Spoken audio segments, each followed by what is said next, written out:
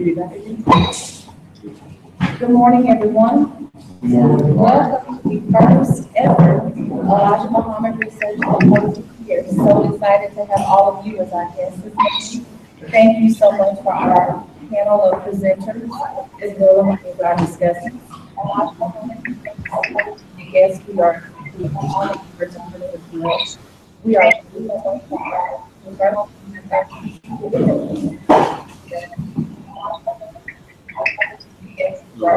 first, thank all of you for traveling through some from Chicago, people local, people from Georgia. So it's an honor to have you here today. I want to start by thanking the organizing committee for this symposium. We started trying to pull this together, and they have done a phenomenal job of moving on a weekly basis to get us to this point where we are here today. And so what I want you to kind of take away from what we're doing today, this is an historic event, and even though we have a few people, it was never intended to have this large crowd of people visiting today. We wanted to have an intimate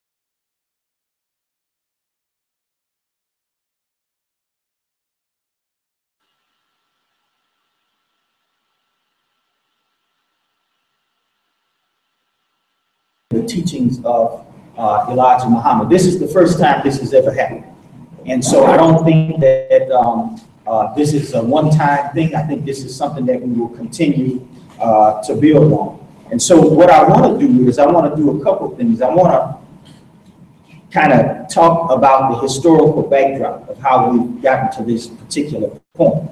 And then after I'm done talking about the historical backdrop, I'll talk a little bit about the symposium order in terms of how things will roll out. And then I will do a brief presentation on an introduction to Elijah Muhammad studies and what does that mean. So for a brief historical backdrop, this started probably for me about 23 years ago as a high school teacher in a school that had a lot of territorial fights. And I told the principal, you know, give me your worst students. I'll work with the worst students that you have, and I'll turn this school around. So he gave me the worst students. He gave me 1 hour, which was usually my break period, and said, you have at it. And so within a couple of months, we started seeing some changes. He came to me the following year and said, look, you're in charge of the Black History program, because the year before the speaker was up, the bell sounded, the students ran out and caught the buses and went home. So I said, well, I've only been here, you know, this is going into my second year. I don't know anything about doing the Black History program. So I thought, well, let me get with students. I had started developing a SGA. The students said, look, we're tired of this, you know, we have a dream, we shall overcome. We got enough of that stuff. You know, we want somebody like Malcolm X. And so, you know, I didn't know anything about the Nation of Islam at that time, so I started calling around. I called Alabama. Brother in Alabama says, well, did you try the mosque in New Orleans? There's a brother there. So we called the brother, Minister Harold Muhammad, and he said, you know, I'll come. I said, well, we don't have any money to pay. Same thing how you all came out with your own, paid your own expenses. We didn't ask the university for a penny. And so brother came down. I had parents to meet with him. I had students to meet with him the night before. And when the brother started talking about some of the historical things that happened, I started reflecting. I said, well, I'm a history teacher, and I've never heard of this stuff. So the next day we had it set up where, and I didn't know anything about the FOI, but I had all the gang members come together, dressed in suits and ties, and they were meeting him at the door. So when he came into an audience where the young men were lined up on the wall, they were lined up across the stage, they were lined up going to the back, and the people were in shock and awe because they were like, well, these guys supposed to be gang fighters. They're supposed to be fighting against each other. So Minister Harold delivered, a very powerful lecture. At the end of that lecture, the students were crying. The gang leaders were crying. You know, we're not fighting anymore. This is the end of it. So the next day, I'm driving to work, you know, because the community leaders were like, well, yeah, we've never had anything like this. You've really done it now. You've turned the page, you know, you've turned the community around. So I'm driving to work the next day, and I notice the sheriff department, 2 or 3 cars pass me up. So then I noticed the superintendent passed me up. Then other people from the central office. I say something not right with this picture. Where could they be going? Then it started dawning on me, that Black History program. So when I drove up on the campus the next day, on that day when I drove up, there were police everywhere. Superintendent, every central office figure was there. So when I drive up, the newspapers were there, the news media was there. I drive up on the campus and the students say, they waiting to see you. I say, see me for what? Because you organize the program. So I get in my class, and so they come up and say, look, they need you in the office. So the students say, no, he's not going anywhere. If he's going, we going. And so you're not going in there by yourself. I said, I got this, everything is cool. So I go in, and I meet with the administrators. They had one question they wanted to ask me because I was a coach. I thought I was going to end up, you know, coaching at North Carolina. So they had one question, and I was winning games. So they, you know, were satisfied with that. If you could do this program again, would you do it the same way? Would you invite the same speaker? I said, I wouldn't change anything. It's okay, well, we've done, that's the only question we want to ask. So for 2 or 3 years after that point, different things were going on at the school. But for me, it was the entry into studying the work of Elijah Muhammad, because I could see what the work had done in the school in terms of creating the appetite in students for more knowledge and turning the students from drug dealers, very abusive individuals, to people now who were in control of their own destiny. And so that led me into a long study. But then I realized I couldn't stay in the high school, because there were certain things in high school that you could teach and other things you couldn't touch. And so I said, I got enough of this stuff. So they transferred me the next year to a school that was outside. So we didn't have, I mean, it was a place where, you know, I wasn't in the general population of students. And so being on the off-site campus again, it put me the worst students they could find, our so-called worst.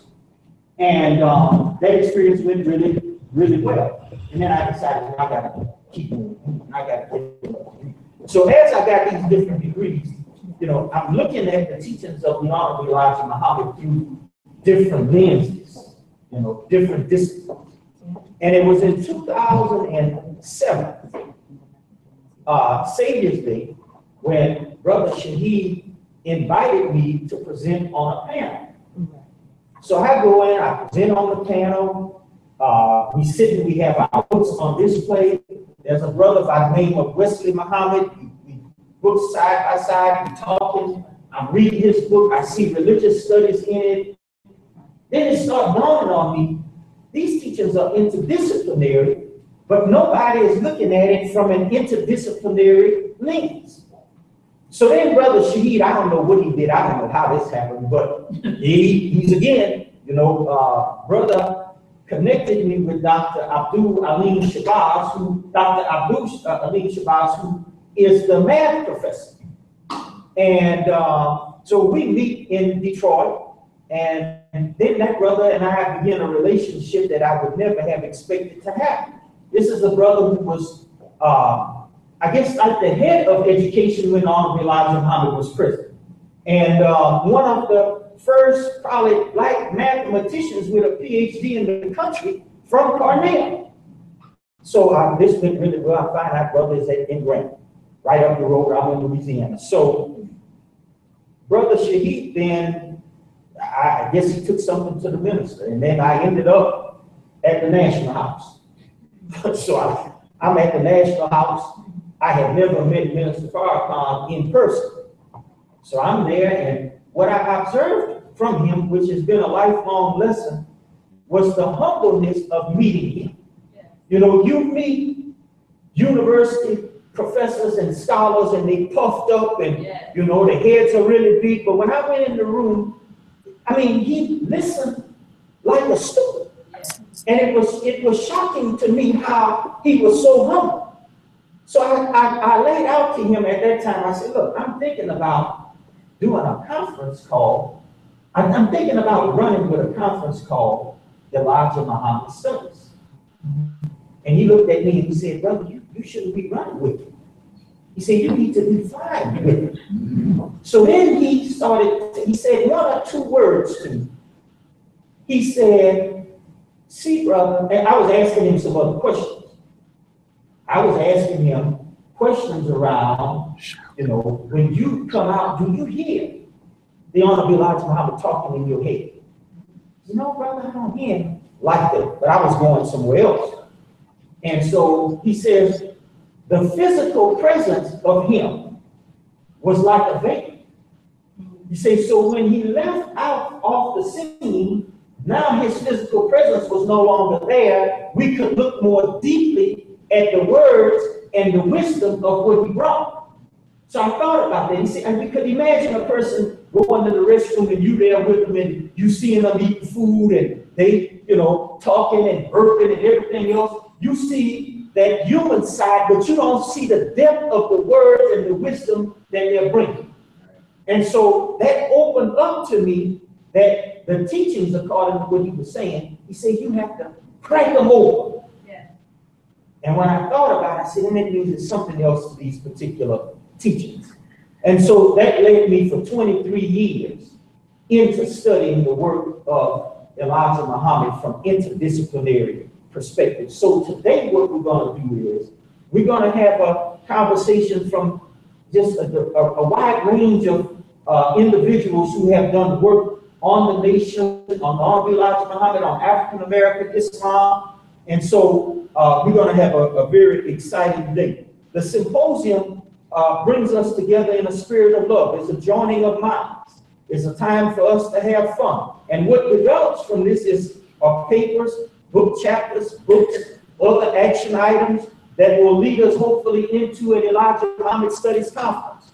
And that will lead us into some other works that hopefully will have an impact on students and people, not only in the United States, but across the globe.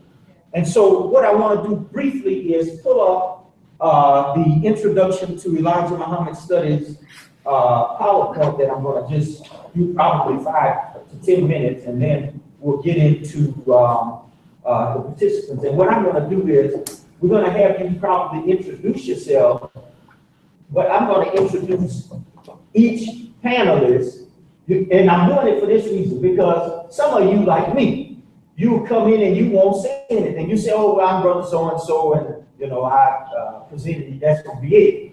But the people won't really know who you are.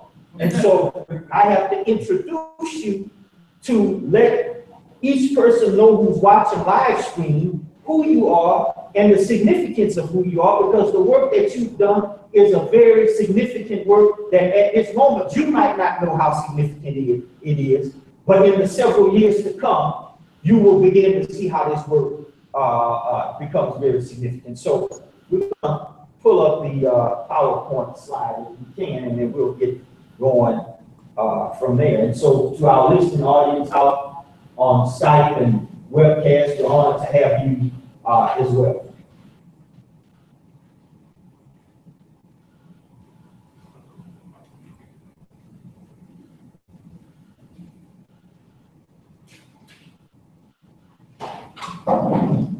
And so we start here with Elijah Muhammad Studies, the new educational paradigm. And part of what you see in the presentation is that education is kind of at the core.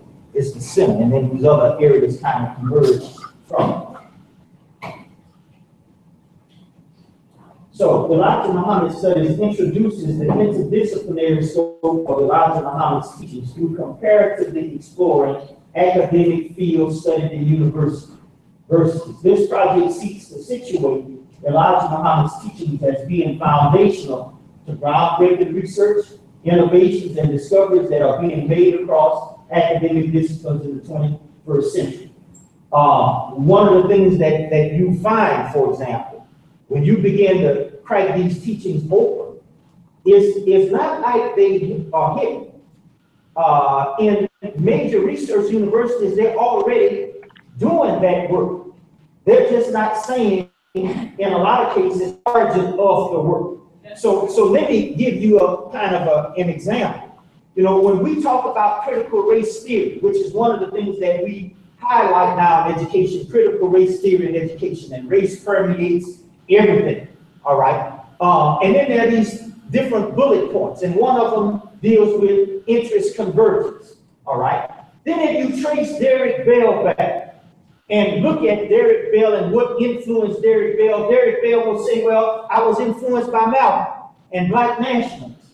Then when you start looking at some of the writings of Derek Bell, you start seeing the teachings of Elijah Muhammad in critical race theory. So when they use the term interest convergence, you know, those in the power positions will only give up things when it's in their interest.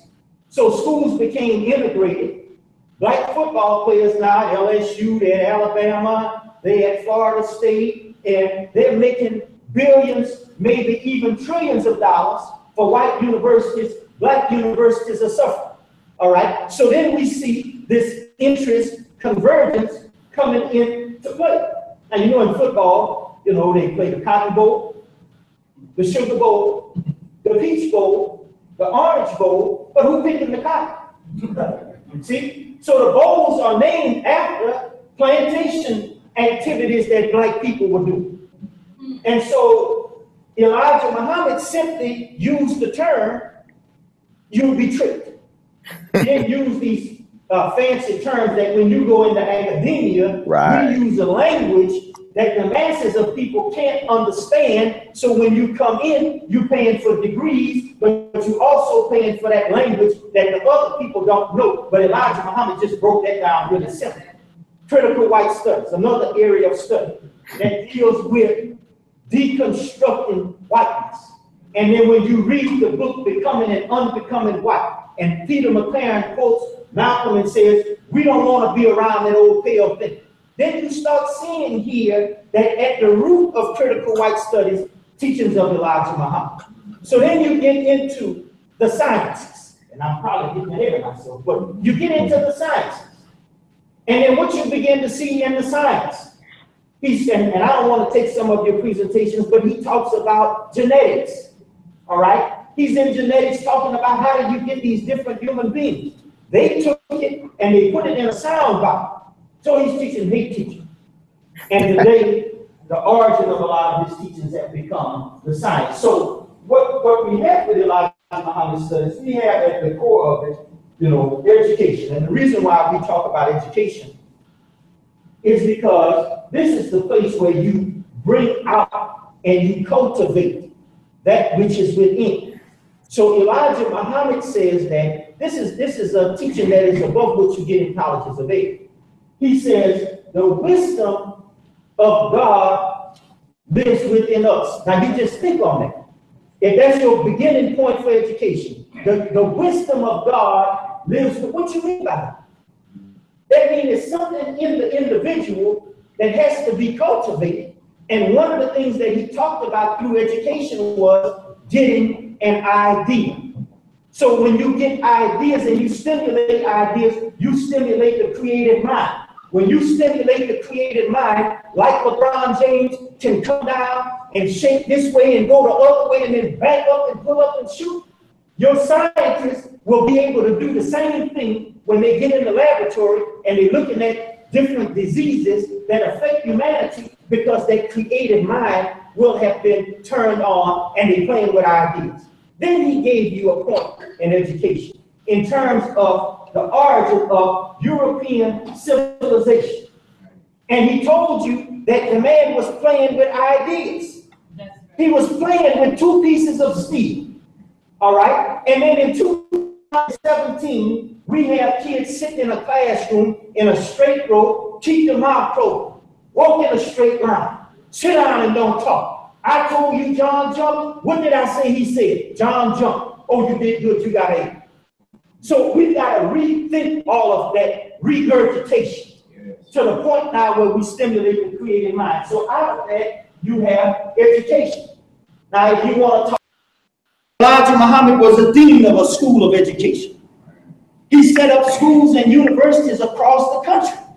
All right? You want to talk about architecture. He said in a world where people are productive, they have architects because they build in a world. And we don't pattern what we see in the outside world. We make up a new idea and we bring into being whole new cities. Cities that you hadn't seen before. So then we go into agriculture. You got to have land. You got to feed yourself. He's a dean of a college of agriculture. Then if you go to liberal studies, you've got your political science, you've got your historians, you've got psychology, you've got sociology, you've got religious studies, you've got all of that. He taught on all of that stuff. So if you went into history, he took you a little bit deep. He said, no, history is not written after the fact. It's written 25,000 years in advance. You say, well, how could they write that 25,000 years in advance? That don't make sense. But that's why you study in the university your statistics and your research. Because what you're trying to do is you're trying to project out into the future that you can predict and control. So he was there. Then in the School of Business, well, if you study anything about his teachings, you know that he set up businesses everywhere. You know, he had his own airplane at one time. They were dealing with international trade in China. He was looking at setting up banks in America. So all of that was going on. So then we see he was a dean of the School of Business. In the area of STEM, science, technology, engineering, and mathematics. Brother Shaheed gonna talk about that today. But he was in all those different areas. And what you call, like Brother Shaheed said in one of his lectures, dogmatics, he said that dogmatics not getting you anywhere. It's mathematics that's getting you somewhere. You got to understand why they use the term dogmatic. See, this is another area. So Elijah Muhammad went right to the root. And then the last thing that I always neglect is the health piece. Because he dealt with the kinds of things that you needed to do to keep your body here for a long time. So he said, you eat one meal a day. I said, man, you crazy. How do I eat one meal a day? Then the scientists looking at rats, and they studying rats and find out these rats live longer when they eat one meal a day. It's something different about these rats who eat once a day. They live longer. They seem to be more energetic. So again, we see the teachings of Elijah Muhammad here. Now, in part, some of what has happened is the wisest scholars in your military schools have taken these teachings and they've gone off and they've studied them. And then they introduce from time to time new things to us. And so it's a new discovery. And brother is going to talk about the mother wheel. But if you want to talk about artificial intelligence, maybe you stop there. You know, so if you look at cars are going to a way where, you know, they can see the highway for you. Mile before you get down there, if you're in a Mercedes, it can pick up. You look at the technology that Elijah Muhammad was talking about in the 1930s, and then you begin to see, oh, wow, this stuff, maybe they borrowed these teachings or took them and used them in a certain way. And then the last thing up here is leadership. So at the end, what you have produced out of Elijah Muhammad's studies is a cadre of leaders. And to be a leader is not, you know, this kind of thing that people think where you bossing over people. See, people think leadership is bossing. You see, I'm a boss, I'm over you. Leadership will bring out qualities. And part of what you get with Elijah Muhammad in his leadership, and this is what makes followers, he brought out the good things in his students. See, and that's what made him a supreme leader. He wasn't out there trying to boss, he'd get him at the table. You know, you could be at a university or even in some of these corporate things, and you never have the leader of the organization sit and just have lunch and just let you talk. But when you looked at Elijah Muhammad in his table talks, you begin to see how his leadership emerged.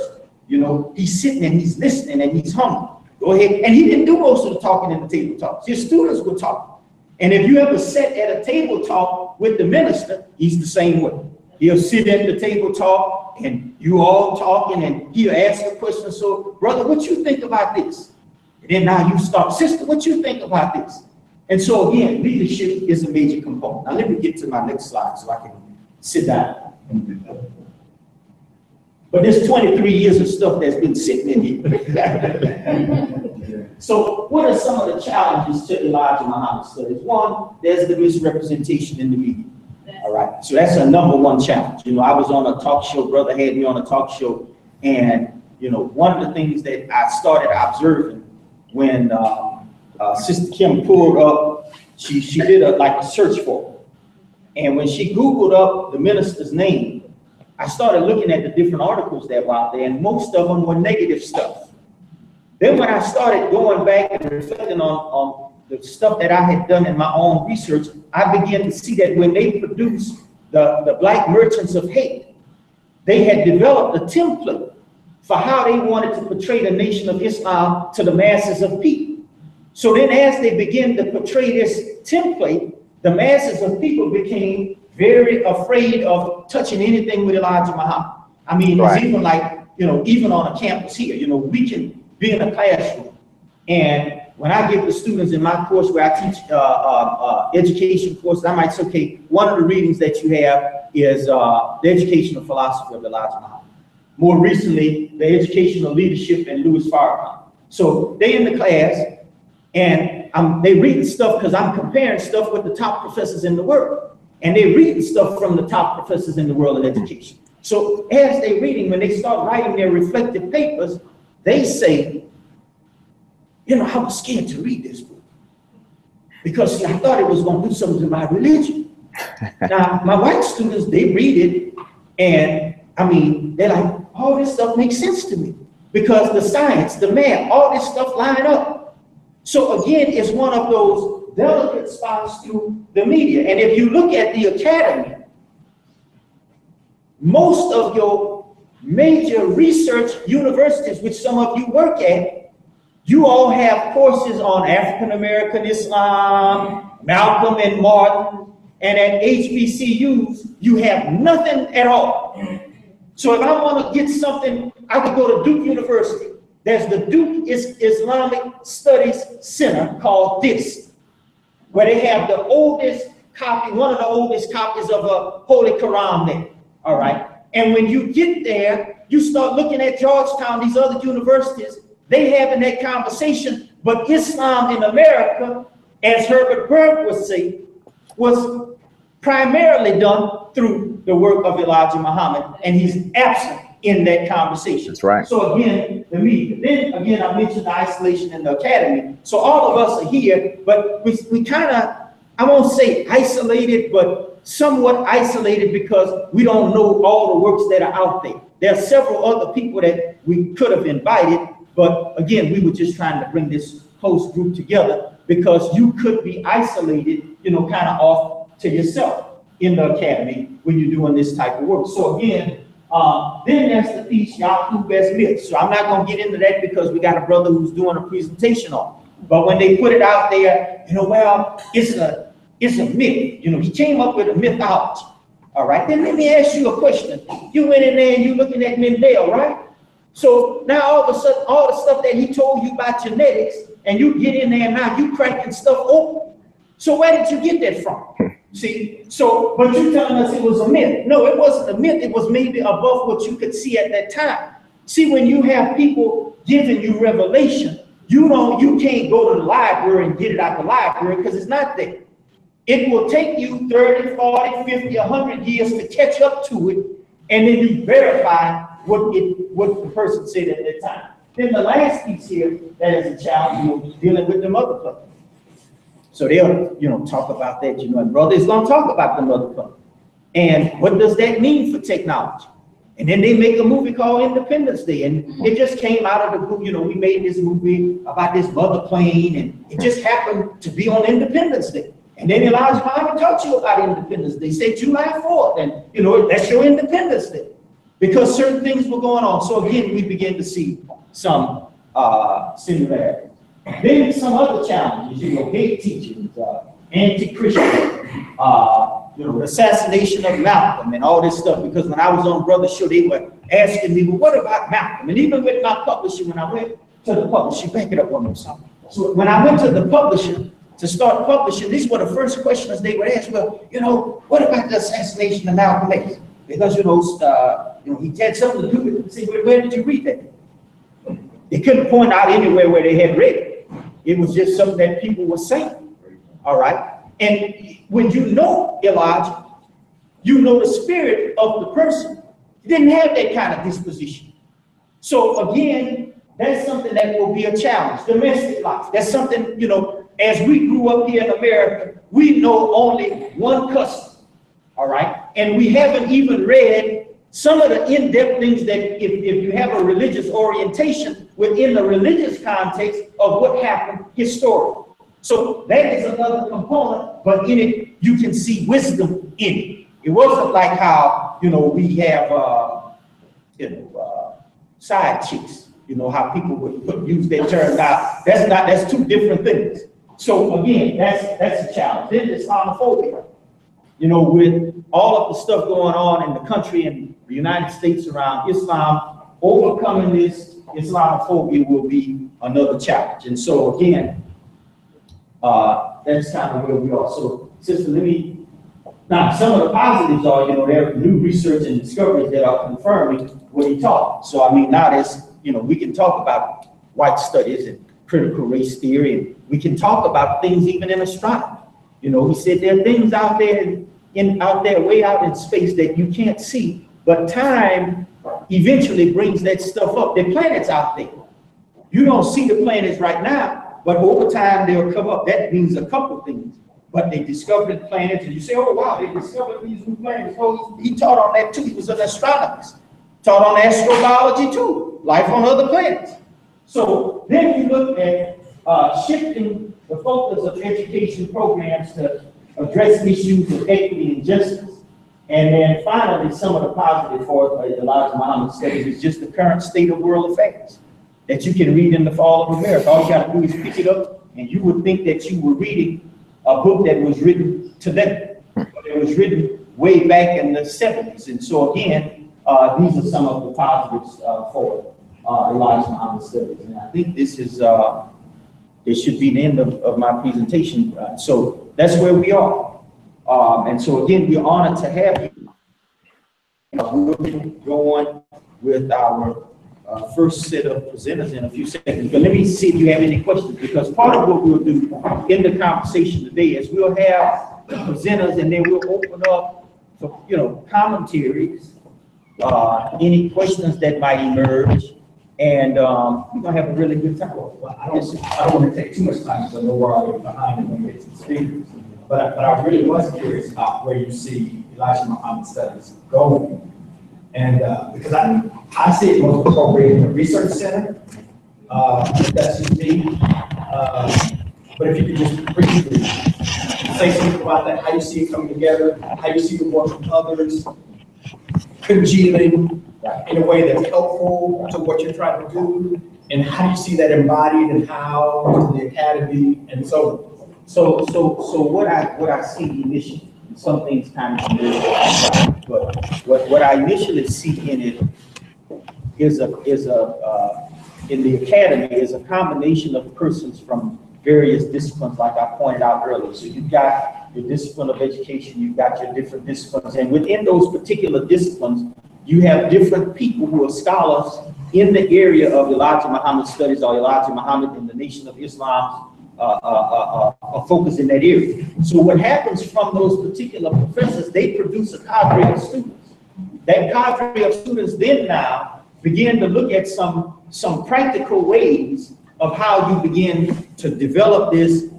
You know, the research center that you mentioned, that's probably a budding piece that you might move into a journal of Elijah Muhammad studies. And then, you know, in the academy, we're not necessarily as free as we need to be to do the things that we want to do, but at a certain point, it might lead us into something much bigger than just having the conversation and then being in the academy where we may be restrained.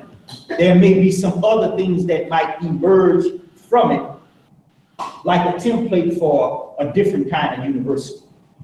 And so again, that's kind of, how I see it. But the key thing initially is bringing these particular minds together to kind of pull up ideas that people may have. And so the research center, that is something that, maybe we didn't think about in terms of the depth that you're probably thinking. But again, that would be a very significant piece. And I think bringing us all together to kind of pull that out. But I see a conference in 2018. Mm-hmm. The conference then becomes a little bit more than, say, the 7 to 15 of us who are here. So the conference then might morph into 100, then 200, then 300, then, down the road, 1,000 or so. And then that leads into some other kinds of things that I think will be going on, in particular with the current state of world affairs. Yeah. Yes, ma'am. So this just reminds me, it's very similar to what Professor Curry is trying to do with Texas A&M. So he's starting this program that's looking at black male studies. And so I'm wondering if that is a way that, looking at possibly how he has, it developed 3 or 4 years ago, and he's steadily building it up. He had, similar to this, a symposium conference. Then he had sort of, individuals come in and have these conversations, but also partnering with some of these similar kinds of programs might be a way to get it started. But also the other thing I was wondering if this would be something to consider for some of like the Black Studies Conference, or some other, maybe even one of the other conferences, and just having just a specific area within those conferences, and that to build, interest and momentum. I think you're exactly right. I think when Dr. Conference at NCBS, that was part of what it kind of fused some ideas, because there were a couple of people who presented on the topic of the Nation of Islam and Elijah Muhammad. And then there was also a session that dealt with the journal, and the journal session that we set in on kind of gave us the template to set up the journal of Elijah Muhammad studies. So then you began to look at where it would fit in academia, and what I thought initially would be the ideal place for it would be probably in African American studies or Africana studies, where there's a carved out piece where you have a curriculum set up with courses there. Now, at one point, at one of the Ivy League schools, I want to say it was Princeton, there was a professor there by the name of Dr. Best. Dr. Best offered a course called The Nation of Islam. Yeah, Wallace Best, that's right. He offered a course there at one time. And so that was shocking to me as I was, this is probably 10, 15 years ago when I read it. I'm like, they're offering a course like that at Princeton? There was even a course offered there called The Failed Prophecies of Elijah Muhammad.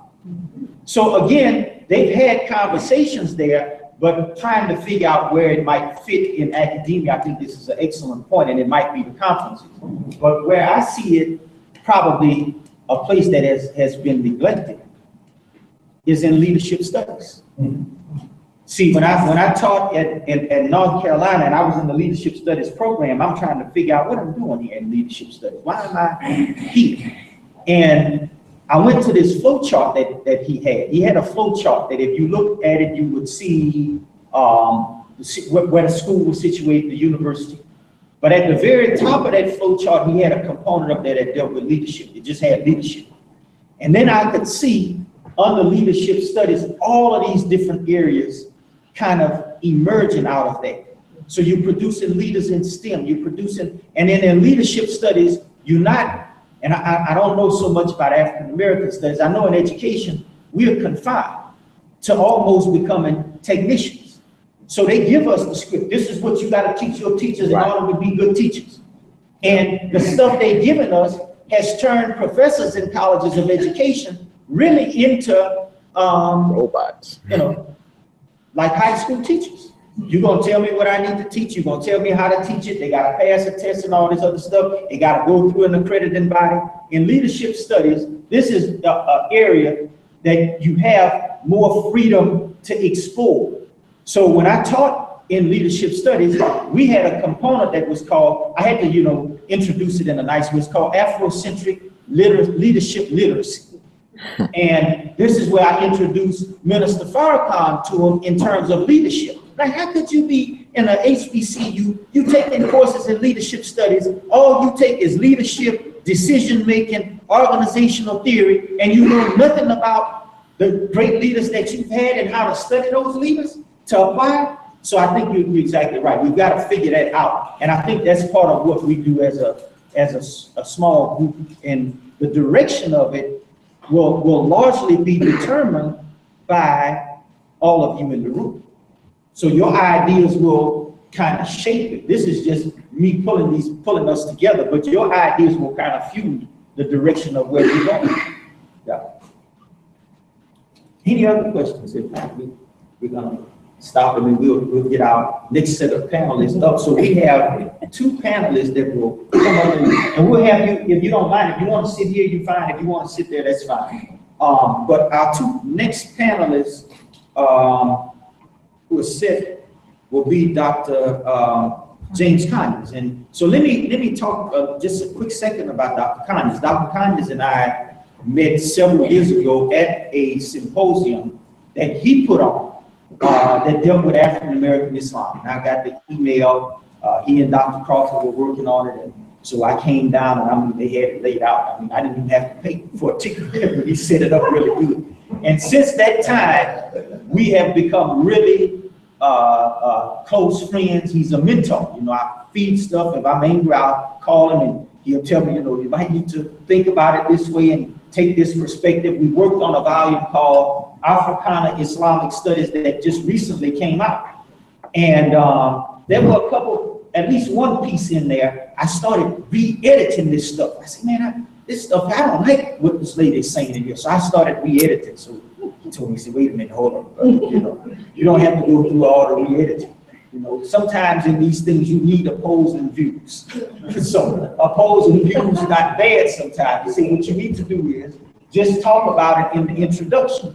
And that's exactly what I did. And so I've learned so much from him, just the way, you know, the operation of things. You know, we're working on this book. I said, brother, I'm gonna go and I'm gonna try to do most of these. And why are you trying to do all these edits like this? You know, you've already edited. You gotta send that to an outside person now. So he took care of that, and the book came out really good, I think. And, you know, he's a longtime scholar in Africana studies. He studied under Malefe Asante at Temple, has written over 30-some books. And so we have the pleasure of introducing Dr. Conyers. So, brother, you can sit here, come on up, wherever you feel comfortable. Talitio Russell? Russell. Talitio. Yes. Sure. We're small group, so I can. You can project. I would love if you come here because we're doing the live feed. So Oh, be a whole lot. Yes. Can we put the microphone on the podium? Because I'm not home. So. Which one is this? Thank Yes, you. I'm one yes, that's it.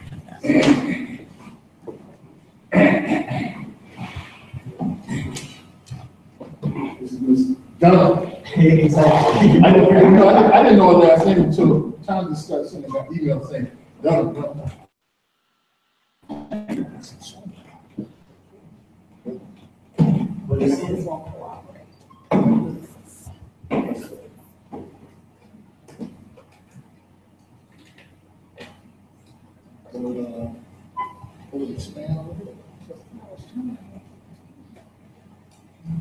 Oh, just this one. Yeah, just this one.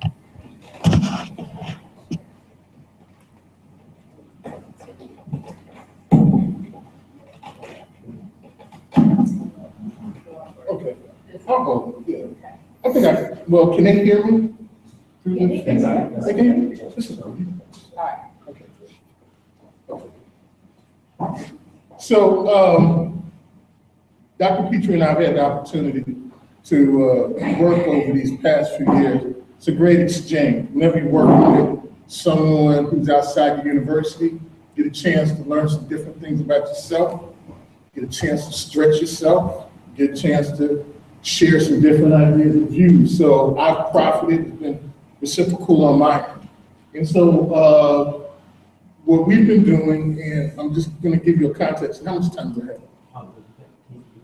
Okay, great, all right. So the context that I work out of is, I'm in African American studies or Africana studies or Africology, so that's my training. Phrase another way, I'm not a black person that's just working to do something because I couldn't find someplace else to be. I intentionally want to be in Africana studies. Unapologetically, we are African people. That's it, all right? So in doing that, we have a matrix of 7 core areas that we work from in our intro. And so those areas are humanities and social sciences. Now, if you take a look at Dr. Maulana Karanga's Introduction to Black Studies, it lays out that framework.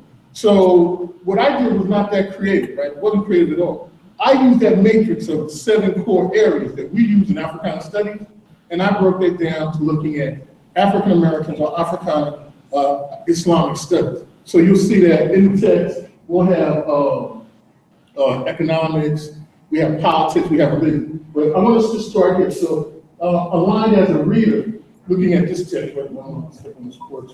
I'll step over this. Okay. Aligned as a reader, which complements the 7 core areas of study in the discipline of Africology or Africana studies. I prefer to use Africana studies. Africology still leads us back to Greece, all right? And so anytime we're using logi, we're always talking about the study of. But that's a term that my department has inherited at Temple University. And it was initially started by William Nelson at Ohio State, at the Ohio State University, and Winston Van Horn at University of Wisconsin-Milwaukee. The University of Wisconsin-Milwaukee is the only university in the country that uses the term, uses the label, Department of Africology. As a matter of fact, I have a student, one of my former students, has just gotten her doctorate degree from the University of Wisconsin-Milwaukee. And we hired her back, so she's gonna be a visiting professor with us in the fall of 2017. The contextual analysis of cultural and social aspects of Black life. This becomes important because whenever, I'm delivering or dispensing information, we talk about Black people, what's too fast? And we can go on and talk forever.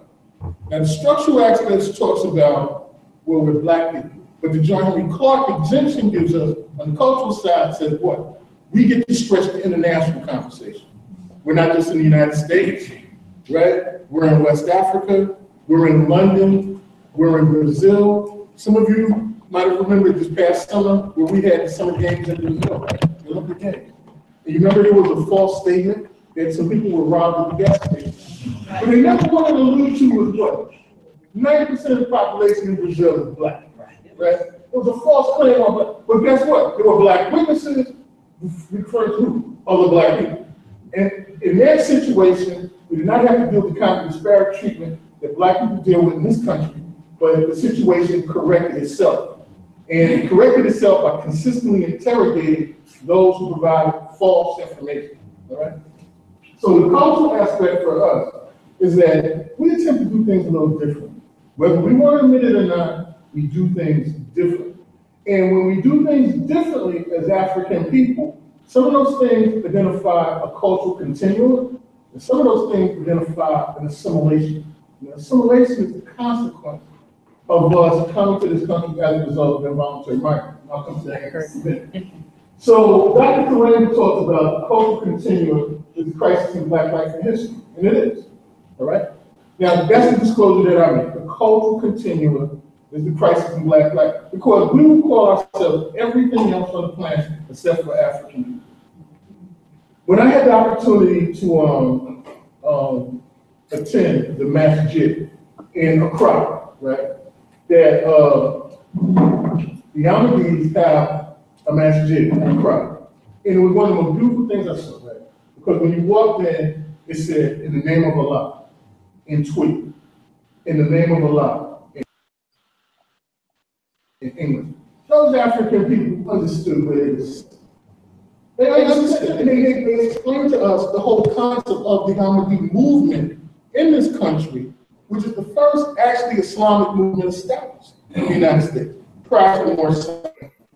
So in seeing that, and we go in and we're talking to the imam, and the imam is like, you know, he's got these brothers, and they've got technology and cameras, and they're talking, and they're feeding us fresh fruit and fish, and I mean, it's zakat, right? They got it, right? But we're doing this in a crop, right? And they're speaking to us in Twi, and they're also speaking to us in Arabic. So these are some things when we say that the culture continues, it's important. And then how do we then define the term al-Islam with emphasis on African culture? Because what Dr. Petrie has mentioned is this. When you start to talk about the Honorable Elijah Muhammad states, this is not Islam the way we know Islam in a structural sense, right?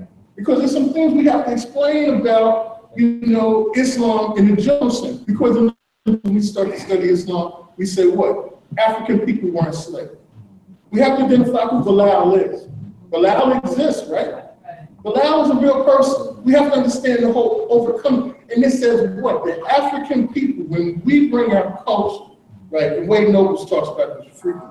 When we bring our culture to a situation, we have to do everything, right? We do it when we come to Christianity. We do it when we come to Islam. We do it whenever, because that is something that is embodied within us. So can we go to the next slide real quick? Sorry, 1 second. Yeah.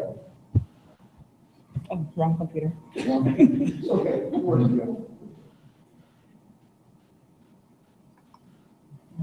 Okay, so these are just some images, and I want to put this one first and say, we have a context for the study of the African American condition.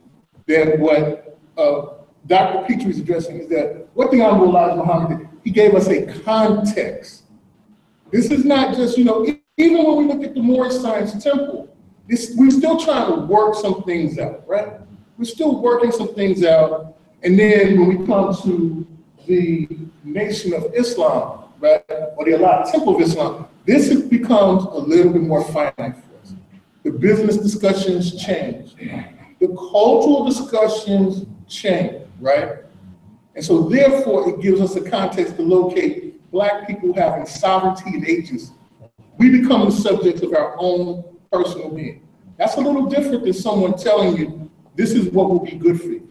Now you're saying, this is who we are. You get the opportunity to narrate your own story. In the field of oral history, Michael Frisch uses this term, a shared authority. A shared authority is when the person who narrates the story doesn't narrate it, but they allow the subject who they're interviewing to have a conversation as well. So you share the experience. So you don't, you know, John Henry Clark would say, if a person is splitting an infinity, then you allow them to split that infinity. If the person uses the profane, then you address the issue of the profane. You address the issue of the secular aspects. You don't change that. So these become important. We can go to the next slide.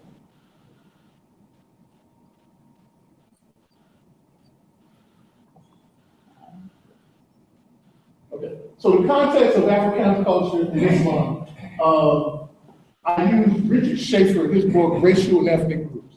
And Schaefer points out that there are 4 areas for the creation of subordinate group status. This is a systems analysis, all right? So the creation of subordinate group status lies in the area of voluntary migration. You know what? I'm gonna sit down and I'm gonna let you do it. I'm gonna give up what, and then I'm gonna look over it. So I can. All right. Okay. She's trying to get it. Okay. She's trying. I can work from this. Okay. You ready? 1 second. You were on this side. Yeah, I was on that side. Okay, cool. All right, good. All right. So I'll work from this one so I can read. Okay. So you good? She's just doing that. She's doing all right. So I'll sit here and bring my book. Okay, so Richard Shea points out there are 4 areas for the creation of subordinate group status. Voluntary migration, where we say, for example, voluntary migration, we look at immigrants. So we have to understand that African people in this country, they're not immigrants. They switch their context and they say, well, and even within the African community, right? They'll say, why did the Jamaicans and Jamaicans come to this country and African Americans came?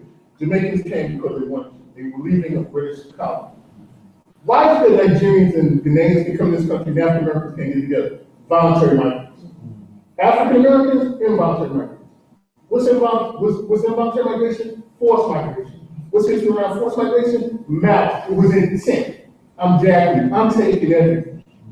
You get nothing. There is no issue of equity for you, right? You have no one to plead your case to, all right? This also falls under what we talk about colonialism. Colonialism means what? This is when a foreign country comes in, seizes, takes occupation for an untamed period of time. That means what? Forever.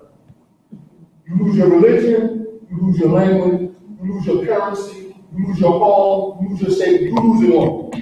Right? And then we talk about annexation. Annexation is probably an example we can see it right here in Houston, right? What a better example, right? Houston is Mexico. Y'all know it, right? They didn't know this, right? This is confiscated land, right?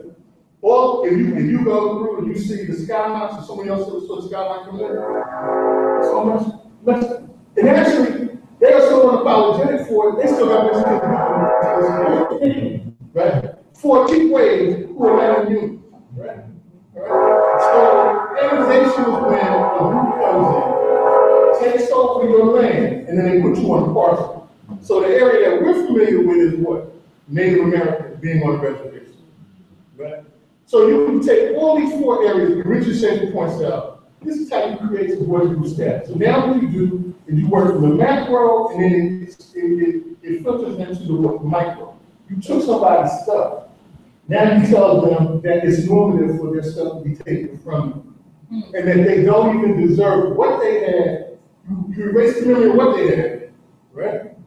Then you said it's normative for me just to take this stuff, and you need to work hard to get it back. All right. So you change the context of it. We can go to the next one. See, I knew something was up because I went to the other side. Okay. All right. And then here we go with the 5 pillars of Al-Islam. And so we just say that, we look at Ramadan, fasting, which is what we're working with during this current period of time. We say zakat, charity. We say hajj, pilgrimage to Mecca. We say shahada, submission to the will of the supreme being. And we say salat, prayer 5 times a day. Now, when the analogy comes in is that we're saying that these are the pillars, right? All right, so these are non-negotiable, uncompromisable, right? Like you can't say like I'm gonna practice 3 and then we'll do it. Right? You can't make an improper practice. You either in or you're not, right? So this is what we're working with. So when we look at these pillars, they set up the spiritual core. They set up the spiritual core. It says this is what people of African descent. When we look at fasting and Ramadan, we're saying what? That's spiritual, right? You understand you're giving up of self. For what? You're trying to identify your sense of a higher purpose. When we talk about charity, you understand what? When you give it up, you can't talk about it. You know I gave you it. That's not zakat. Right? And if we can't do, if you're dealing with the needy, that's what you do. Give it up. Right? It's charity, right? Hajj, you understand. That's a very costly one. Meaning what? It's a financial cost. You have to have money to go make it. Right? So you can't be like borrowing money from other people to do it. You need to be able to what? Have the finance to do it yourself. Shahada, submission to the will, it means it is what it is. Right? You understand. You understand the difference between big G and little G. Right? And then we say salat, prayer 5 times. It means that what? You need that level of to develop that spiritual core to have sanctuary with yourself. It's just sanctuary with yourself. That's it. Right? Okay.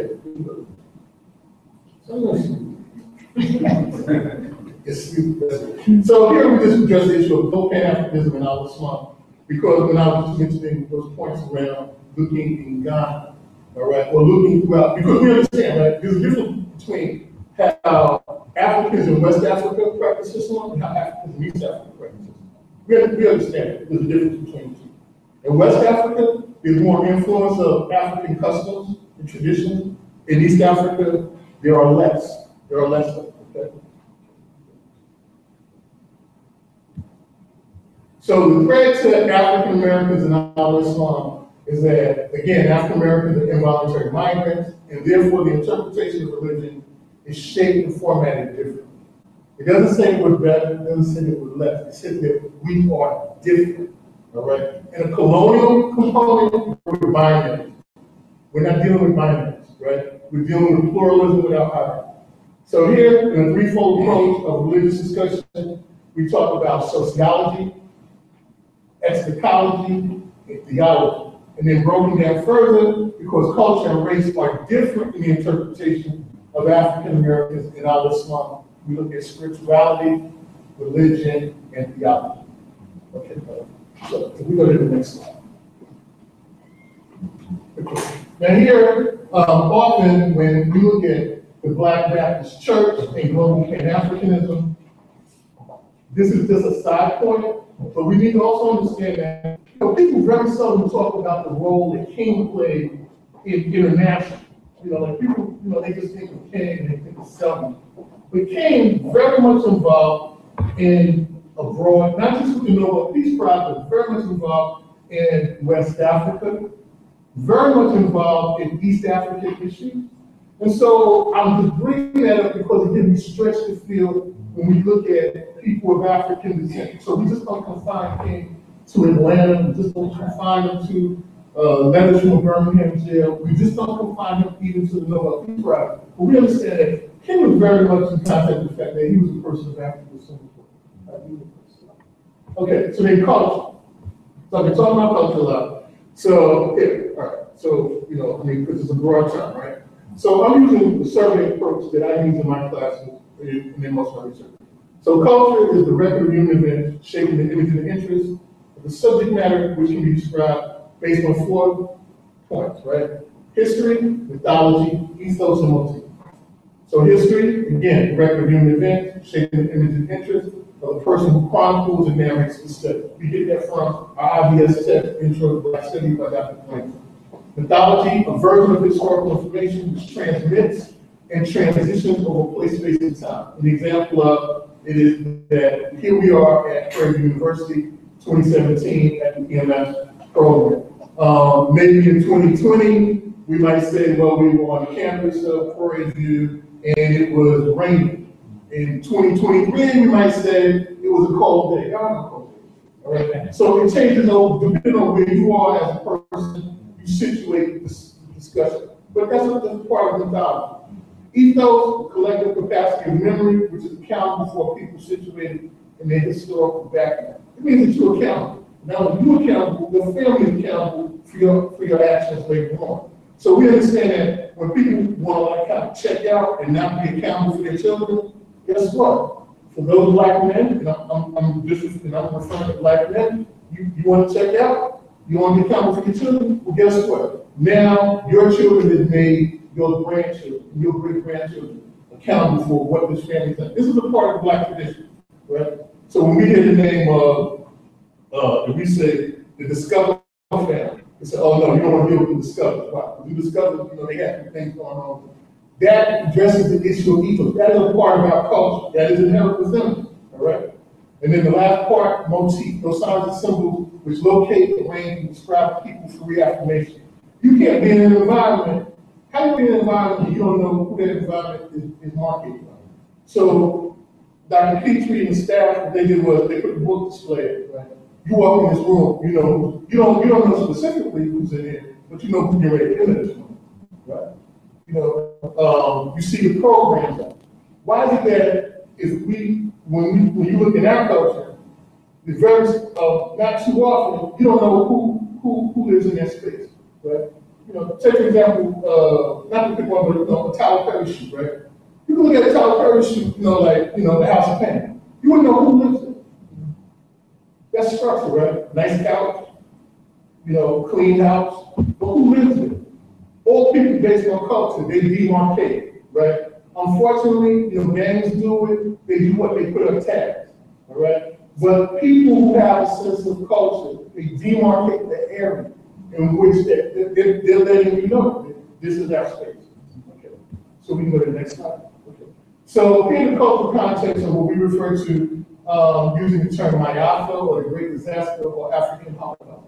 So Mayafa is a Kiswahili term, which means disaster. Holocaust means what? Systematic genocide of a select group of people. Intentionality. So again, when we talk about enslavement, not slavery, but enslavement, oftentimes when we talk about it, barter and trade. And then we kind of get on the emotional side to say, like, how can people do this to us? Well, we're past the emotional side. This is a system, there's a system that intentionally subordinated and worked towards what? Destruction of African people. This is not by accident, right? We have to get past being mad. We got to be strategic, right? Because this was set up to do what? To harm. It was malice to hurt African people. Once that comes through, now we start to get moved to resolve the corrective component. Right? So when you look at this, when you go to West Africa, when you go to Ghana, when you go to what we call the dungeon, right? We have our study abroad. You go to the dungeon. They call it the castle. We call it the dungeon, right? For the British, the Portuguese, yeah. I mean, that's it's one thing. For us, it's another. Where they live on top. Where we live, we were down in the halls. Okay? So we can go to the next one. So the approaches to religious discussion, right? So what I wanted to do was come back and I'll take a minute, this is very quick. So here we have our approaches to discussions on religion. So we have sociology, the study of the interaction of people in groups. We have eschatology, the study of theology, focused on death, judgment, and transition of the soul. We're one of the few people that talk about the soul. What is the soul? What is the soul for, right? When you look at African people, because soul means what? Soul means spirituality. Right? It comes from. And then theology, the study of sacred text based on place, space, and time. Now, too often, whenever we talk about religious groups as it pertains to the African American experience, we don't differentiate between any of these terms. We use them all interchangeably. Right? So you can be talking about religion, and somebody says, well, that's theology. Theology and religion are two different things. Some overlap, but they're different, right? Eschatology, the study of theology, focused on death, judgment, and transition. So now you're trying to figure out, to some extent, the persons make transition. What kind of person were they? And then if you go back to now Valley civilization, it says what? They weighed the soul. They weighed the soul, right? So yes, when you see the feather and the weight, you're saying that, is this person a person of character and moral character? Right? Phrase another way. At the University of Houston, whenever my students give me modified, they said, I'm not lying. You ain't supposed to lie. You don't get credit for not lying. Right? No, I'm not lying. I mean, I know that's what the natural thing, but you're not supposed to lie. Right? But in this culture, this society, in a market culture, living under colonialism, lying is normal. Yes.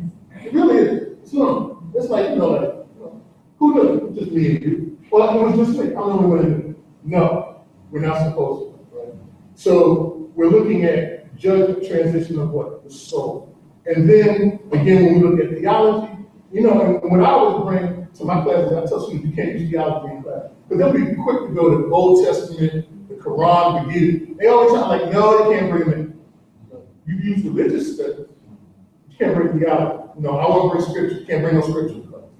Why can't I? Just can't bring it. Why? Nobody's wrong. Everybody is correct. Everybody is accurate when it comes to theology. Why? Because it's based on interpretation. Right? So we go next. So here what I did was, like I said, I just provided some kind of diagram. Right? I'll put this together real quick. So sociology is the study of groups of people, how they interact. Right?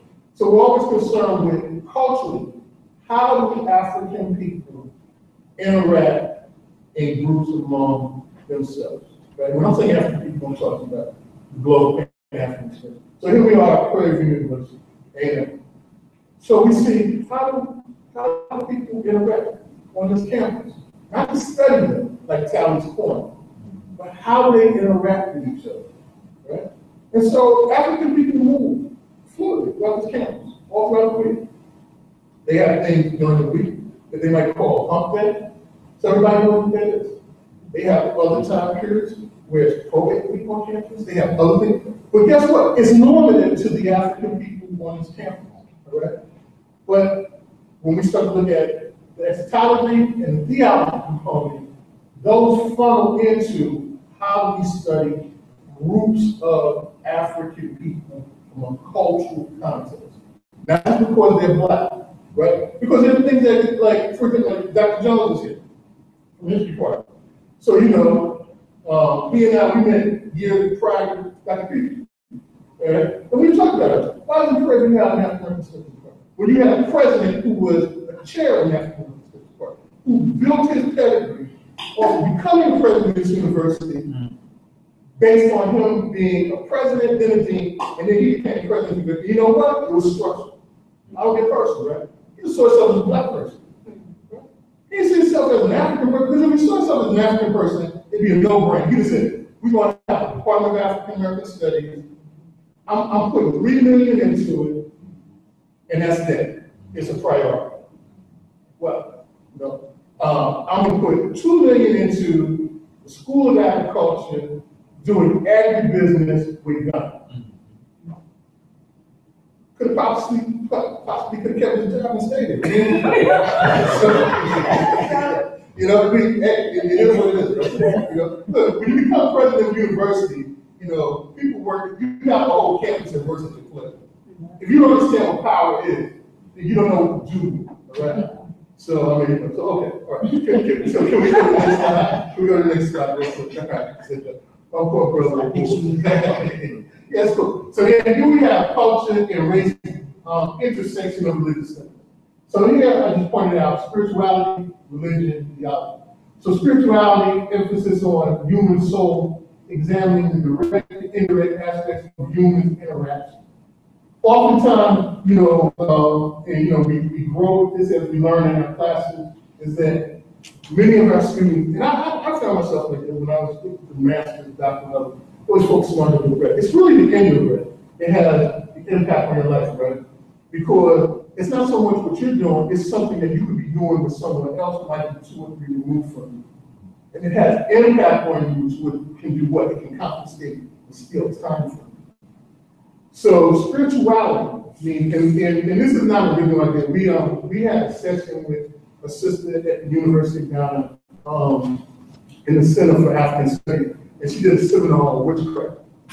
And it was just outstanding on witchcraft. You know, because we see how they teach witchcraft in America that, you know, like, you know, bewitched, right? And she said, no, so, you know, like, you understand the level of spirituality of witchcraft. She said, she said, no, they don't come at you, they usually work 2 to 3. Get 2 to 3 people away from you. So, you know, you're looking at this person, no, it's the person that's connected to this person connected, and they watch you. Right. So those things become relevant to, and I call it religion. Focus on a specific system of faith and worship. Okay? It's an organized system, right? But in saying that, meaning what? It means that sometimes we have to understand that theologians are not good with money. Right? Theologians are not accountants. Right? Theologians don't have degrees in childcare. So if we understand that whether it's Islamic or African, and they have schools, guess what? That theologian is a great leader for that. But that's not the person who handles the money, and not the person who makes such a decision. So we have to prepare ourselves to have professionals in those areas. And theology is the study of supreme being and relationship to describe, formalize, religious emphasis. And then we can switch to that. So here I use spheres. So I work my way from quads to spheres. So we have religion and theology, and spirituality, of course.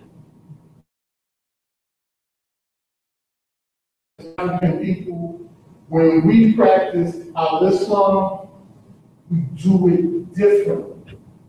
And you know, it's interesting how when we saw movements of African Americans in Islamist country, people called it, they said that people being anti-American in the early 1900s. They said that people were practicing a sense of communism, right? They had all these different labels, all right? But the one component that they couldn't touch was it allowed African people to feel whole. It allowed black people to feel whole, right? So all the points that Dr. Petrie mentioned, they totally dismissed it. black people, the largest business, largest black-owned business in, 1940s and 50s is the Nation of Islam. Why don't you look at the business component? Look at the whole concept of diet. We're just dealing with this issue of diet now, 2018. The issue of eating clean. These are not new. These are old things. And we were talking about now other people were getting credit for organic food. We were doing those things, right? So spirituality becomes the core, meaning that you can be as religious as you want to be, you can sit in that sanctuary, you can tithe all you want, and you still go back to doing what you do from Monday to Saturday. Right? Doesn't say that you're better, doesn't say that you're worse, it says that you're different. Spirituality provides the core. That's the essence of us as African people. Okay, the next slide. Okay, so the conclusion is that when discussing the African American Muslim movement in America, we are of course referring to those individuals who embrace the doctrines of Al-Islam. The scholarship on black religion in America has always been perplexing, divisive, and paradoxical, and is doubly true for the black Islamic religion. Most writers frame African American Muslims and their movement as being polytheistic, a creed of terrorism, or an ideology of anti-American nationalism, focusing more on descriptive analysis and less on the retention of cultural norms, values, and ethics of African Americans. In closing, and this is referring to the Africana faith piece, is that this volume attempted to right that wrong and offer a concentric analysis of the role and function of the values and religiosity contained by the African American Muslim movement. I brought this project initially, it was entitled Black Faith, and I had done it years ago, and it was transitioned, moving from Nebraska to Houston, the Roots Files, and kind of pick up things here and there. And after meeting Dr. Petrie, I was sitting on this for over 7 to 10 years, and I needed to move this. I had got a contract with the company and went out of business. And so Dr. Petrie asked me to send him a proposal. He sent the proposal. He reviewed it, and then we shaped some things up differently. And so we were able to move this volume. So his series allowed me to have space to do this work. So this is just just a short, brief annotation of what we're attempting to do. And even when you look at the cover of the book, and for me, like once I do a book, I'm like removed from. My son is sitting right here, so that's my youngest son, Kamal. And it's always interesting that I have 3 sons, so that's my youngest. And whenever something new comes out, like it'll be on the kitchen table, and they'll look at me like, "Oh, Dad, new book? Like, yeah, that's cool." Like, we ain't got the bricks up there. So you always move from one project to another, so we don't stay situated on that book. That book was done. We're very proud of it, but we're moving to something else. And I just mentioned to Dr. Petrie that Islamic studies is now going into paperback. So we just got the email yesterday from Lexington, and they want to move it to paperback. So the challenge for me is I'm in competition against me because really, my colleague like brothers here, like I get in my office, it's like since I'm the director, it's like R&B all day. Rap, I'm gonna blast my music because I'm the director, so I can play my music as loud as I want to. And I sit there on my screen and I compose and I work because for African people, we don't get space to have voice, to have this kind of discussion. And people are very quickly to cut us off. So, when we look at Africana faith, that's why I came up with Africana faith. So no. At one point I was at black faith, but now this is bigger than black faith. Africana faith. Why? We're looking at African people. We're looking at, the work of Blyden. People don't want to talk about the work of Blyden in Islam. How did you miss that? If you can talk about Blyden Christianity, how did you miss Blyden in Islam? He had an attribute. He had an Islamic attribute, right? Looking at the work that Blyden did in West Africa. Those kind of things provide a level of support for us as African people. So as we did the methods work, and we did the Africana faith, and Dr. Petrie and I, we did the Africana Islamic studies, we said, look, and we put it out there. And once we put it out there, we said, well, we know we marked now, African Islamic State. I mean, regardless of, who was president, Barack or Trump, we put the work out there. But what matters is that we continuously add on to this kind of work. It's good that we have these ciphers, and this is important, but it's critically important that we get the work back to Dr. Petrie, because our written word will go much further than any spoken word that we have. Knowing is important. The power of the spoken word is important, but our written word will transfer and travel 3 times faster than any of the spoken word that we have. So I'd like to stop here, and then I'll take questions for you. I'll take questions from everybody except for my son. All right. So question, yeah. Rebecca, you want to deal with the topic? Yeah. I think you at the end, just spoke a little bit about the administration, the presidents and all. Oh, yeah, pray. No, yes. Oh, Sorry. So do you see any obstacles put in place, especially with this administration's real serious war on Islam? Right. And whether there are some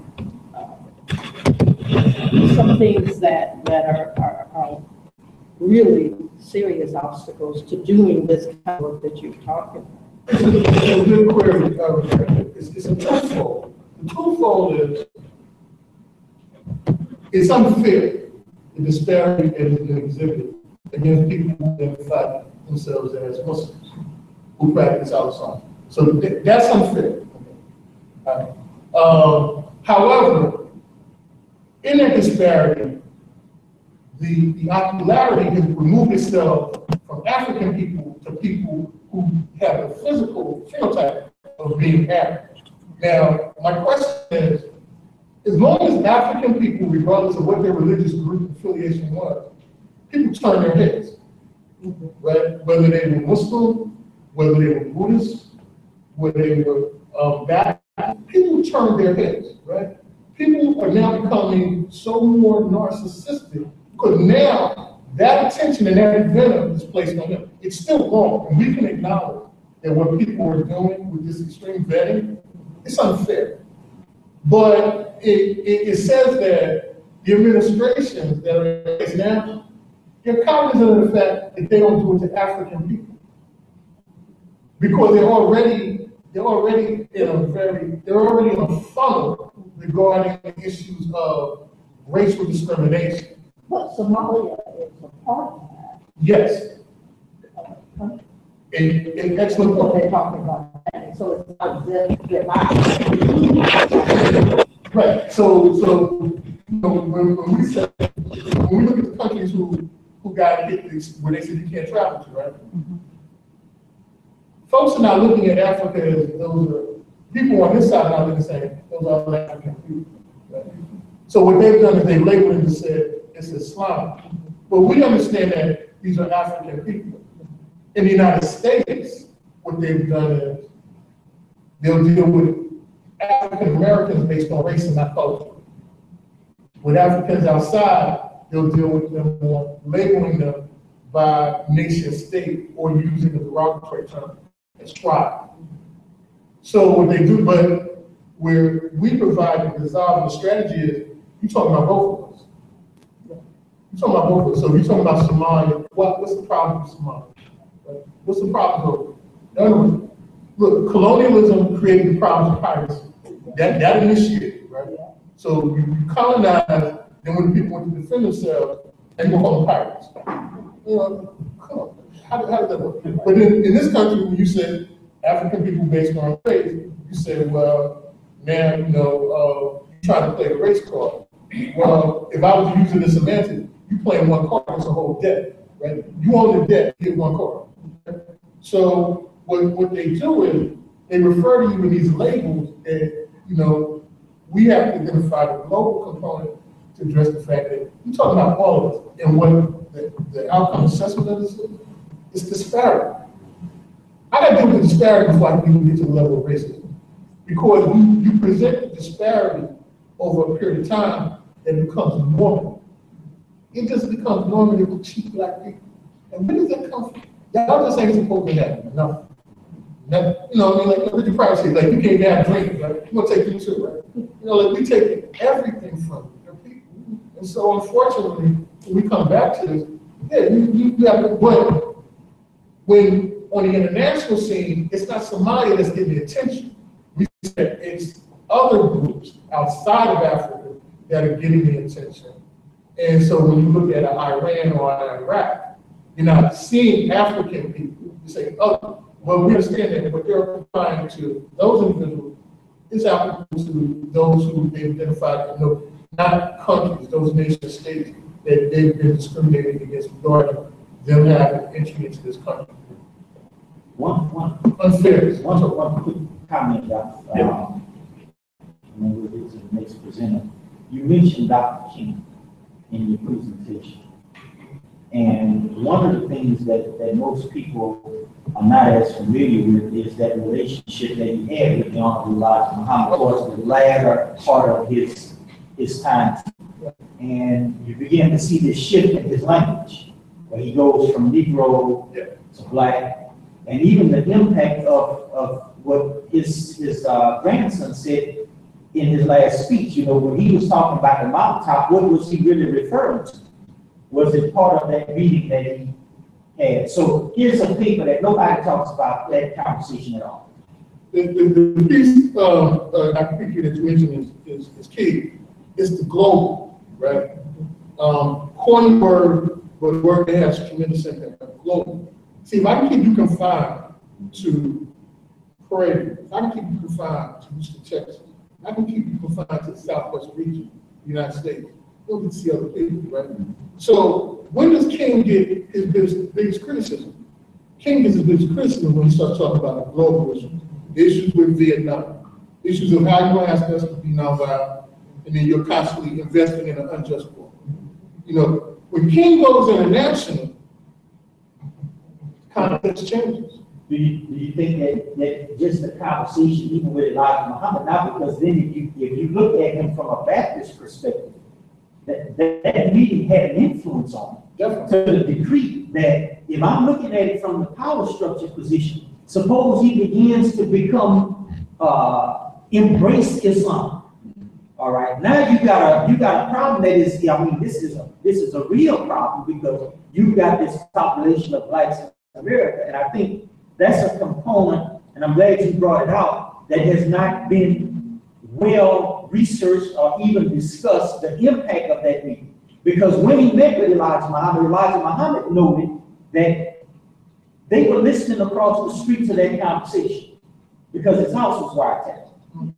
And he said, not only were they listening, they heard that he agreed with everything that I said. So that's a very significant.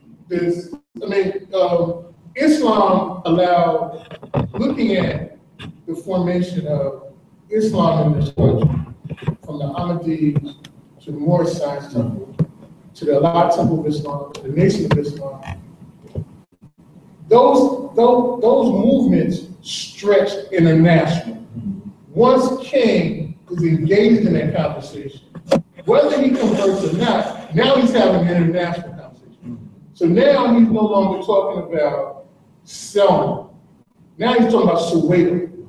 He's no longer talking about looking at Montgomery. Now he's talking about Mecca.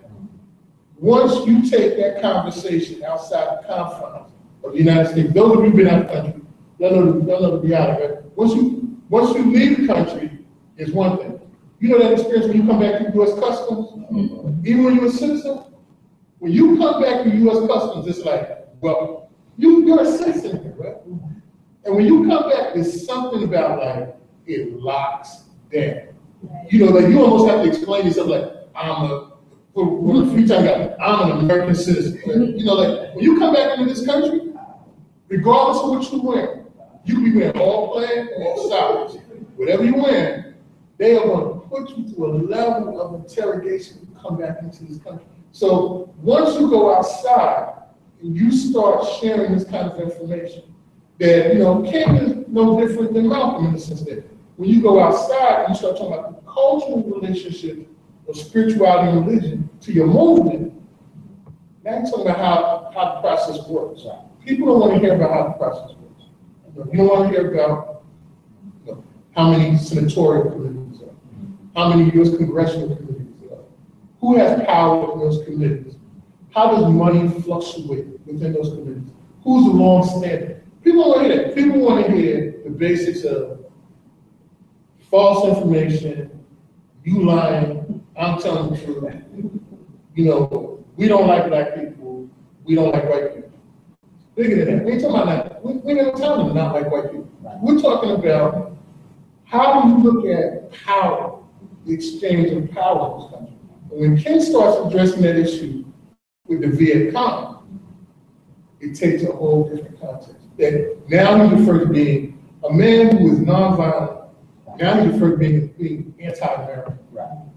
He's referred to being anti-American. All those nonviolent protest marches Ken did. This is a man with a doctorate. We're in the university. This is a man with a doctorate. Right? Studied at Morehouse, went to Crozier, went to Boston University. This is a man. This is a man on the court. He's no longer, you know, a person who would Ali. The minute Muhammad Ali starts talking outside the realm, he starts talking outside the realm of the United States, he's anti-American. He's no longer the heavyweight champion of boxing. He's being un-American. So whenever that conversation goes outside the realm of the border of the United States, it takes a different kind of, you know, context to it. And so that's what I thought with Ken, and you know, he was just fortunate enough to have the opportunity to have that kind of engagement with Elijah Muhammad.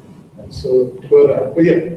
Good, brother. All right, thank you so much. Okay, good. All right, very good. So now we're gonna move to our next presenter. We're gonna pick up speed a little bit. We're still gonna get everything in, and I think we've got a lot of room at the end, so we wouldn't be here probably until 4 anyway. But our next presenter is coming to us from live stream. Brother Frederick Douglass, and his title of his presentation is Experiencing Elijah Muhammad Studies in the Classroom. He was one of the first persons to have Minister Farrakhan actually visit his class in person. He taught a course at one of the community colleges in Chicago called The Message to the Black Man in America, which was basically the book of the Honorable Elijah Muhammad. And so when I heard it, I said, this is Elijah Muhammad Studies, you know, at its fullest. So brother, we're gonna turn it over to you and listen to your presentation. Glad you could join us. Thank you, and it's good to see you, Dr. Petrie, and all of the guests, and Dr. Connors. Thank you for your presentation and getting us going here today. And I would like to thank Sister LaSonia and Sister Russell for being diligent workers and pulling this off, and Dr. Petrie for our conversations, our friendly conversation and the academic portion that you bring to the table, and your vision and your savvy to get this done. So I want to move straight to our the presentation.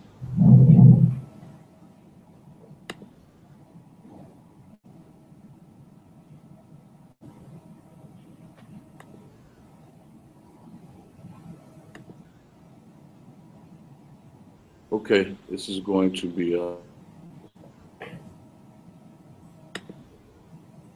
where's Brother Troy when I need him? Are you trying to share your screen? Yes. It's that green button on the left. The green button on the left? Yes. This one? I can't see your screen. It says share screen. It's a green button on the left. Top left. Okay, I'm there. I'm right here where it says share screen. Yeah. And it brings up everything that's on your screen, and you click your presentation and it automatically opens up. Go ahead, Brother Troy.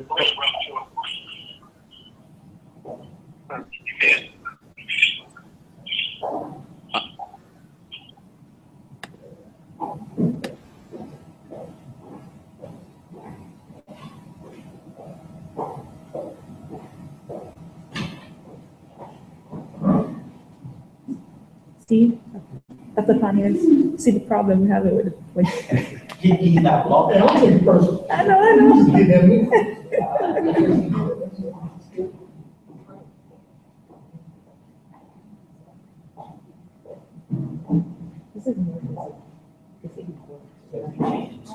Exchange the screen, Dr. B. Mercury, it can hold on right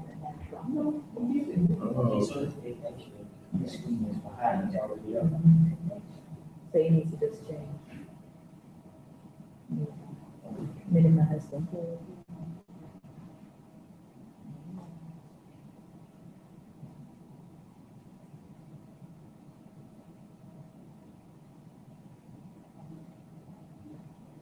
There we go. So with this particular course, it's called Sociology 209. And as Dr. Petrie said, it was called The Black Man in the United States. Now, with this course in itself was created during the Black history, or the Black Power movement. So I have to give honor and thanks to our elders and those during that time, right around 1968 in Chicago, when they wanted to separate and create a separate curriculum for Blacks that would reflect the Black consciousness. So this particular class comes out of that struggle. So we'll go through the research question that we'll pose to everyone, and we'll talk about the origin of this class and how it's tied to the Black campus movement, how I was able to reincarnate this particular class, and then the syllabi, how we reinvented that and changed it from the original piece to where it was right around 2008. We'll go through some of that course content, the literature review. We'll talk about how it ties into the Honorable Minister Louis Farrakhan and future African study programs.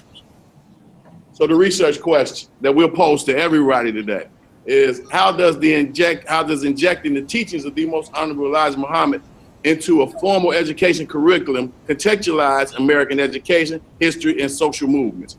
More specifically, how does it provide a counter narrative to those things that have been taken as historical accuracies for years?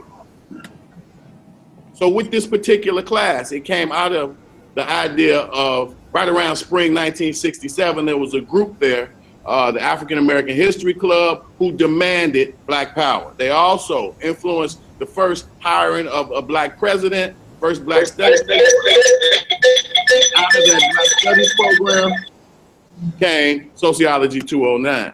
Here's a course description. This is a catalog description. Now I have to tell you, this class from right around 1968 ran around to 1980. And then it became dormant. And I was going through our course catalog from during those past times, and this class was still approved by the Illinois Community College Board. So if you guys can see the catalog description. When I first got my hands on this, I didn't know what to do. First of all, I had to get it approved. So I had the savvy and I had the critical social capital within the institution to be able to get this reincarnated into active program right around 2008. So it shows you a myriad of ways that you can focus this class and which way that you can go with it. As the description reads, this is a plethora, or this is a gold mine for someone who wants to teach those who have been labeled at risk and those who dwell at the bottom rung. We're talking about young Black students. We're talking about middle-aged Black students. And if you know anything about a community college in an all-Black community, you get them from 18 to 80. So this particular class in itself, as I looked at the catalog description, I became immediately intrigued, and I pushed forward on how I could redesign this program, how we could move forward. So here it is, Sociology 209. Now this is just a brief way that I began to reincorporate and reconfigure the actual syllabus. So this is the actual syllabus from that class. And as you see, the required text, please pay attention to the required text. Fall of America, the message to the Black man and the miseducation of the Negro. Because of a so-called popularity on campus and because of the working with our youths, it immediately, as it was able to come back into fruition, it immediately sold out, 35 folks, bam, we were ready to roll fall semester 2008. Again, the required readings. Now we're talking about a group of people who for the most part live in the city of Chicago. And I want to tell you that geographical capital in Chicago is amazing. So if you know anything about the city of Chicago, Kennedy King College is on 63rd and Halsted. But if you go 2 miles south to 79th and Halsted, that is where the final call is written and published. It's also where there is the restaurant, salams. So the social capital that comes out of Chicago is very great in leading to forwarding this information to a group of people who have known slight things about this information, but have never had it in a formal setting. Here go to some of the supplemental readings.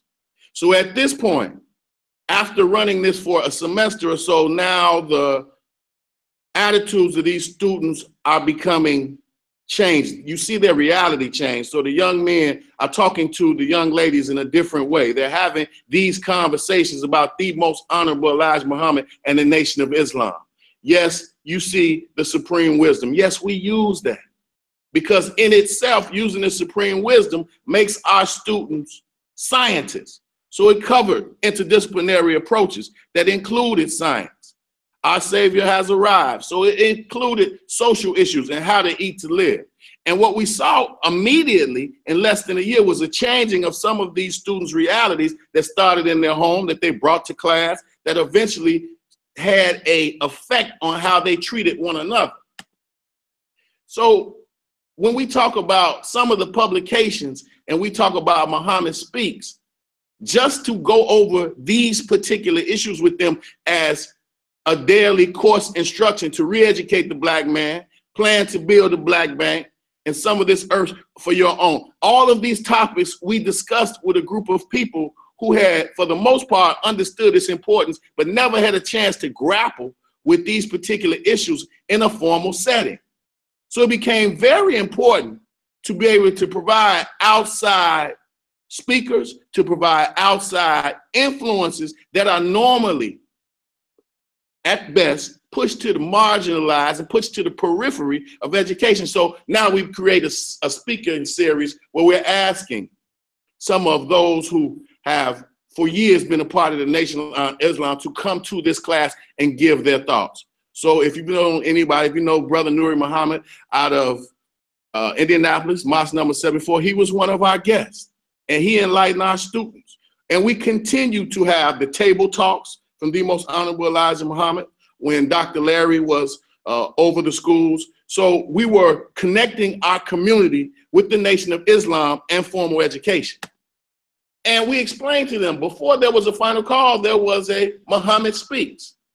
So all of these things begin to drum up some groundswell. They begin to drum up a different reality for these students, and being one who had was very attuned to the Nation of Islam in my own right, felt it was my duty to begin to ask for help to make this situation even better. So as years we taught this particular class, it became more and more important to ask for help that would immediately change the reality of some of our students. So here's some of the course goals, especially as it with respect to the Nation of Islam. So we asked them for these 4 course goals, which are very general, but look at how groundbreaking they became for a group of people who had never had this formal training. So it asked them to examine the formation and transformation of the United States system of racial oppression. Now, all of this is going on at a community college. Those who are in some respects, looked to as those who are the most at risk. So when we talk about the teachings of the most honorable Elijah Muhammad, he himself went to those who were the most at risk. So it made sense by 2007, 2008 to use the teachings of the most honorable Elijah Muhammad to effectuate a change with the same population that he deemed the most prosperous, that he deemed the most precious. So to create an African-American national consciousness, these are all taken directly from the teachings of the most honorable Elijah Muhammad. To analyze the developments of social movement, and we talk about the Black liberation movement, and to highlight esoteric figures who created Black independent philosophies. The outcomes are themselves, especially when we go to the idea of what they'll be able to do. So when they left the class, they would be able to understand who Master Father Muhammad was, the most honorable Elijah Muhammad, Malcolm X, Muhammad Ali, in a different light from what they had been taught. And of course, his prized pupil, the Honorable Minister Louis Farrakhan. So they were held accountable for understanding and evaluating the Nation of Islam's program and how they fit into independent educational institutions and their business ventures. Now here is some of the course content. This is taken directly from the Most Honorable Elijah Muhammad. So we talked about the original man. And when you tell a group of people who don't know who they are, that they are the original man and know thyself, an instant interest becomes apparent amongst our young students, because not only have they not heard that, they don't understand their own worth, but it's amazing how there's some connection. It's amazing how the light goes on, and it's amazing how it changes their thoughts almost immediately, especially the part where we say protect and elevate our women. So we held this class, and sometimes we ran it at night. And one of the jobs of the young men at night when we had this class was to walk the sisters to their cars in a parking lot, and another group would walk the sisters to the bus stop. They were immediately absorbing these teachers, and they understood their position, and they changed their thought about certain things. The right to self-defense. Well, we know that, especially in Chicago, the idea of police brutality is rampant to the point where black men are killed for running away from the police, in the case of Laquan McDonald. So these people knew Laquan McDonald, had gone to school with Laquan McDonald, and literally were Laquan McDonald. So with the literature review, it becomes very important that they understand what the Most Honorable Elijah Muhammad said, and his words are more than suffice. He understood the idea of education. But as you read this, it makes plenty of sense to make sure that our young people understand that there's a difference between getting the education and having the education getting you. So for those of you all who know this quote, and for those of you all who have used this quote, and especially for those of you all who are unafraid to tell the truth about this quote to people that you are teaching, then that shows that you have some sort of understanding and fortitude. And not a lot of us have the idea of trading off what we know as our material culture and our so-called positions from our letters that allow us to cause a change in some of our young people's reality. So here we are again talking about this literature. And the Most Honorable Elijah Muhammad himself is giving us the pathway for understanding what the identity, what the education should mean, and how we should go about giving it to them, unapologetic. So now the students begin to ask questions about what they took as children to be true. So they begin to challenge some of all of the things that have made them, but they have never questioned before. So as you guys read that quote, there's nothing more sincere than stupidity. So as Dr. King said, we need to make sure that we have a moral responsibility to be intelligent. Even more so, we need a moral responsibility to make sure that our students and our children are morally intelligent. So anytime you talk about the Nation of Islam, the one person that comes up is Brother Malcolm. And we took an entire class period to just discuss this particular quote. And they thought about their education. And they thought about who had been teaching them. And they thought about the education they were getting at Kennedy King College and began to challenge the structure. This makes a lot of sense when we think about what Brother Malcolm was saying. But Brother Malcolm is only one of the students of the Most Honorable Elijah Muhammad. Here he is, his prize pupil. And he talks about these and those who set up the parameter. I thought that was an excellent quote, because lots of times as educators, well, Lerone Bennett said it a lot of times, a long time ago. What he said was, in a system of oppression, an educator is either an oppressor or a revolutionary. So for those of you all who are sitting in the crowd, we know that you are sitting here for a reason. And obviously you have made the choice. And some of us have chosen to trade the idea of hoarding material culture for making sure that our students understand. And if you look at that book that he's holding up, it becomes very significant for us to understand that book if we're teaching civil rights and slavery. Now, a lot of us don't have the fortitude to teach that book, but all of us have the ability to bring someone in who can teach that book. So here it is. This is an article from the final call. I think it's November 12th, where the Most Honorable Minister Louis Farrakhan came and visited my classroom.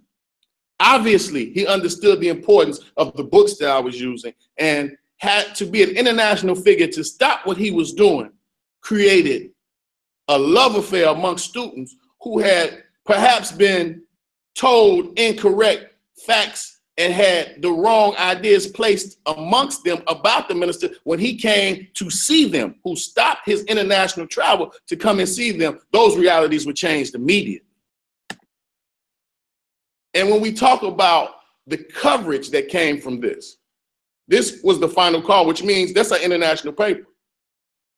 Now, I got lots of requests and asked about how I did this and how I pulled it off. Let me explain to you. I wrote a formal letter asking the minister to come to the classroom, and he totally agreed.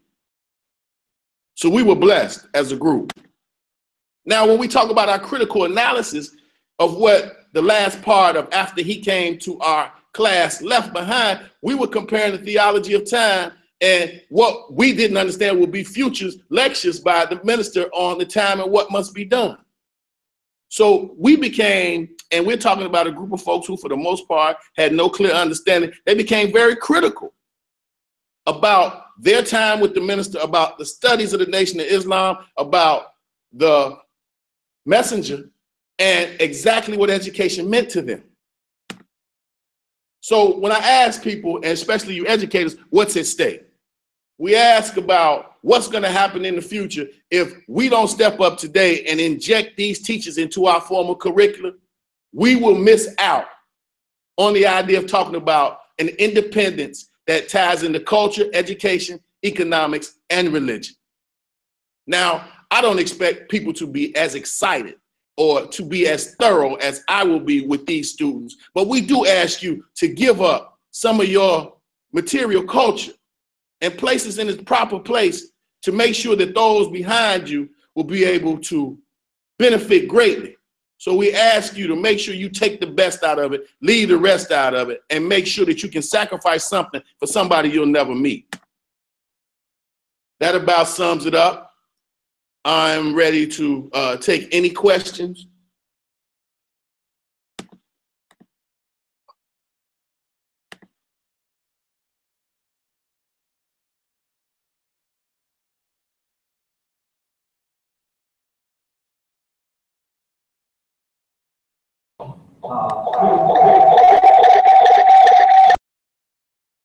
Critical analysis towards the end of the course.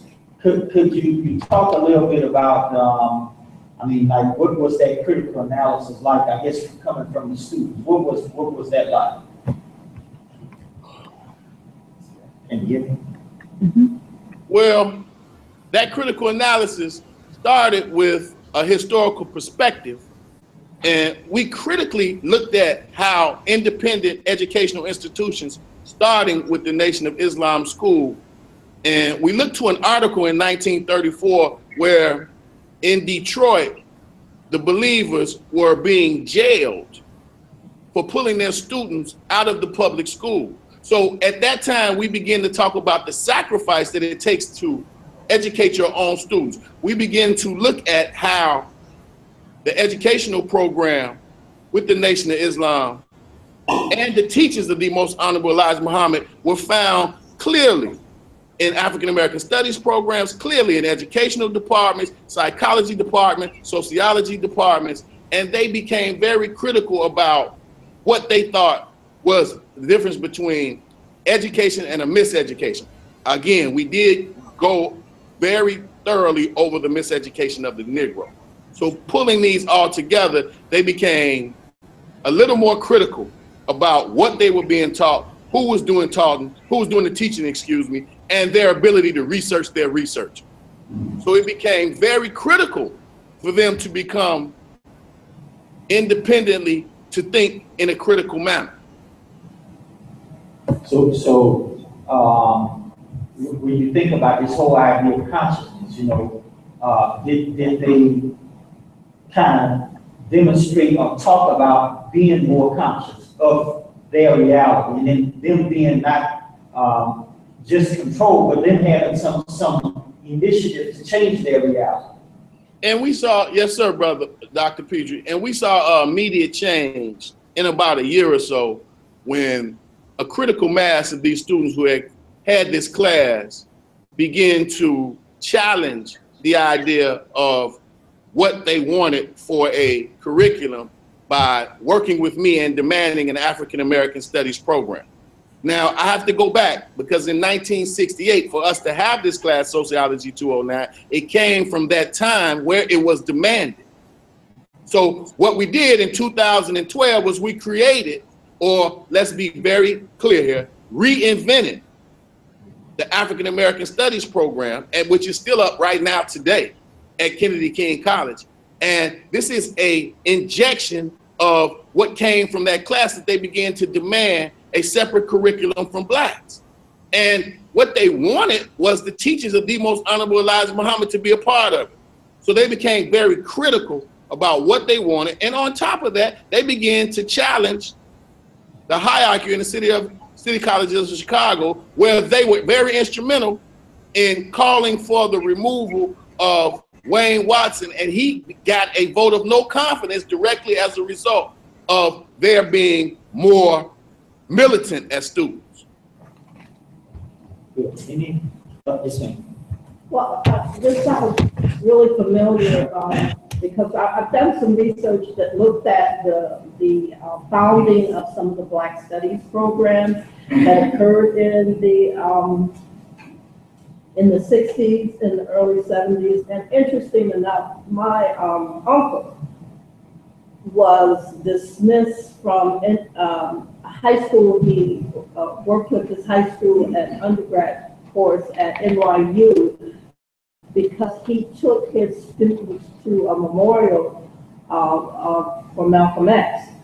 And so there was a real backlash in New York when he and a number of the parents there were Puerto Rican parents and African American parents who decided to remove their kids out of the public school system and teach them at home. And this what happened to them has been written about, and individuals have talked about that. And so that backlash from him, where he literally lost his career as an educator in New York because of his trying to instill what you're talking about, this leadership and this Afrocentric, I guess, inculcating Afrocentric ideas about themselves. So you talk about being in Chicago and not really facing backlash from that. I feel it's interesting because this happened to him in the late 69, early 70s. During the time when the movement was on, people all the forces in that area. Right. Now, I want to be clear that there was plenty of institutional backlash. I was surrounded in institutional backlash. And after the minister left that classroom, you know, the minister left the classroom at 10:50. I was sitting in front of the president at 11 o'clock. And you guys may think I'm joking. Brother Troy was there. I mean, I'm not lying to you. And even when I see my brother Shaheed is amongst us, Shaheed Muhammad will bear witness to this. After this particular incident, the realities were already changed and it was already done.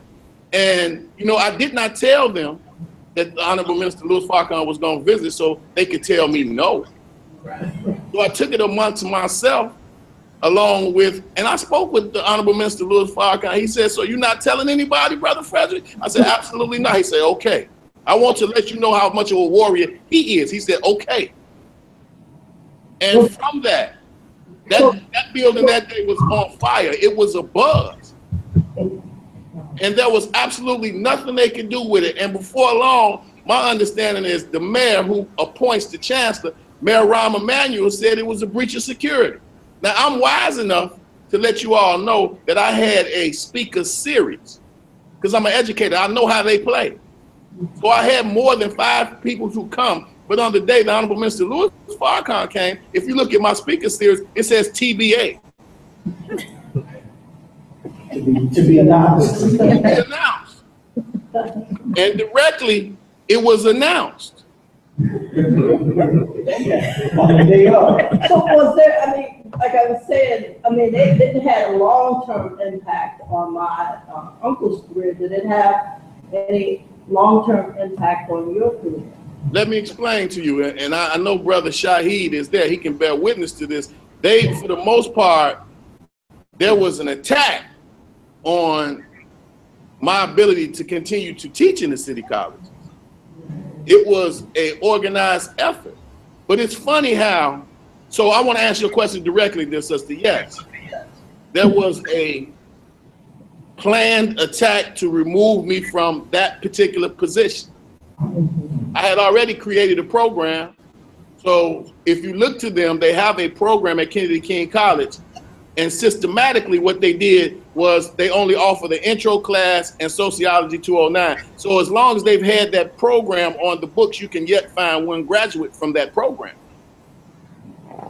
So the key to it all was that they were in cahoots to make sure that I would be removed from that particular class, and teaching African American studies. So I was blessed enough at that particular point to move along in my career. But yes, but I think it's an honor. It's a badge of honor because somewhere along the line, I was able to get it right, and by no brilliance of my own, but I was able to do enough to have our students become a bit more aware about the idea of what education really was and the difference of that and a miseducation. So would I do it again? Without question. So I want to answer your question, and that was something I would have never mentioned if you had not mentioned it. Yes, it was a definite backlash from having the Honorable Minister Louis Farrakhan in that classroom. And I think this is I mean, I'm glad you brought that out. I'm glad you brought that component out because we never probably would have gotten there. This is the piece where, again, you begin to look at the hiding of knowledge. So it's something there that you're trying to hide from the masses of people because you know this particular knowledge moves you from a subservient position into leadership roles.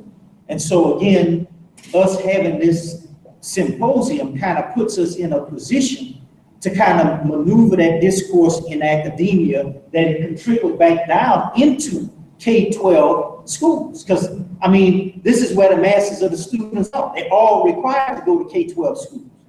So again, thank you, brother, for your commentary. Do you all need a minute? Because we got the next brother coming up, and I know he's ready. I haven't met brother personally, but I've had a chance to observe him online. He did a presentation at Savior's Day that dealt with UFOs and the mother plane. Brother has shed a whole lot of information on the Nation of Islam in relationship to what we call UFOs. You see these different movies out and documentaries on UFOs, and there's no conversation about what the Nation of Islam has said about UFOs and the technology that we have learned from the study of UFOs. So at this time, I want to introduce our brother Illa Rashad from Memphis, Tennessee. Brother, you have the floor. We're honored to have you here and looking forward to hearing your presentation. Awesome, awesome. The pleasure is all mine, believe me. Let me start by thanking you, dear brother, Dr. Petrie, and all of the organizers for putting this very, very important and worthy symposium together. I don't think there's a more worthy study that we can find that should be placed on the academic setting. I thank you for highlighting the teachings of the Most Honorable Elijah Muhammad in such a setting too. It pleases me that now the teachings of the Honorable Elijah Muhammad are being placed under the scientific and academic microscope, as it should, because the Nation of Islam has never shied away from allowing and desiring for those scientists, those academics, those learned ones to approach this teaching as they would any other body of knowledge, far too often people tend to minimize the Nation of Islam and minimize the teachings of the Honorable Elijah Muhammad by placing it into a, a religious, strictly religious type of category. And in doing so, it really does minimize the value of the teachings and the value of the Nation of Islam and the value of the Honorable Elijah Muhammad. So I'm so grateful that you and the organizers have put this worthy program together. The teachings of the Honorable Elijah Muhammad are relevant to every aspect of human endeavor. I don't think you'll find a discipline, an aspect of science that the teachings of the Honorable Elijah Muhammad does not touch on, not only touch on, but actually kind of get to the root of those scientists.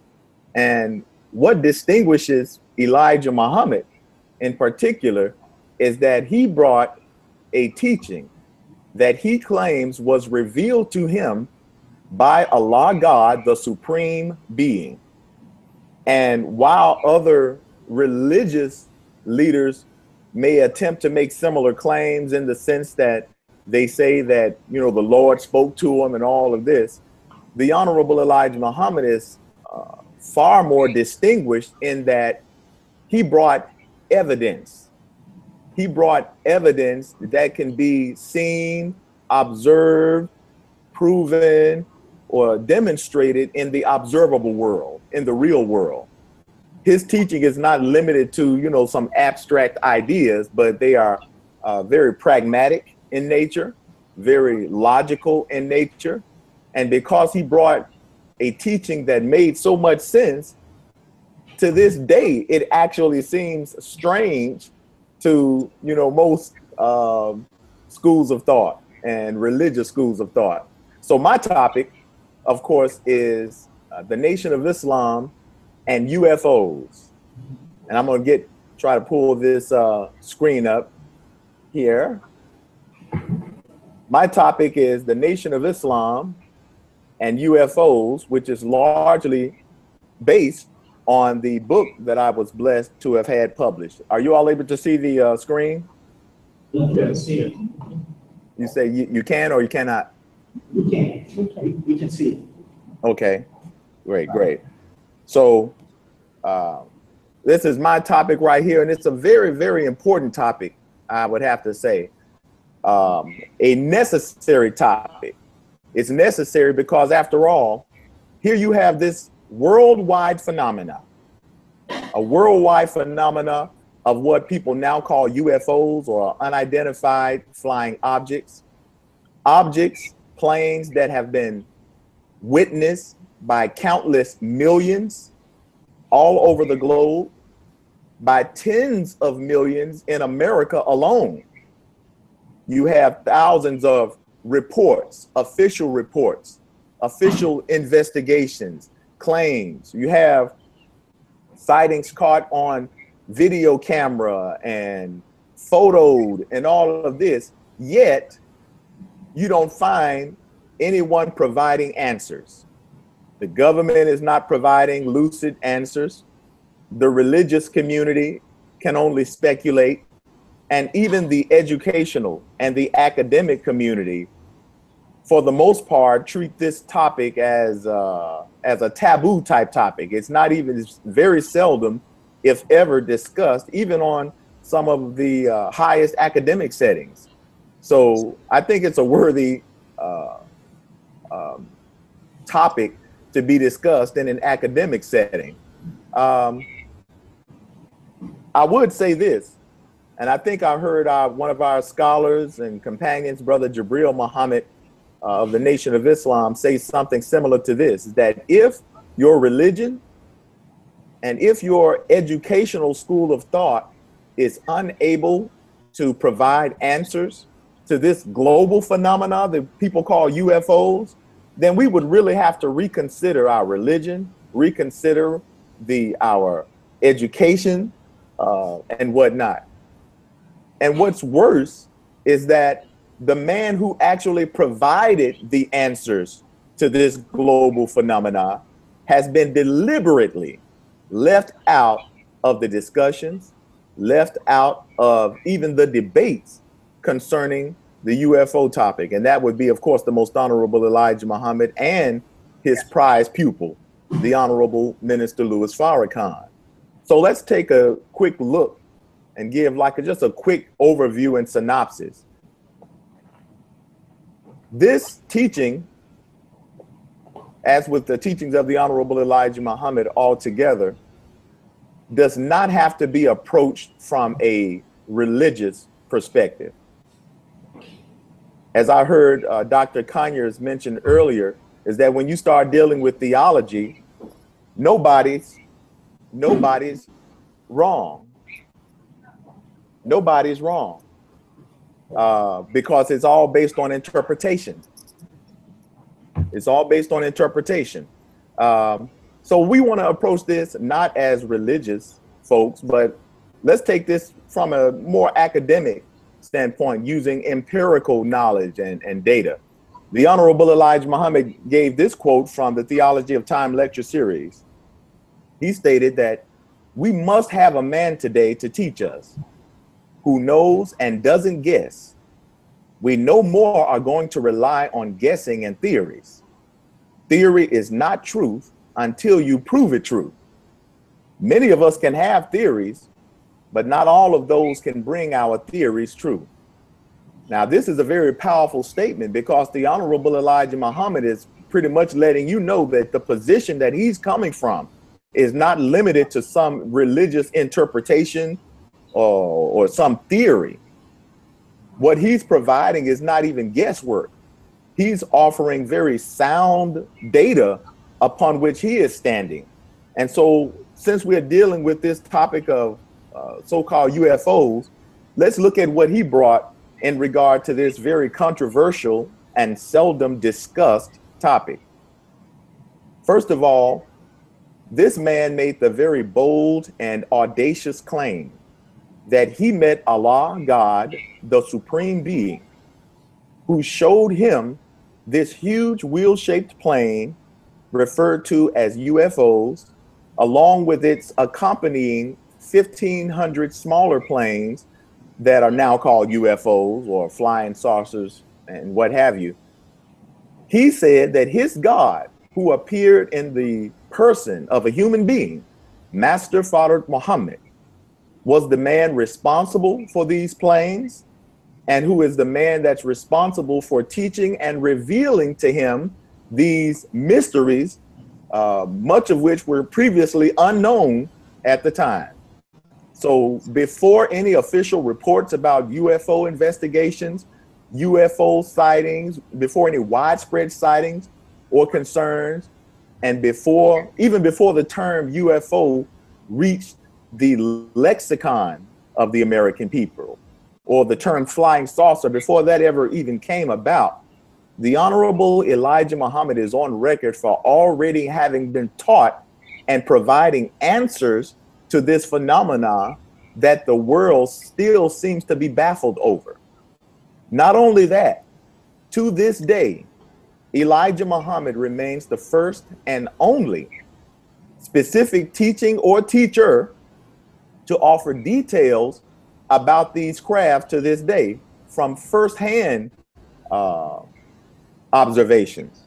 So he says that he was shown this thing directly by the one responsible for its orchestration and its building.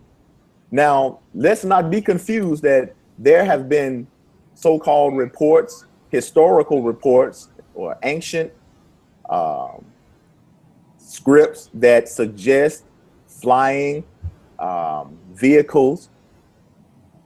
When we talk about the Honorable Elijah Muhammad introduced this reality, we always talk about how he introduced this reality to the modern world. Because even though we may read about something of the old, the Dogons in Africa and other things writing on the wall, there is still no definitive proof of what those are. That's why they call them UFOs. But the Honorable Elijah Muhammad remains the first and only to offer explicit, definitive details concerning these planes that after his inaugural teaching about them, then they became known as UFOs. Then they became cited. Then their investigations all ensued. Now, of course, we don't have time to go thoroughly into this on today, but we definitely exhaust this quite extensively in our book, UFOs and the Nation of Islam. So, being that this man brought a teachings concerning these so-called planes that the Nation of Islam had been mocked for several decades for teaching. But keep that in mind. The Nation of Islam, the Honorable Elijah Muhammad, was made out to seem like a lunatic for teaching about these circular planes made like wheels or saucers or orbs. And be mindful, this is before people had smartphones and devices where they could readily record these type of sightings. So for decades, he had been teaching about what he had been taught by his teacher, whom he claims was God in person since the early 1930s. All right.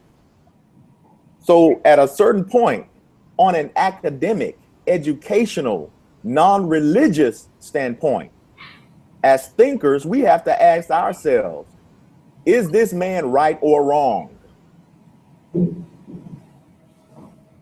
Was Elijah Muhammad telling the truth about these planes that his God introduced and revealed to him, that his God summoned before him to show him and give him the intricate details about? See, with something like that, as thinkers, we can't, for the most part, take an in-between route. Either you're either right or wrong on something like that. That's right. Is Farrakhan, Elijah Muhammad's top pupil, is he connected to these planes as he claims? You see? So this is something that is worthy of an empirical study. It is something worthy of scrutiny. It is something worthy of debate. And I would have to say that as one who has researched and published work in this discipline, it is sad that the scholarship of the world has shied away from dealing with this topic. I have had the darndest time attempting to just have a discussion with academics and scholars regarding this. And not to be a spoiler, but I would argue with anyone, particularly the scholars, that the reason there's been such a deliberate avoidance of this topic is because it literally proves in the most tangible and practical terms that Elijah Muhammad was absolutely right and exact. How do we know? Because real world confirmations confirm every detail that Elijah Muhammad brought concerning these planes. And what makes his claim even more authentic and legitimate is the fact that he remains the first to give these explicit details about these so-called, these planes that are now called UFOs. Of course, the Honorable Elijah Muhammad uses the term wheels and mother wheel to describe the huge plane, and the smaller ones he refers to as sometimes wheels or baby planes or bomber planes. But it's these planes that he introduced to the world that have now been seen, have now been witnessed, have now been captured on video, have now been thousands upon thousands of reports, millions upon millions of sightings from around the world. But you'll notice that in all of the discussions, in all of the talks, the documentaries, the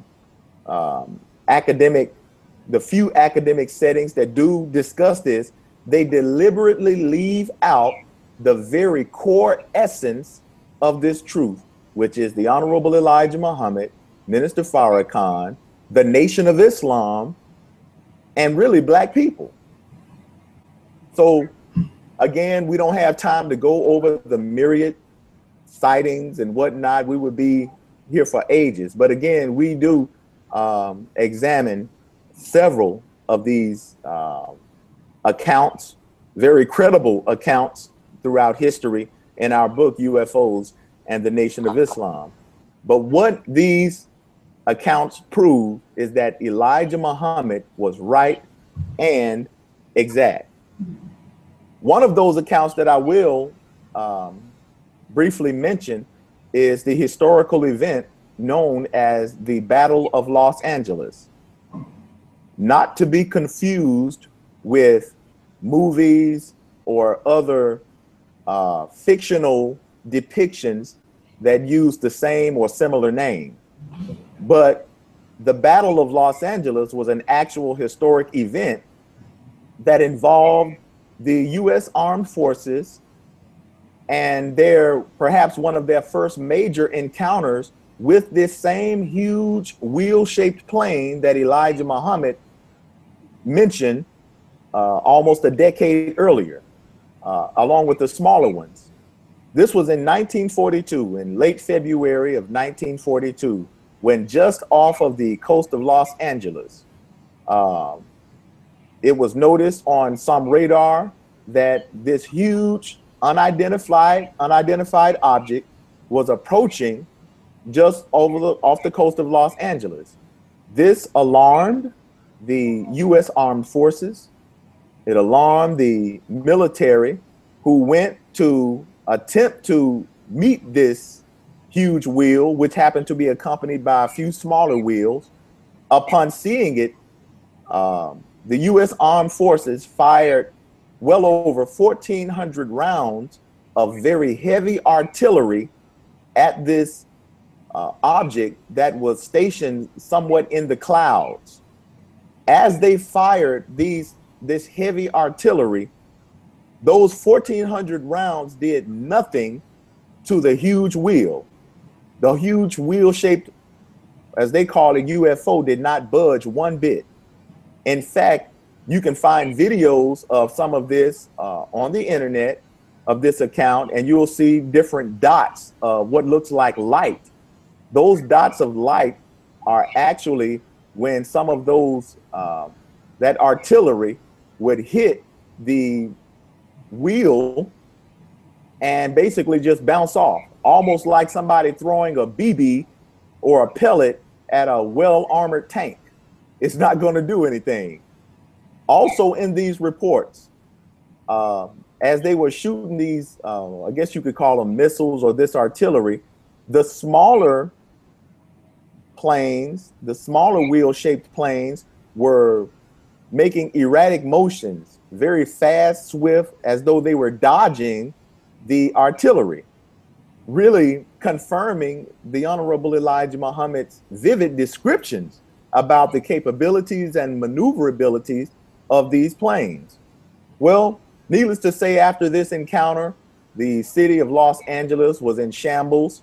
There was a blackout. There was a lot of mess because the artillery had come back to the ground and caused a lot of damage.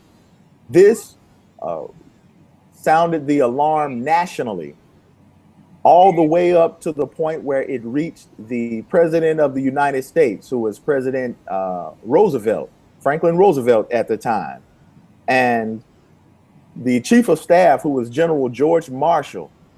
The President, the Chief of Staff, the U.S. government, the military intelligence went on a full-fledged investigation to see exactly what in the world was this type of craft that we had never seen before, that was obviously more superior than anything they had ever seen, they had ever encountered, or could possibly ever fathom. In their investigations, they, of course, were wondering if this could have possibly come from Japan, considering that America was at odds with Japan at the time. They were wondering if this could be something from Germany, considering that there was wars taking place in these theaters of war in Germany and around that area. But in their investigations, all of their worldwide investigations led the US government, their intelligence, their military, to the only person that they knew was teaching about these planes because he was on record for teaching them in the early 30s when they arrested him in Detroit in 1934, as a matter of fact. They were acquainted with the Honorable Elijah Muhammad's teaching concerning the wheel back then, which is why they wrongfully labeled the Nation of Islam as a voodoo cult, because prior to then, they had never heard of anything like this before. So back up to 1942, after the Battle of Los Angeles and their investigation, they arrest the Honorable Elijah Muhammad because he was the only person talking about these things, and everything that the Honorable Elijah Muhammad talked about fit the descriptions to the T of what they encountered over Los Angeles. And of course, the Honorable Elijah Muhammad was arrested. The FBI interrogated him, and they admitted to seeing it. The Honorable Elijah Muhammad talked about this arrest, and he talked about this scenario when the FBI arrested him and they questioned him about the wheel. He states, very boldly, he states, "Write in the paper if you want, and tell the devil what I am telling you. See if he'll try to deny it. They know it's out there. I sat down and I talked with them years ago about it. They asked me questions. They have the drawing on a blackboard that they've taken from us when they arrested us. And I had drawn the plane and written explanations on the blackboard, and they took it to the FBI office. They have it there today. They know this to be true, and they admitted to me that it is true." So this is the Honorable Elijah Muhammad giving his firsthand account of when they arrested him and largely why they arrested him. Now, I would like to pose the question to all the critical thinkers, the skeptics, the critics: why would the most powerful government in the world arrest an unarmed black man for teaching about a craft and a vessel if this craft and this vessel were not absolutely true and encountered in the real world? So this takes his teaching far beyond some religious interpretation. Now we are dealing with nothing but facts, documented evidence that's both documented not only from the Honorable Elijah Muhammad's experience, but also in the FBI files, in the government investigative declassified files. And it's still in there today. Why would the CIA, the FBI, and the government intelligence and military of the most powerful government in the world, mind you, why would they arrest him, question him, admit to him that they had encountered it just a few months prior in LA, and continue an investigation of UFOs for several decades to come?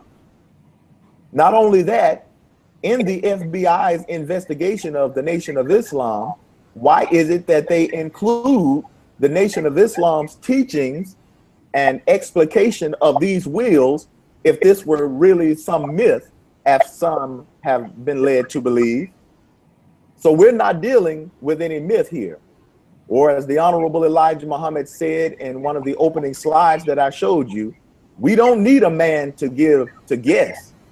We don't need a man to offer us theories. We need somebody who can show us the actual facts, a man who knows the truth and can prove the truth.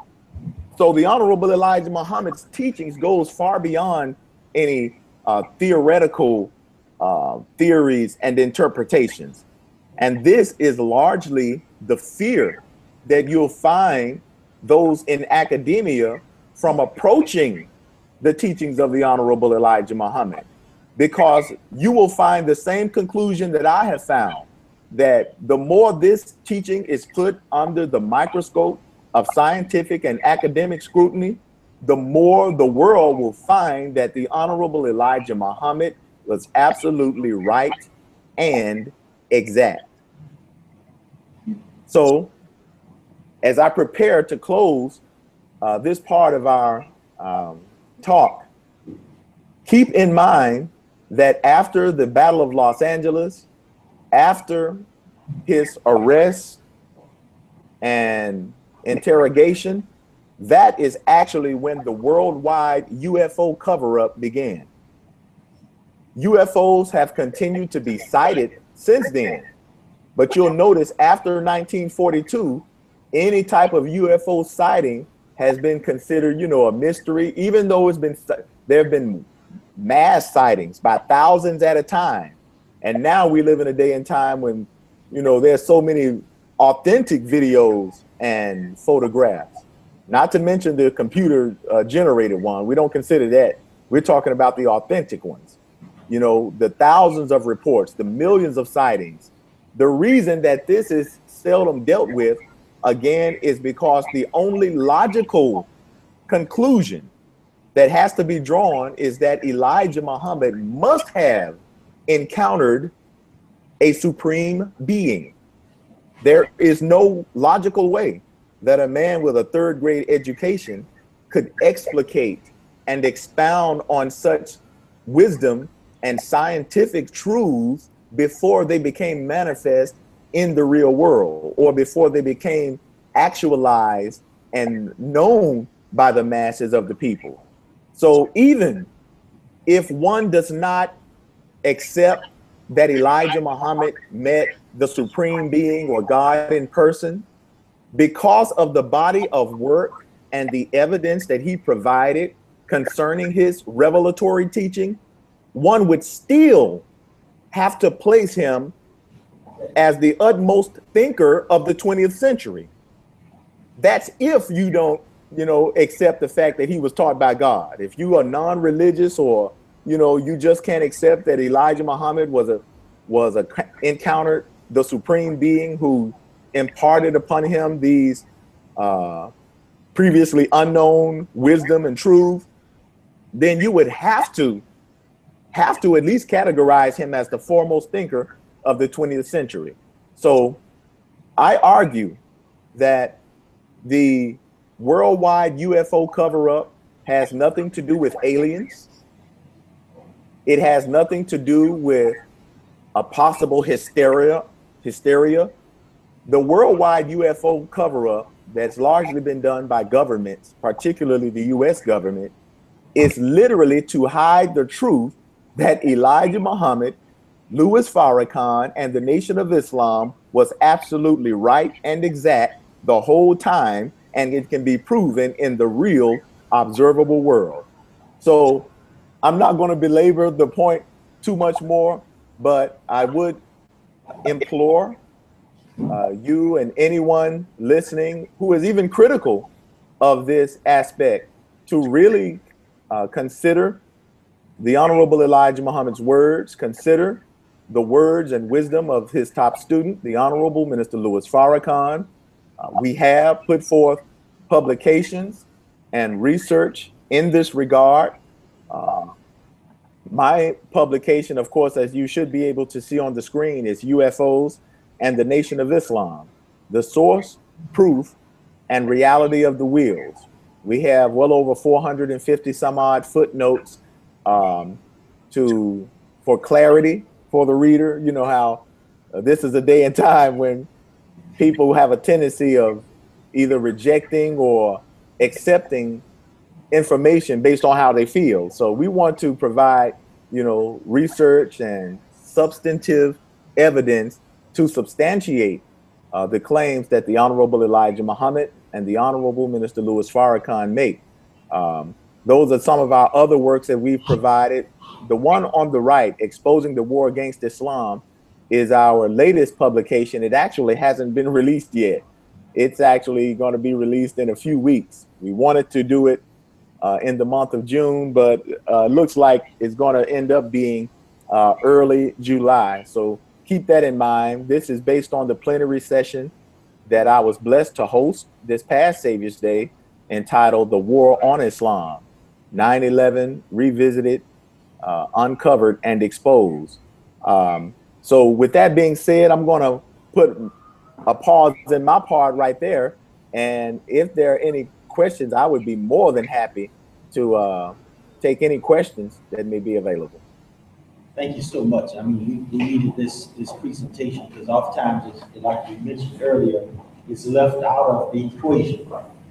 It's a central component to the teachings, and we needed to hear this component. And as you mentioned, really critique it if we want to critique it and try to tear it apart. And so again, I thank you for your presentation. So any questions, any commentaries?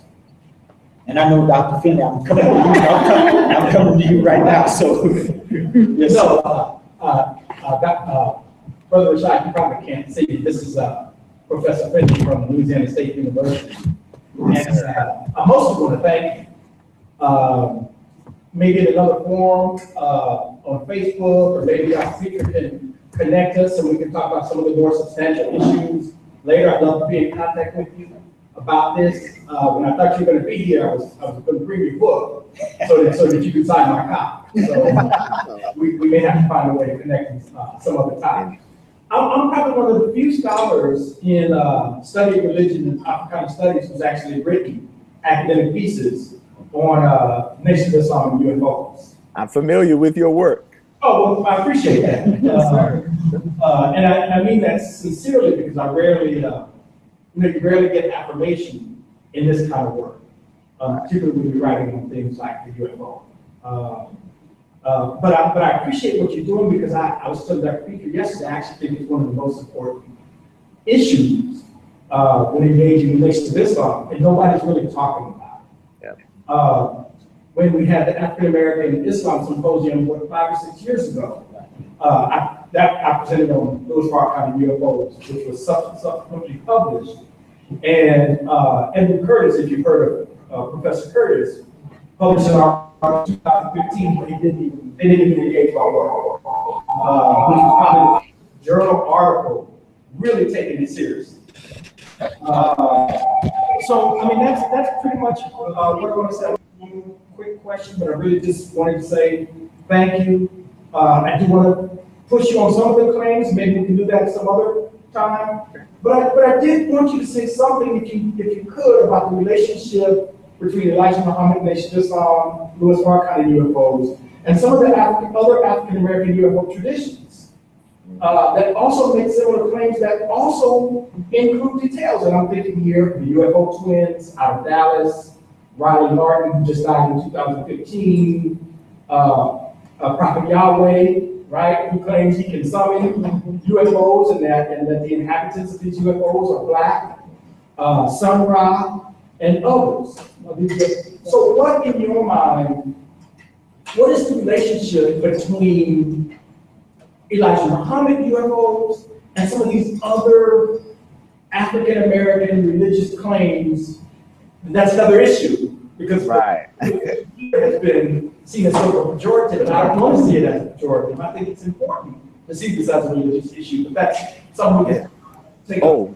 But what do you think is the relationship between how you want to understand the Nation of Islam UFOs and these other African-American claims regarding UFOs? Thank you so much. And Dr. Finley, I think you're correct in that it does need to be discussed, in terms of the religious grounds and its religious significance as well. In fact, the whole concept of these wheels stems from the sacred traditions. Whether it's you go back to ancient Africa or Indian or biblical traditions, that is also found in the Holy Quran as well, which is another topic we very seldom see discussed. And I deal with it some in the book, as you may be familiar, but this has just as much spiritual significance as it does the physical significance in the real world. You'll notice that I focus on the very physical, empirical aspect of it because I didn't want to leave too much room for interpretation. You know what I mean? And this is what the Honorable Elijah Muhammad provided. Before we start going off into interpreting what something means, we have to start with the actual facts of a thing. And what I attempted to delineate in even this brief presentation, as well as the book, is some of the basic facts and empirical data concerning Elijah Muhammad and these wheels. Now, the spiritual and theological significance is tremendously great, and it ties into those other ancient and biblical religious traditions that have been shared in different parts of the world, and even right here in America. Even going back to the hymn, Swing Low, Sweet Chariot, which was said to be written by a freed Choctaw slave. He was black and Choctaw, Native Indian and black, and who is accredited with writing the song Swing Low, Sweet Chariot. And we know that these heavenly chariots are somewhat of a motif found throughout the scriptures of both Old Testament, New Testament, as well as the Holy Quran. In the Holy Quran, and this is surprising to me because you very seldom hear the Muslim world and theologians and clerics discuss this reality. Some of them were the same ones that tried to consider Elijah Muhammad as being guilty of shirk and not teaching true Islam because he taught about these wheels that they now call UFOs, but they're totally negating the accounts and experiences of the Holy Prophet Muhammad, peace be upon him. Totally negating what the Holy Quran speaks of concerning Allah and his position upon this throne of power. It's several times throughout the Holy Quran that phrase is used, al-istiwa ala al-arsh, referring to Allah as being positioned or stationed upon his throne of power.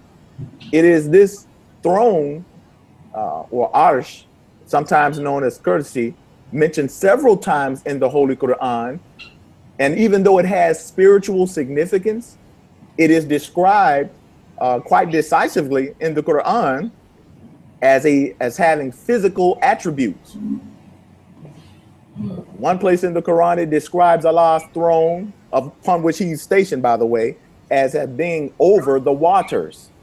You see, it also describes Allah and his throne as being surrounded by angels. You know, a lot of very physical, decisively physical attributes concerning Allah's throne. So what the Honorable Elijah Muhammad taught is right in line with the ancient traditions.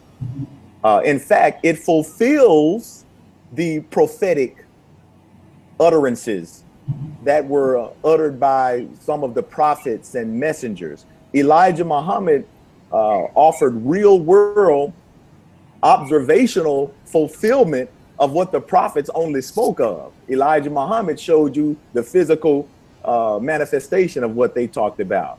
So we could certainly go all day with that, but waiting for follow-up.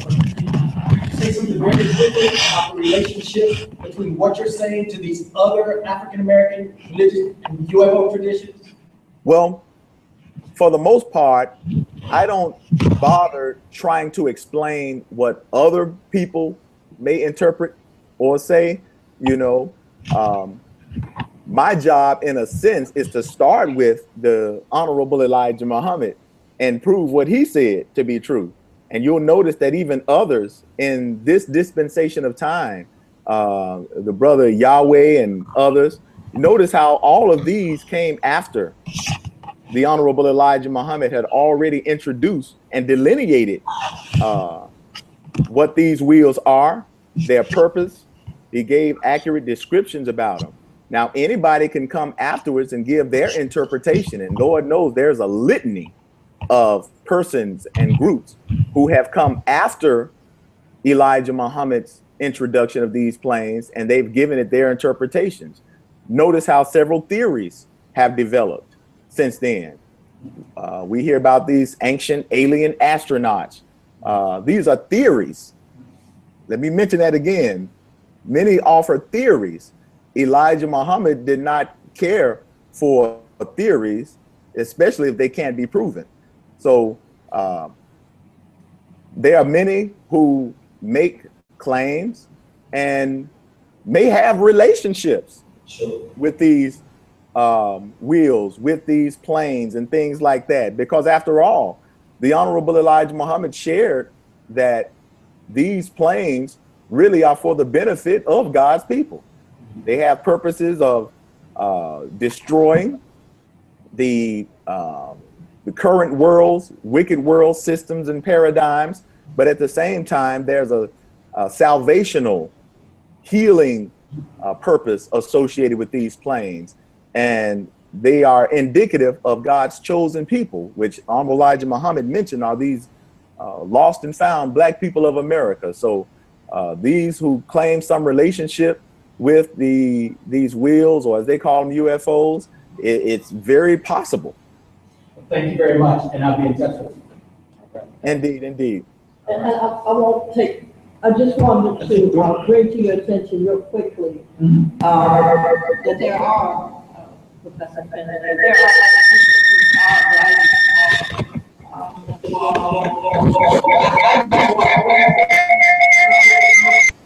science fiction and fantasy. But to what you're talking about, there's a scholar out of New York, Yusuf Nuruddin, who has written on, he's written on he's talked about the Nation of Islam, and he's talked about science fiction. His article, Ancient Black, and we talked about the Ancient Black Astronauts and Extraterrestrial Jihads. It's very fascinating, where he talks similarly about those movements that really did incorporate that science fiction motif. And one of the individuals, of course, I don't know if, well, most of you may know, are the last poets. Jalaluddin Nuruddin, his epic poem, Beyonder, where he talks also about extraterrestrial and UFOs, and that it's really fascinating. I mean, it's a pretty extensive poem. And the other person I would is Derek Bell. Of course, we all know Derek Bell, but his face is at the bottom of the well. And in there you have that Space Traders, which they turned into HBO a show. And it's fascinating because he also incorporates the whole idea of UFOs, but he also brings in various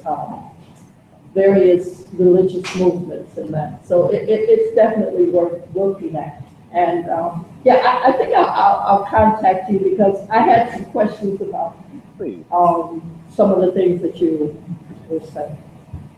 And again, I'd have to thank all of the participants. Thank you so much, Dr. Petrie. This is truly an honor. And I thank Dr. Finley, because it's almost like maybe a handful of reputable academics that I can think of who've actually taken on this subject in some kind of way of UFOs and the Nation of Islam. One, of course, is Dr. Finley. And another one happens to be the former Jewish professor out of Chicago, Michael Lee, who wrote the book Children of Ezekiel. He was one of those who also credited Elijah Muhammad and Louis Farrakhan as being the capstone of this UFO study. You know, again, it's a topic that most don't want to deal with, probably because when you think of UFOs, people automatically kind of jump to the fictional depictions that have been that we're accustomed to in Hollywood. You know, we're thinking about some monsters, some aliens, and all of these other interpretations and theories, you see. But I thank you all for allowing us to share some of this very important aspects of the teachings of the Honorable Elijah Muhammad. I'm truly honored. Thank you so much. We enjoyed the presentation. So at this point, what we're going to do is we have a working lunch. We can work right through. So there are things in the back that are set up. If you want to get something to eat, you can get up and get it and come back, and then we'll get going. We got another 2 presenters, but if you want to get something, go ahead and we'll work right through lunch. So we'll give you about 3 or 4 minutes and then we'll come back and then we'll have our next panel of presenters. Yeah, about 3 or 4 minutes. 5 minutes. 5 minutes. Yes. That's how it works. 5 minutes, okay? And we'll start back at, let's say 12, well, let's just do 12:45. That's fine. 12:45, we'll start back and have your food and everything, and we'll go through our working lunch and talk through the other center. Yeah, so we'll be good. I think you did that.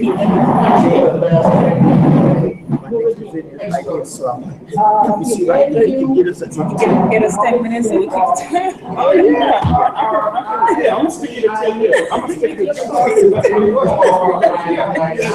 Look, you want to be so 2 minutes special last. I'm not. Brother Edward is good. I'll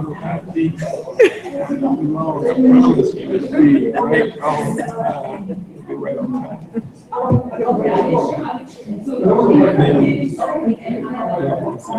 Okay.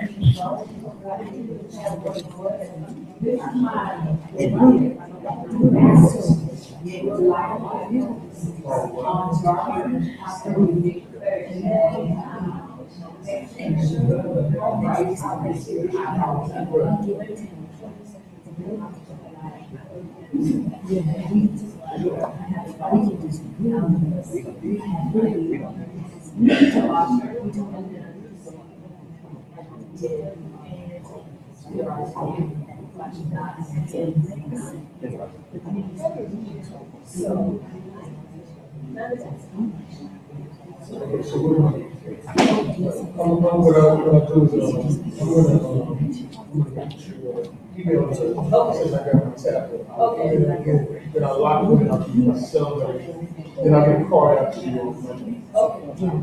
That's great. Wow, we can do this.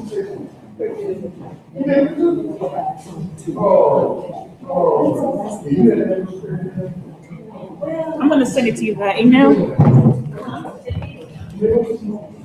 Yes, Steph. From outside and the live stream is working fantastic. Yes, it is. It is. I had some students to log in from home. Yes, they're live streaming it on YouTube. Oh, my goodness. Is it EAU? Okay. EAM? UH. UHO. AMMAD. They're Dr. Peters. At gmail.com.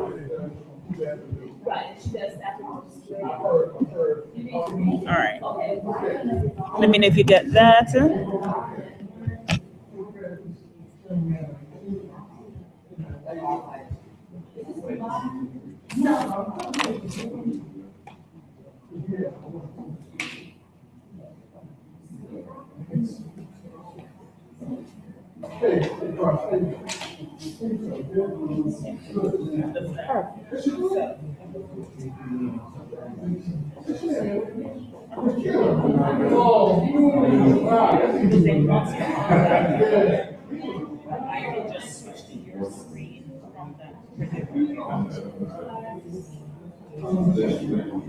You're going to share your screen. You share your screen with your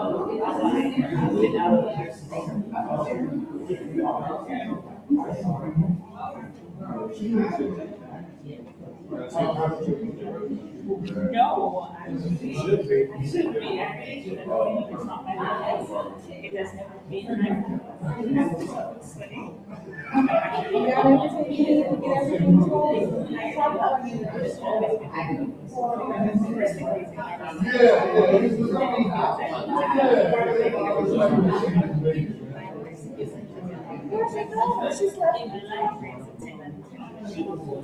No, she don't. I know it. Don't sit over there. I fall asleep. No, I had to text her and say, I look at she be laying down. It's only a nice push.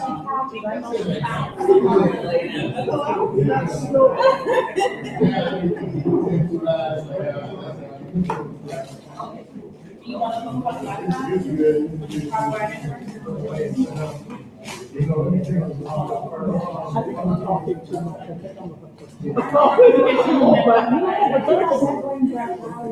You said you're still not until later in the afternoon, yeah. Pretty good.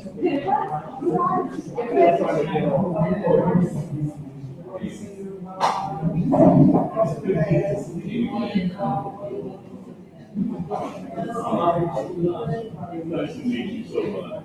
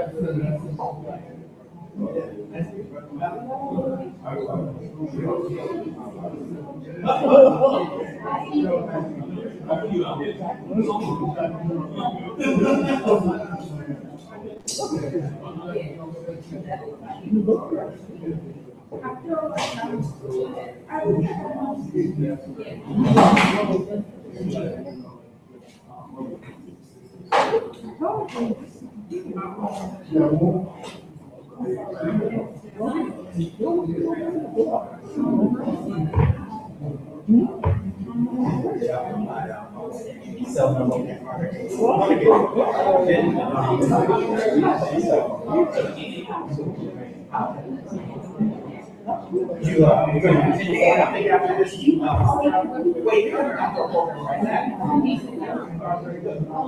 Get your committee put together yet? That's after your exams and stuff.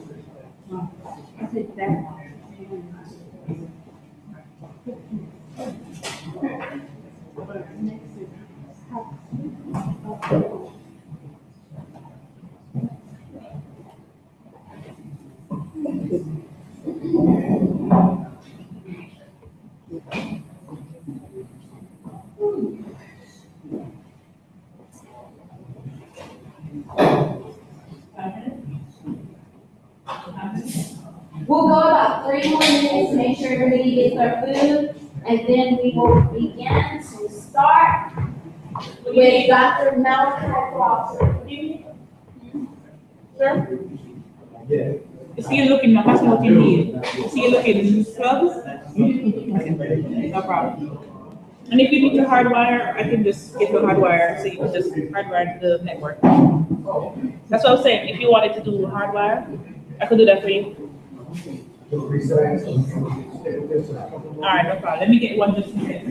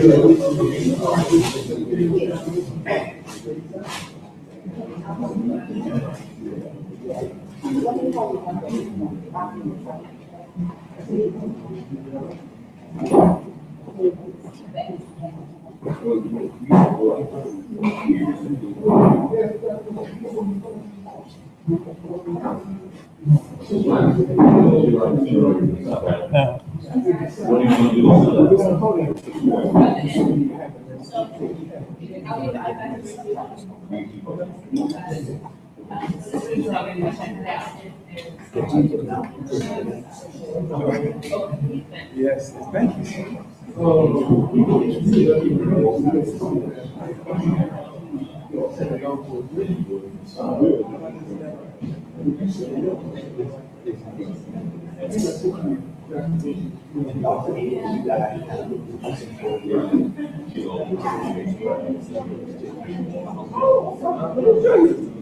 I pulled this picture up for you.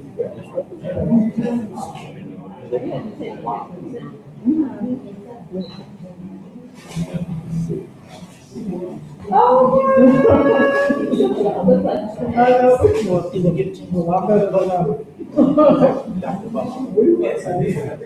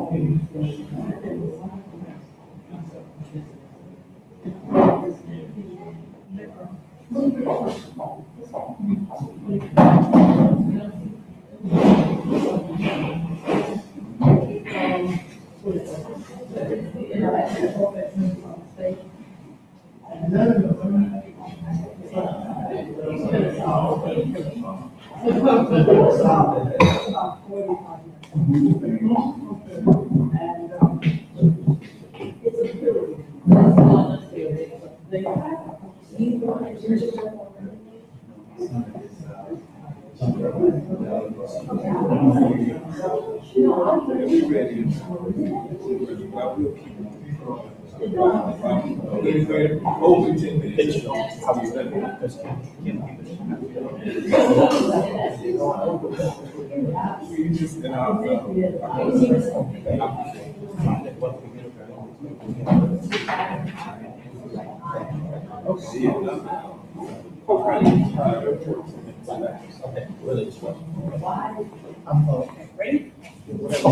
Sorry, no, yes, and you'll join the group.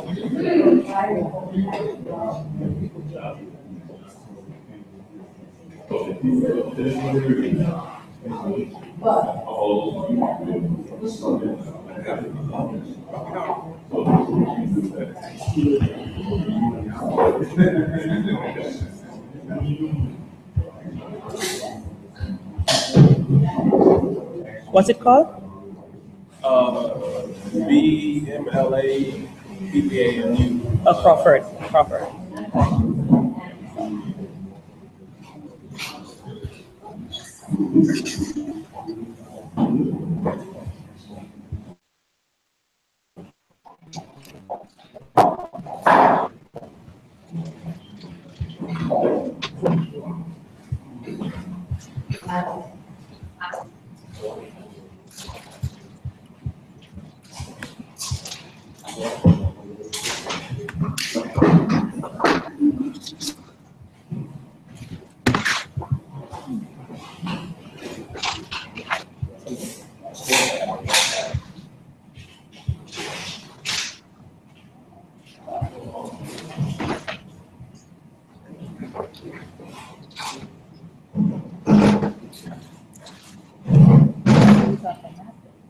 Is your first line? No. Yeah, my first one is bad. Okay, so we're gonna go ahead and get kicked off again, and our next presenter, Dr. Malachi Crawford. I had a chance to meet him several years ago, and had actually the book Black Muslims and Muslims. And so today, I'm looking forward to his presentation on the legal legislation. All right, good afternoon. I promised Dr. Petrie I would not be long, because we have to move it along here. So I've been given a 10-minute deadline. I'll try to finish before that time and leave room for questions and answers. Okay, so this is about my study looking at the legal history of the Nation of Islam. And there are several things that drew me to looking at the Nation of Islam's legal history. Start with, perhaps the most foundational was the case of Muhammad Ali's case before the Supreme Court that was decided in the summer of 1971.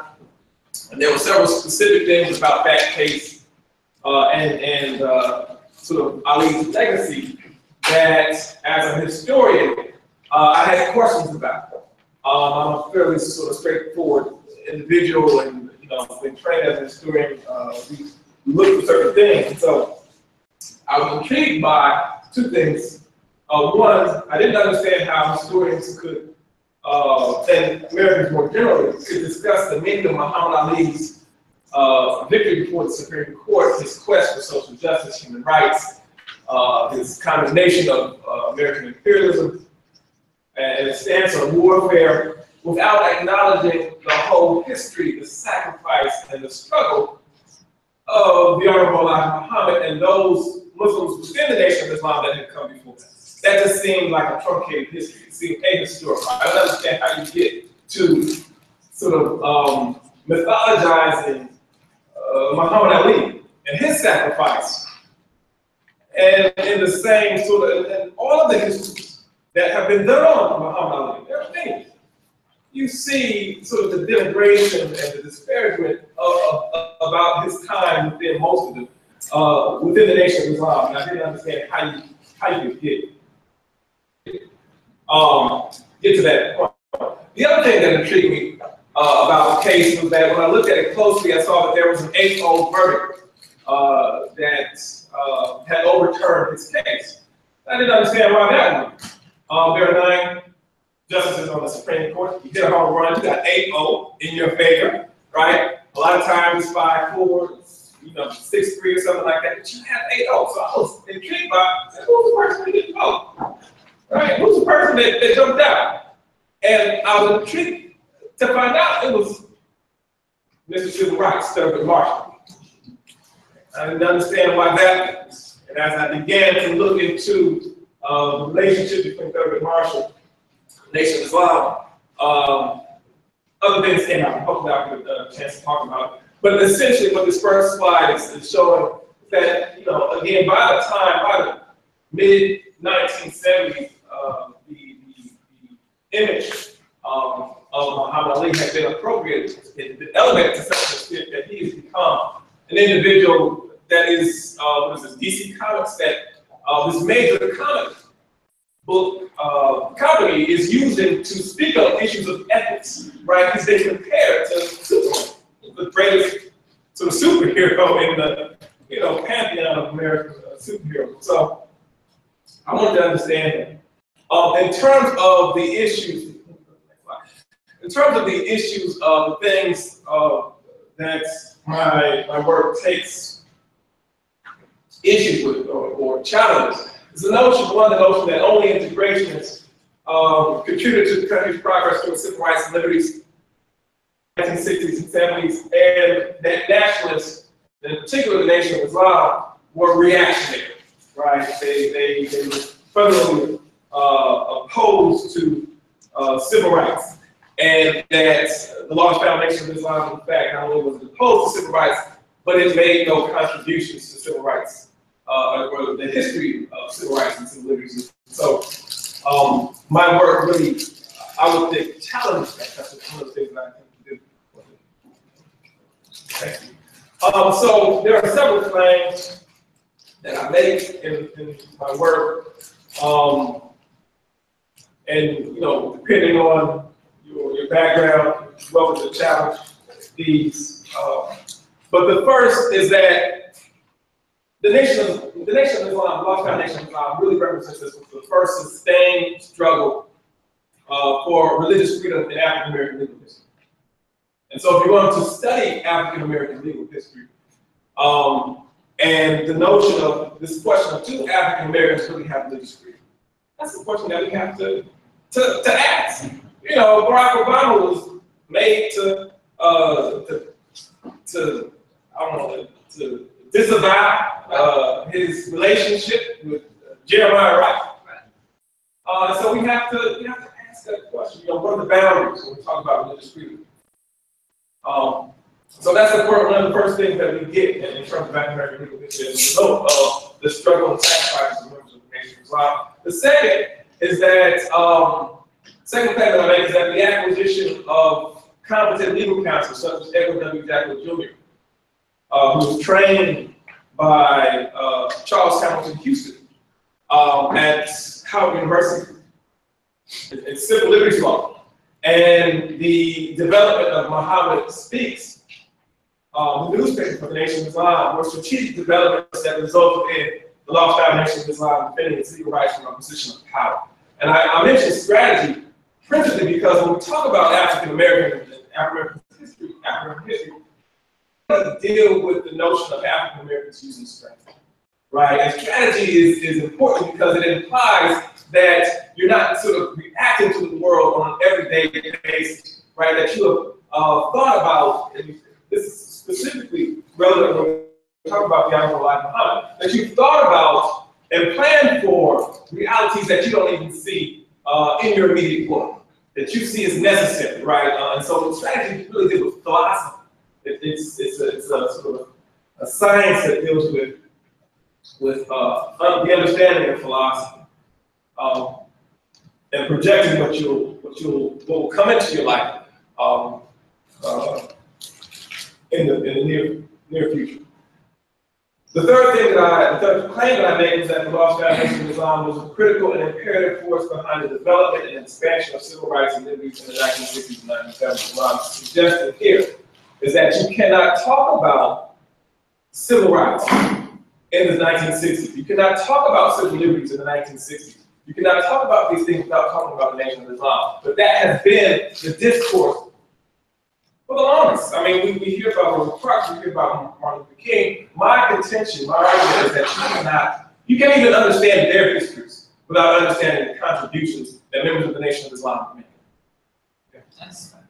So, if you could go to the next slide. So I deal with several lawyers in the book. The principal one is Edward W. Jackal Jr. And again, I'm looking at Edward W. Jackal Jr. because he's trained by Charles Hamilton Houston, who was the individual that trains Thurgood Marshall, right? They're trained by the same individual. So if you're going to make an argument about the canon of the narrative of civil rights history, you can't do so without talking about Charles Hamilton Houston, right? He's the root of the tree, so to speak. And so what I'm suggesting is, how do you acknowledge Thurgood Marshall and the work that he's doing, but not acknowledge the other students that came later on, right? They're both developed by the same individual. And so in order to critically understand what Charles Hamilton Houston was attempting to do, and to understand the significance of what the Nation of Islam eventually goes on to do, you have to look at this figure. Edward W. Jackson Jr., who again ends up becoming the chief legal counsel for the Nation of Islam. Specifically, when we talk about the contributions of the Nation of Islam in terms of African American legal history, there are a number of cases that you can point to, but one that I will point to here is the case that emerged in 1961, James Pierce versus J.E. Lava Lee, the warden of Clinton Prison in New York. There are several things that we get from this. First, the ruling opened state prisons to federal judicial review of civil rights. And what that meant was that the treatment of prisoners, except for those cases that were necessary and concerning inmate discipline, was subject to federal jurisdiction. And what that meant was that state prisoners had the right, or prisoners in state that were incarcerated in state institutions had the right to appeal to federal courts. And that's significant because you didn't have that at first. They could only appeal to the state courts. What emerges from that is that you get this whole struggle for inmate rights following this decision. That's one of the things that emerges from this ruling. The second thing that emerges from that is that the extension of federal authority over state prisons contributed to middle-class African American civil rights figures and civil rights leaders then taking on going to jail and being incarcerated as a strategy for advancing civil rights struggle. So prior to this case, you didn't have Martin Luther King. He comes at the tail end of 1961. You didn't have Martin Luther King being willing to go to jail. And he's been willing to go to jail because if he does so and he gets abused, it's now on Bobby Kennedy's watch, right? It's no longer this, police chief, I think Gary Christian. What's that? Connor? No, not Connor, but it's this picture in this one town in Georgia. I'm forgetting the name, but essentially, you had going to prison for civil rights struggle was something that students were doing. They were doing it because they didn't have, they didn't risk as much as middle-class African American political figures, but you have Black middle-class professionals beginning to do it because now you have the federal government being on the hook in case they get abused. Okay, and so that's one of the things that we give. So the whole direction, the strategy, and the tactics of the civil rights movement, you wouldn't have King's letter from a Birmingham jail had not this case took place, right? Because he wasn't going to this case.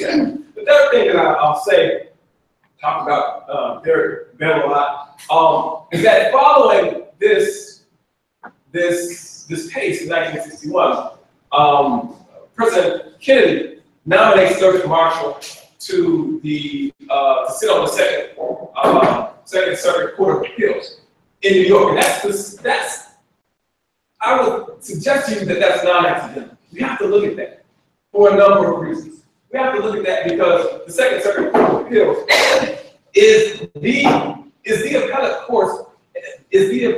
court where the majority of petitions by inmates from the Nation of Islam are being sent, are emerging within the courts themselves and challenging and petitioning for their rights as inmates, as Muslims. And I would suggest to you that that's not accidental. And even more than that, that when you look at the trajectory of Thurgood Marshall's his career following the 1954 Supreme Court case, that it coincides with his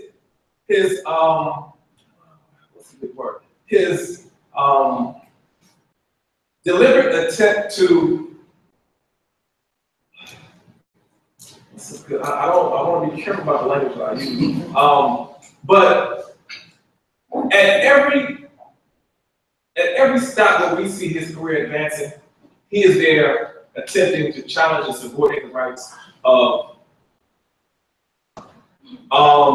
In fact, prior to this even happening, and I point this out my text. I know I'm going over, but 1959, he gives a speech to the International Association of Chiefs of Police in his capacity as the Chief Legal Counsel for the NAACP. And he tells these officers who are coming to the country, this is the biggest gathering of police chiefs in the nation. And he tells them that the NAACP will not defend the civil rights of Black Muslims, right? And then after that, you have these raids taking place across the country. So that's what I would suggest. That's non-accidental. That's non-coincidental. Several months or 2 months after that, he meets with then Senator, 1959, then Senator John, and he comes out at Harvard University and announces the Honorable Elijah Muhammad before the Honorable Elijah Muhammad goes on his pilgrimage to the Middle East. And all of that is significant because he's attempting to act on behalf of the State Department and suggest that individuals should not be meeting with the Honorable Elijah Muhammad. And so his rise, even when he becomes Solicitor General of the Department of Justice, the second in command, he's there blocking Muhammad Ali's case. That's why he has to take. It's not because he just, he wants to do these, he's had this, he has hands in the NAACP. He might have been some other. He's talked about the Nation of Islam in such a way that he can't sit on the court, right? And so, 1959, he makes these claims against the Honorable Elijah Muhammad that impact that attempt to impact the Honorable Elijah Muhammad's trip abroad. Gary Bell, since we've been talking about him, in Faces of the Bottom of the World, the third rule of racial standing says that sometimes you will have, right? Sometimes you have these African Americans racial standing, right? Generally, African Americans aren't allowed to speak critically on issues of race, but sometimes, third rule of racial standing, you have African Americans who will gain standing in their ability to speak on race based on them denouncing and those African Americans who are acting and behaving and speaking in ways that are objectionable to whites, right? And so it's not coincidental. You have to understand that the progress, African American progress towards civil rights in the 1960s corresponds, it parallels this attempt by certain African Americans to subordinate civil liberties. The first 10 amendments, our right to bear arms, our right to speak freely, our right to peaceably assemble. It parallels this attempt to subordinate those things. And so we have to acknowledge that. And what I'll just say is that we get our first understanding of African American or free speech in African American legal history from the Nation of Islam. I don't want to necessarily go into that, but what I'll say is based on the notion of we disagree. We disagree. You have what you want, but we disagree. Right? We have foreign policy that suggests that that's not what we want to do. And there are legal cases that suggest as such. If you want to go to it. Oh, let me just say it right here. So as a consequence of Edward W. Jackal working with the Nation of Islam as the Chief Legal Counsel, as a consequence of Malcolm X under the guidance of the Honorable Elijah Muhammad, and I'll just point this out really quickly. I didn't focus on certain things with respect to the Honorable Elijah Muhammad, his domestic life. I didn't focus on conflicts between the Honorable Elijah Muhammad and Malcolm X in this book because I wanted to look at a time when both Malcolm X and the Honorable Elijah Muhammad were working together, and something beautiful came out of that. And what happened, what came out of that was this architecture, this cadre of lawyers who were willing to defend the legal rights of members of the Nation of Islam, and everybody benefited from that. If you go to prison right now, you will reap from the benefits that individuals struggle in the Nation of Islam gained during that time. So you see all of these cases where members of the Nation of Islam are beginning to sue, petition for the rights. Okay. This is sort of a question that some might have, and that is, given the notion that the Nation of Islam viewed America as ethically sort of corrupt, unjust, morally damned, then how did it justify using the courts? And so I suggested there are a number of things.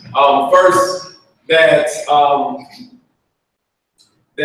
the Honorable Elijah Muhammad suggested that there was no conflict between Islamic law and his theology and federal and state law, then you were to follow federal and state law. And so that's the thing that people don't like. Nation of Islam members were law-abiding citizens, right? More law-abiding than you would get in a lot of other spaces. The second thing that we see was that financing court cases became an event of national importance within the Nation of Islam. And then thirdly, the NOI had a corporal understanding of justice, and essentially what I mean by that is that just here and now. It wasn't something that happened in some sort of distant far off places in the by. It was something that you could actually petition for and pursue in our life during this time. Okay, these are just images that I put up. They're from Muhammad Speaks, and I also suggest that was very important. We'll talk about the Nation of Islam beginning to win its court cases and project itself into sort of courts of law. We see that Muhammad Speaks challenges social constructions of the Nation of Islam as violent, as un-American, as subversive, and as irreligious. And in addition to that, if you just want to know how closely that you all can see, but you can see if you just read some of the language there. If you go to that slide, you can read some of the language there. You see that the Nation of Islam is actually appealing to the U.S. Constitution as a document that governs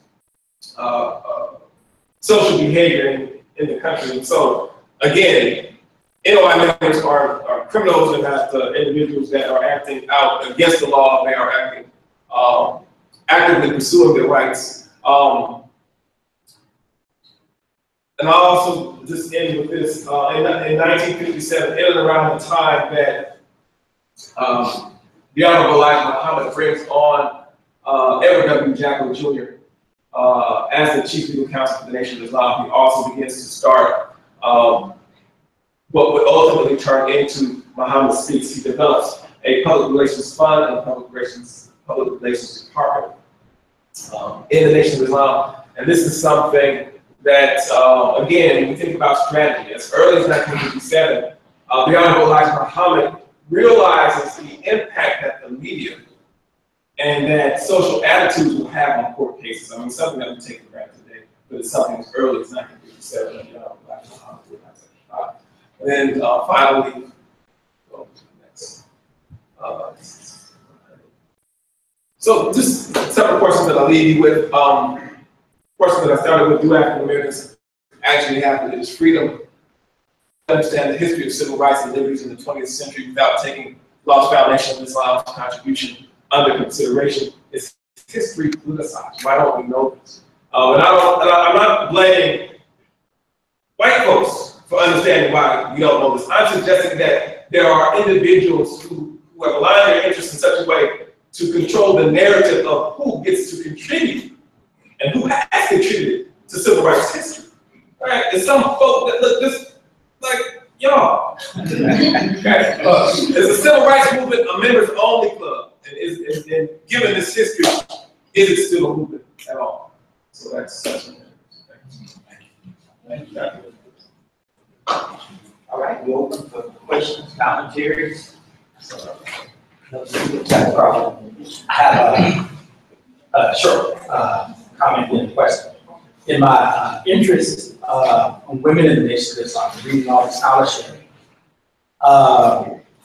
I'm wondering, and I have a slight interest in this from a legal history, which is your project, not mine, but it interests me, and I wonder if this idea of homeschooling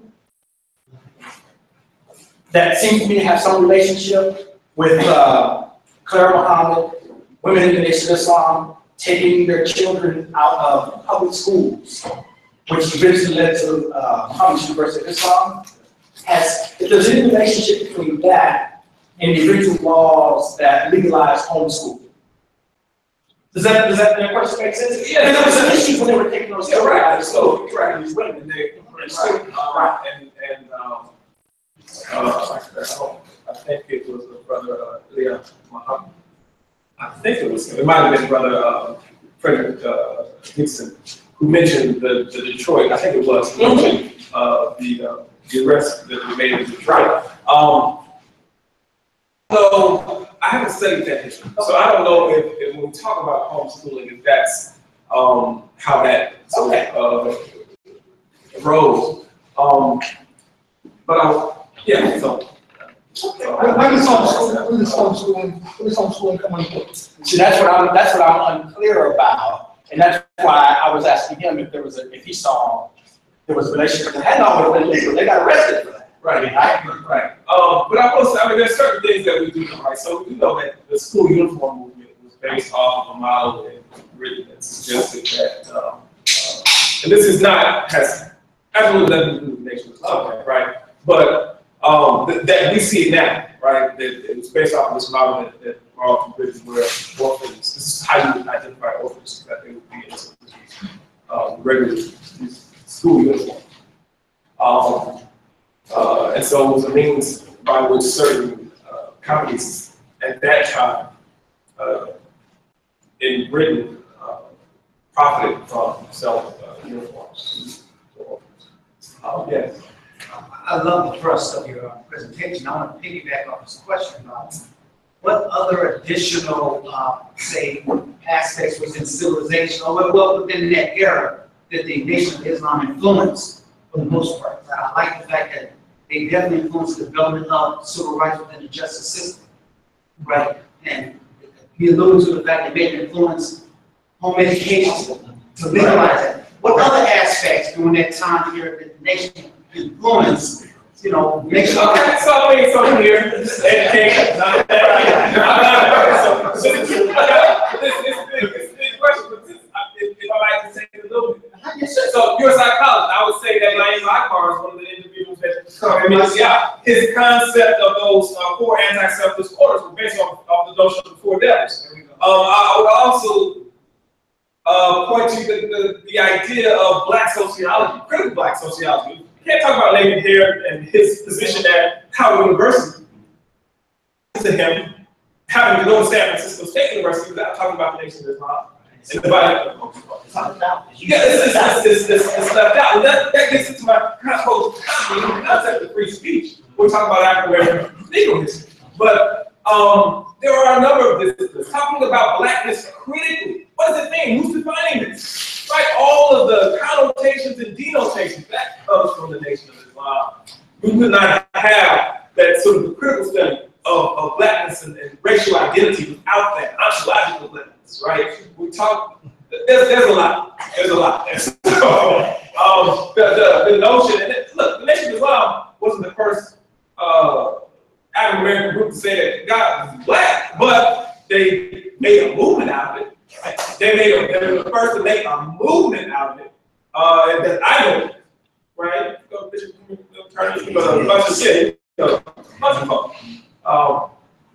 there are a lot of contributions that we see throughout, I would say, throughout academia. Yes.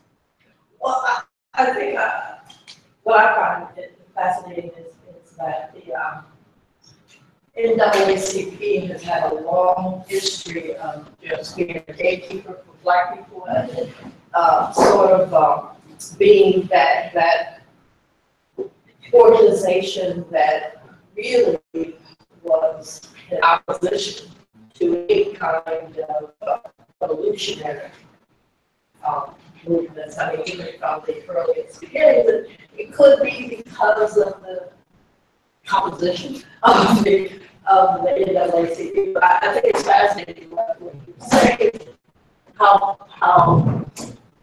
they were really the ones that were really in opposition against these more revolutionary movements. So what I'll say is that let me start with my dissertation. So this project emerged from my dissertation, and the part in about Thurgood Marshall and about him being with the International Association of Peace. That's a lot of stuff that Marshall did. But at the particular part,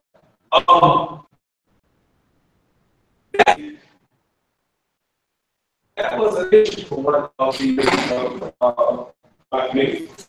And also, where that's he putting that in there.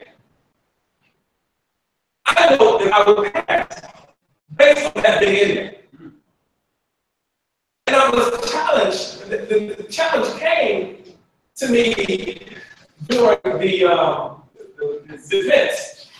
What was told to me was, well, he just has an opinion. Well, he has an opinion like anybody else. He can say what he wants. My reply was, he is the acting chief counsel for the nation, the National Association for Companies, NAACP. You can't just write that off. He's communicating with Stephen P. Kennedy, the commissioner of the New York police, right? Who invited him to the meeting. It was a closed door meeting. The only reason I can know about it is because this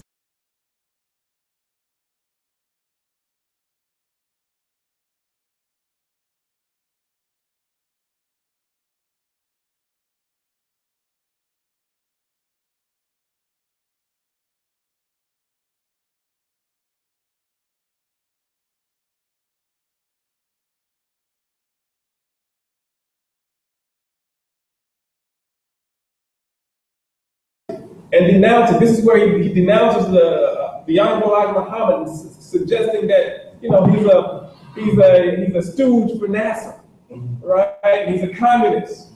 This is one month prior to that. He meets with then Senator. He goes to Massachusetts to meet with then Senator Kennedy. I can only say so much because I don't have certain evidence. I don't know what the relationship. I don't know what came out of that meeting. I don't know what was said at that meeting, but I know what came out. But there was an attack on the Nation of Islam.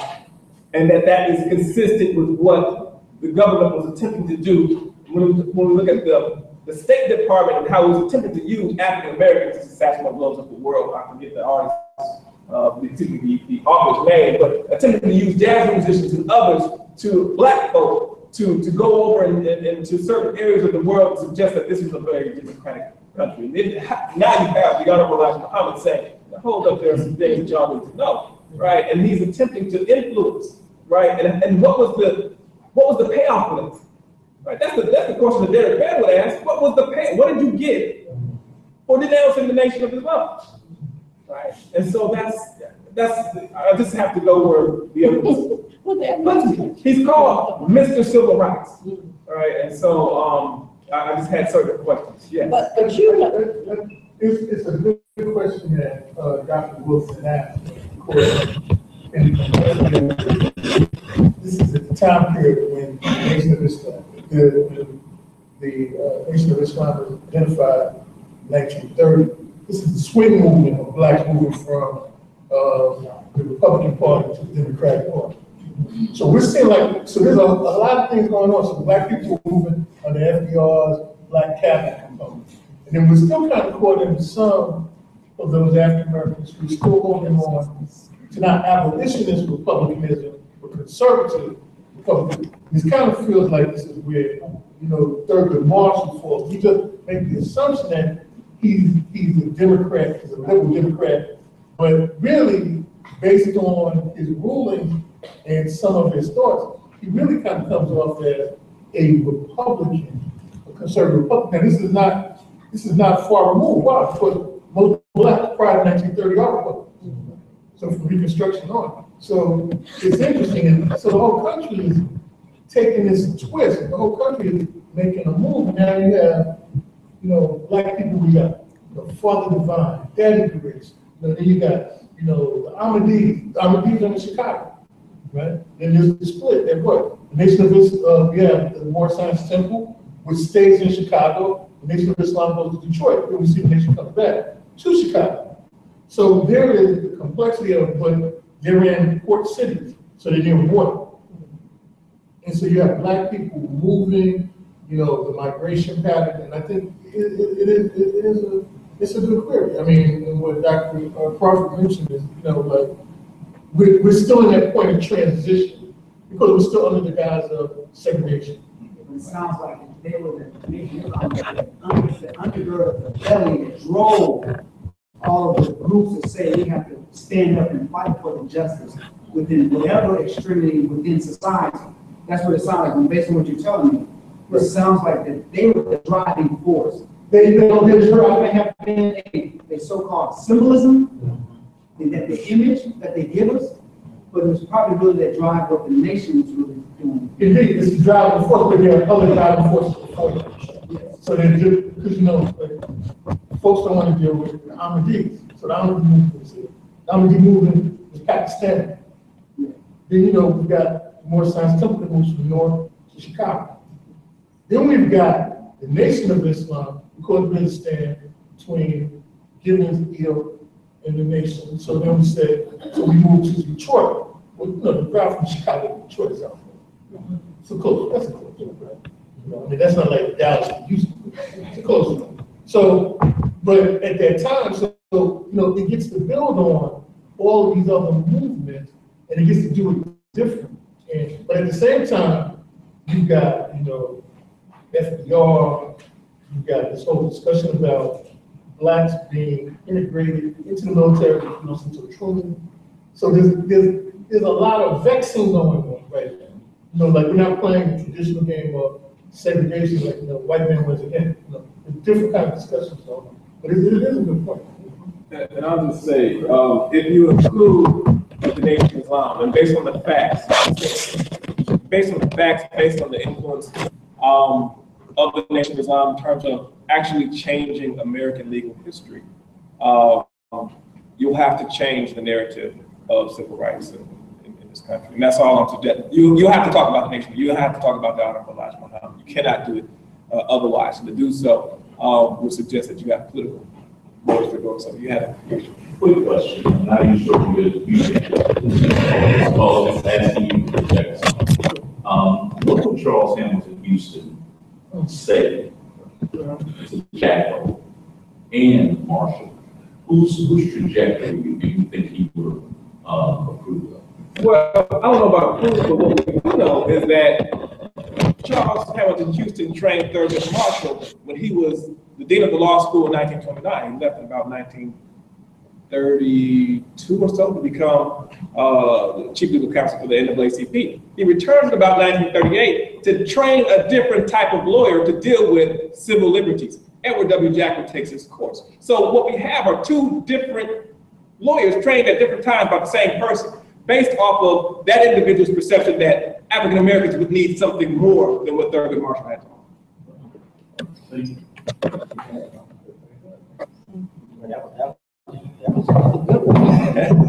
I've never seen Brother Malachi so pumped up. Most people don't call me. I mean, this is another person today. So our next presenter is coming to us from Chicago. And I mentioned, brother, earlier, his connection to Minister Farrakhan and how long he's been doing this work. He's considered the math doctor. And when you talk about educating Black children, and you talk about mathematics, if you want to have your students educated in being proficient in superior in mathematics, he's the person. He studied under and worked with one of the top mathematicians in the world, with Dr. Chavez. And so we are honored to have him come from Chicago to make the journey here to be with us today, and we couldn't pay any of you. So again, we're honored, brother. You have the floor.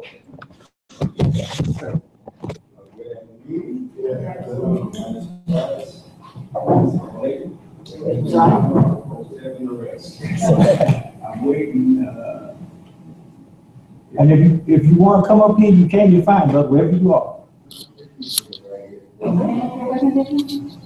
It's a STEM and STEM, right. Okay, so I wanted to first, I don't know if Brother Frederick is still on, I saw his little icon there.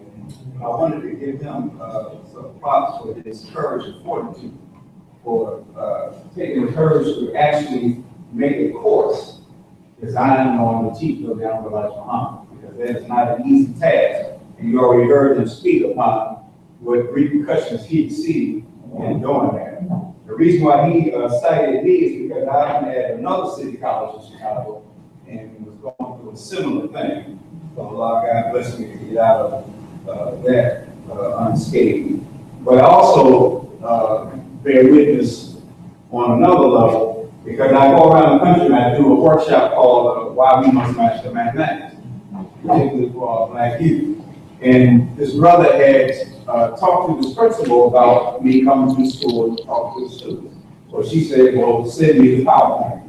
So once she got the PowerPoint, I had one slide on it with a picture of the Honorable Muhammad and his quote on math that says, any people who do not know mathematics will be subject to people that know math. And this is a black sister, and she immediately called back and said, we can't do it. Because of that one slide, in that quote from the Honorable Muhammad, she said she didn't want to offend her white students.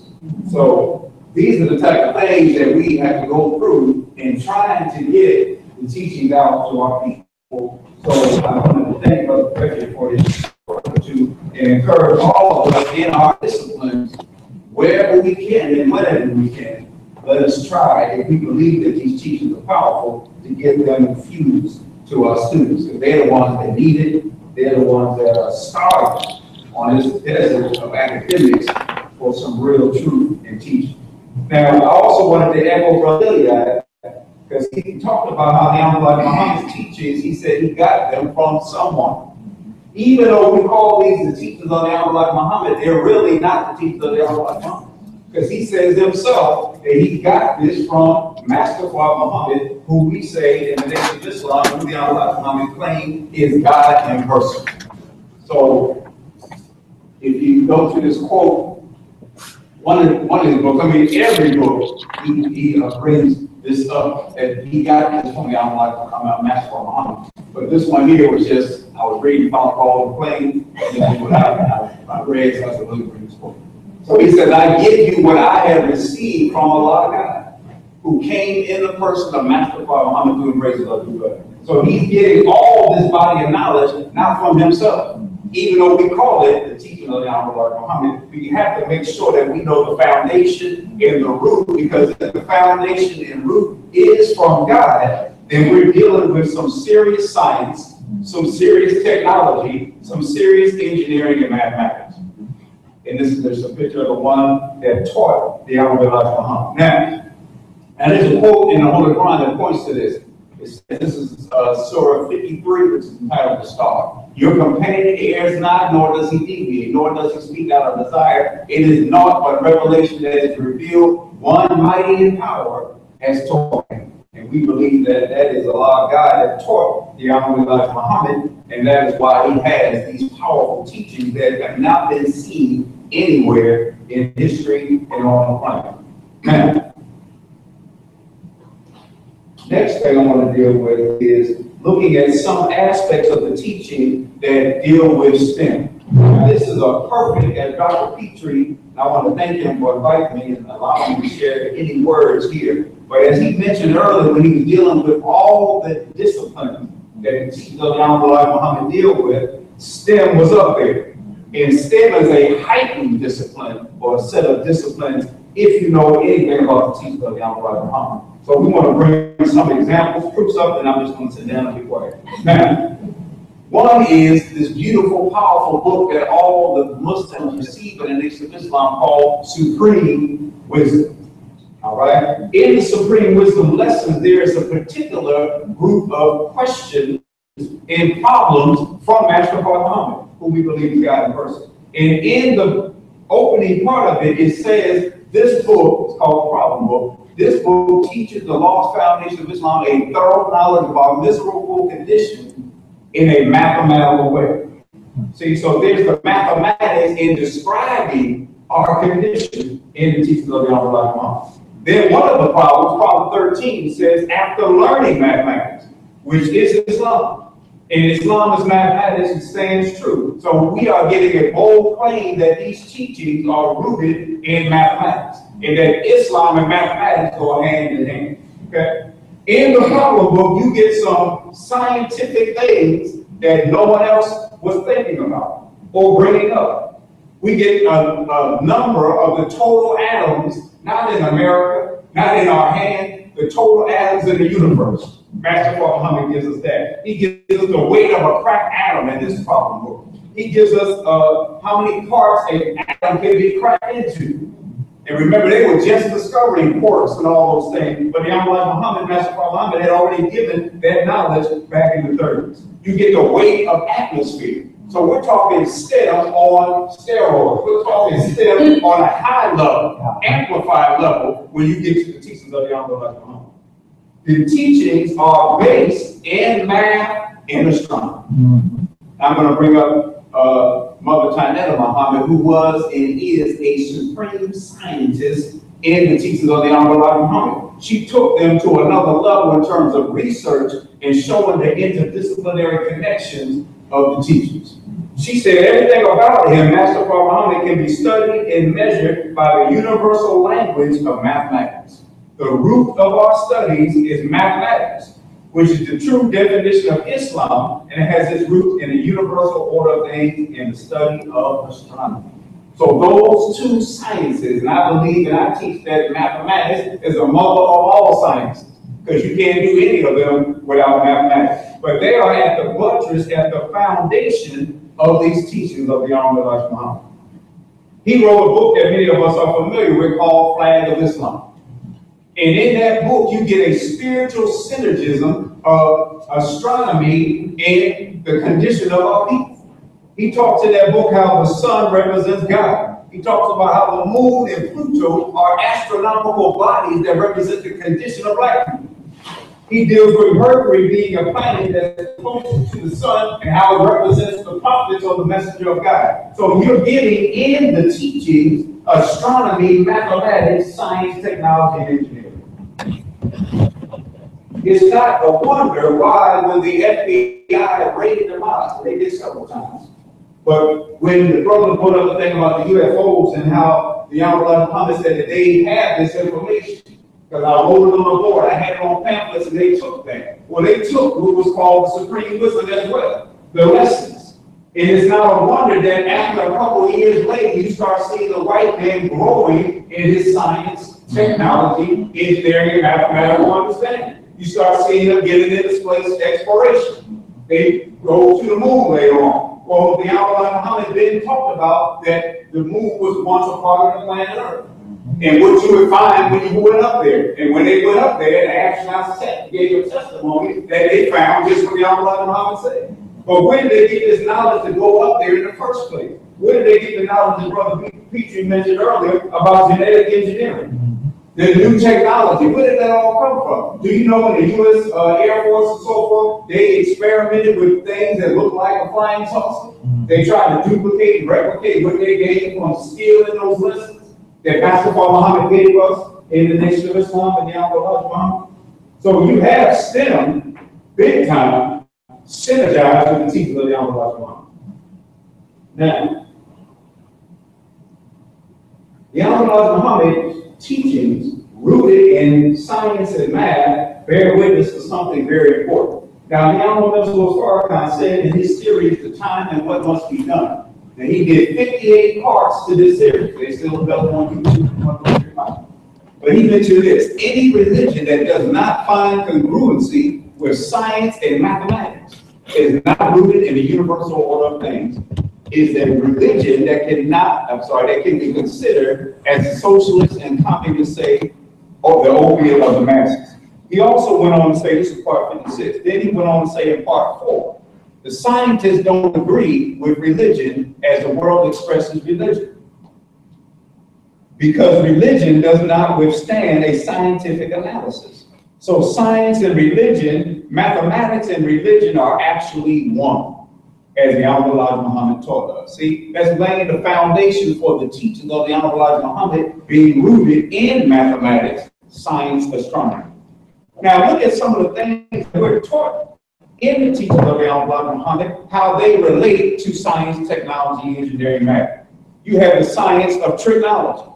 Nobody knew nothing about that until we got the teachings of the Honorable Elijah Muhammad, where he goes into the trickery of Satan, the trickery of those in power, and how they subdue and keep down the black man and woman and the masses. There's a science to that. Everything in the teaching is the science of, okay, because it gets to the root of that thing.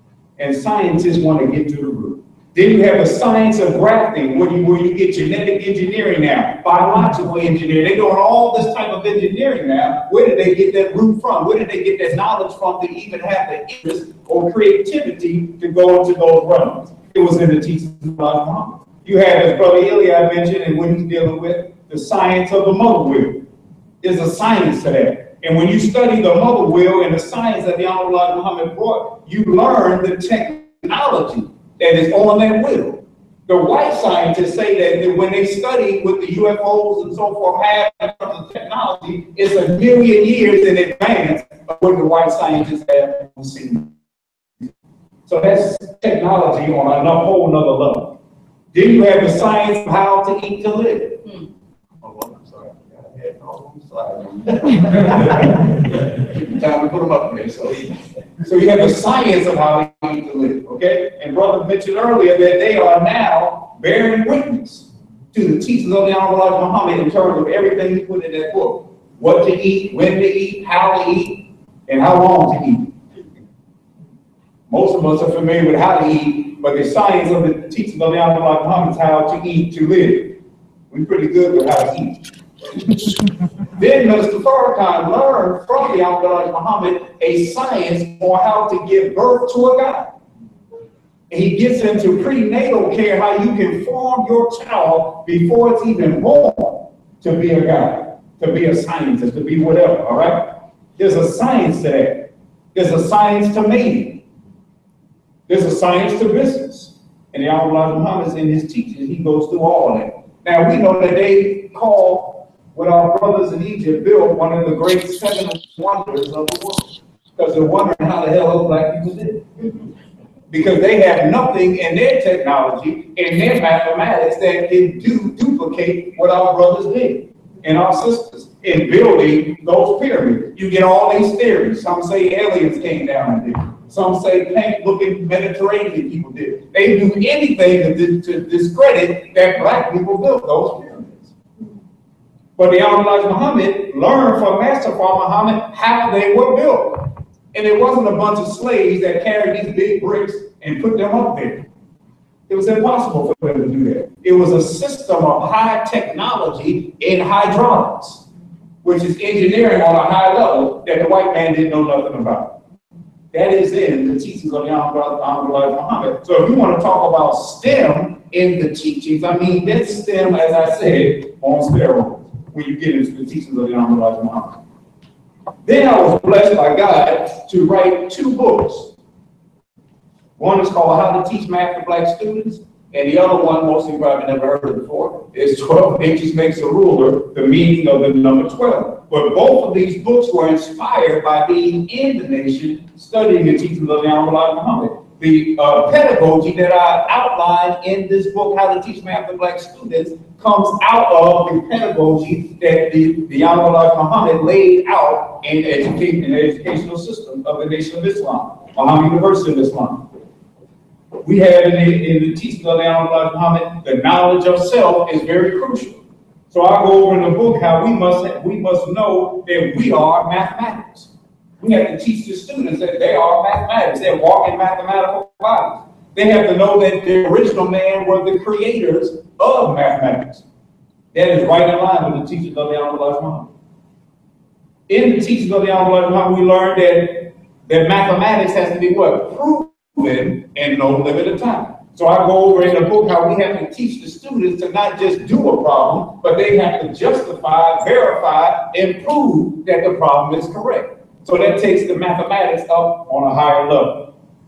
In the teachings, we learn that we have the mathematics, we have to learn to use it. That's applied mathematics. We don't want to learn math just for the theory purposes, just to walk around arrogant and say, I know some math. If you're not applying it, then the mathematics is no good. Math is a tool to solve problems. So I learned that from teaching that it has to be applied. So in the book, I talk about the pedagogy of making sure that real world problems and applications is at the core of why the students are learning math in the first place. Math is to solve problems, real problems, not just problems on a dead worksheet, okay? So in the books that I wrote is the foundation of the teachings of the Honorable Muhammad gave me insight into the pedagogy to write the book on teaching math, and also the book on 12 inches makes a ruler. I got the whole concept from the teachings of the Honorable Muhammad, because he deals with the meaning of numbers,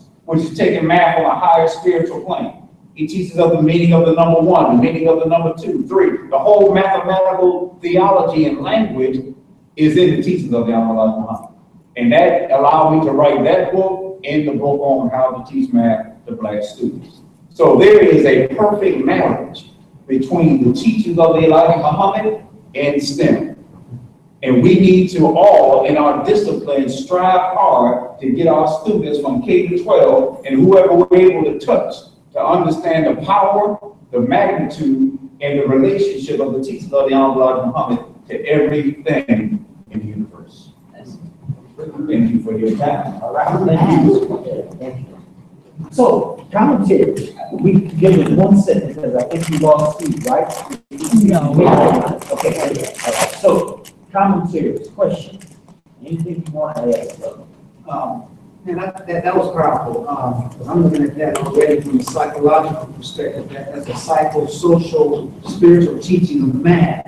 And that needs to be something that be introduced to all STEM students. And I say that because when I got research I'm actually conducting right now, trying to finish with some analysis, we're actually looking at the analyzation of STEM students in terms of how they see their own perception about themselves within the STEM fields, how others perceive them within the STEM fields, and then comparing the analysis of how many of them start STEM and transfer out of STEM majors. And this sounds like an excellent foundation to have them understand why they should maintain and stay in STEM majors overall. So I find that to be very enlightening and powerful. How have you been able to engender this line of pedagogical, mathematical approach within other, say, institutions, schools, and so forth? Well, there was a time where I was sought after in terms of doing workshops. I don't know whether it's the name, the religion, or whatever. After a while, I got kind of phased out, but in the professional developments that I've been blessed to give across the country, I go directly to them and let them know that you have to, one, show the black students, the Hispanic students, that they are mathematical beings, that they are the originators of mathematics. You have to apply it. So a lot of times, the teachers will listen, but whether they actually go and do it in their classroom is a whole other story. And that's why Dr. Computer said he really wanted to stop doing teacher workshops, because they'll clap, they'll listen, but then they go back and do the same thing again. So that's one of the main problems, is doing this. This sounds like something I want to do a teaching with. You got to bring this brother here to a talk. Yes, students, right. particularly against them. And then my question, I have just a quick question. My question would be, when you look at the preparation of teacher educators in math, you know, how would the teachings of the Honorable Elijah Muhammad give them that added whatever is needed, where they're not just the technician type mathematics teacher that can give you the worksheet? It'll take it to a whole other level, because the Honorable Elijah Muhammad has, whenever he sat down with the teachers at the Muhammad University, we have a lot of that information that he gave the teachers in a binder. And that to me is a teacher's manual of how to teach, because it goes into so many different aspects of making sure that you make it relevant, making sure that you include the students in the picture. So I think it's a handbook that he has, that he wrote? It's actually the notes. Notes, yeah, like, right. We have somebody that has put it all together. So we actually have a binder of that we use at Muhammad University in Chicago, which really to me is a manual for teachers that are planning to teach. So brother, if you were dean of a college of education dealing with math, what would be some things that you would probably see going on under your leadership? In particular, as you know, and the big thing now is, you know, having these students literate in math. And what they've done is they've skillfully, I'll give you some examples, and I gotta keep us going. but what they've skillfully done is they now use reading as the first step. You know, like when I was in school, you did both the timetables, the math and whatnot. Now it's your ability to read, because in the reading, they'll trick you. Then there are these other processes in math now where some students can come in. I was looking at a student paper. He comes in, he looks at it, and he gets the answer. All right, he puts it down. So then he brings it to class, teaches you, all right, you made a 90, you got 90% of the answers right, but your grade is a 68 because you didn't follow all the steps in the process. How does that work? Is it that the student maybe is a genius in math, and then we set them back by saying, you got to follow all these certain steps? The whole thing is a game. Okay. And the game is to get a few in and keep the masses illiterate, and particularly in math and science. So the whole game, the teachers begin to replicate the same mindset of only allowing a few in. And the whole system of education was never meant anyway for the masses to do well. So I see that at the college level, the same thing you're saying, where some of my students will say, well, Mr. Muhammad, in this other class, if we do it differently, we get it marked off. I say, even if you get the right answer, yes. But see, so it's answer driven and not concept driven. You see, it's not problem solving driven. It's just you need both things to move on. And if you spin it back the way you're supposed to, then you'll get pushed ahead. So the whole concept of mathematics has to be changed the way it's taught. And our people, because we're a rhythmic people and a visual people, a lot of times we don't do well in math classes because of the rigid nature of it, the abstractness of it, and because our foundation is not strong. You got to go to the preschool and start there. Build that foundation up, and then you'll be able to proceed well further on down the line. But the whole thing is not meant to make the masses learn mathematics. Right. So you have to revolutionize the whole way it's taught.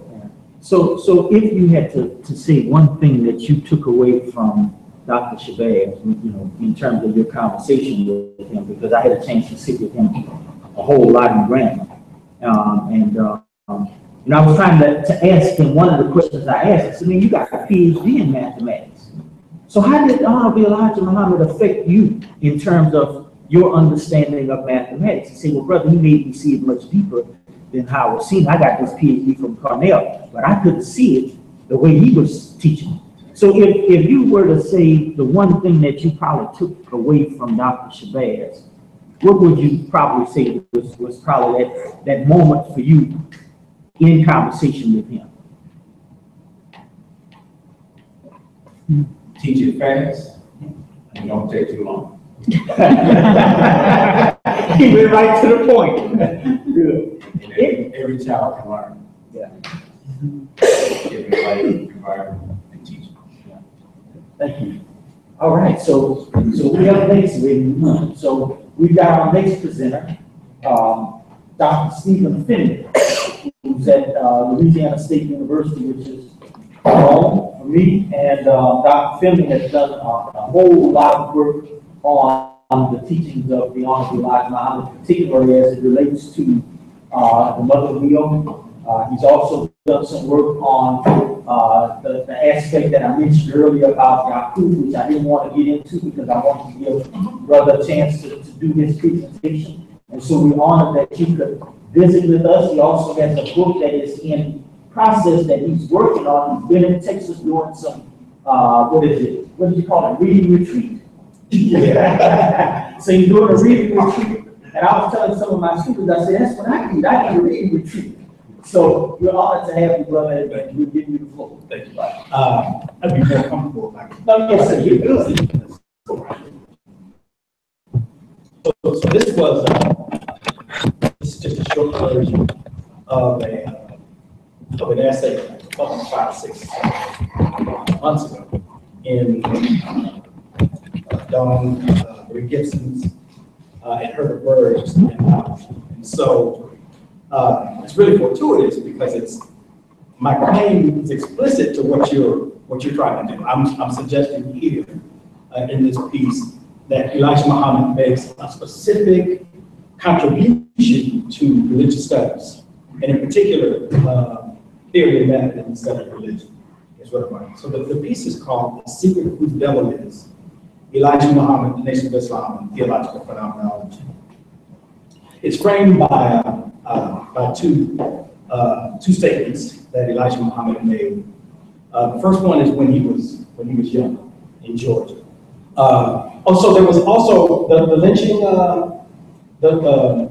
the images of the lynching. Mm-hmm. You want to pull them? Please, because that's sort of the background there that I want to tie to what he's saying. And it's a short lynching video that doesn't have any sound. It's only about 3.5 minutes.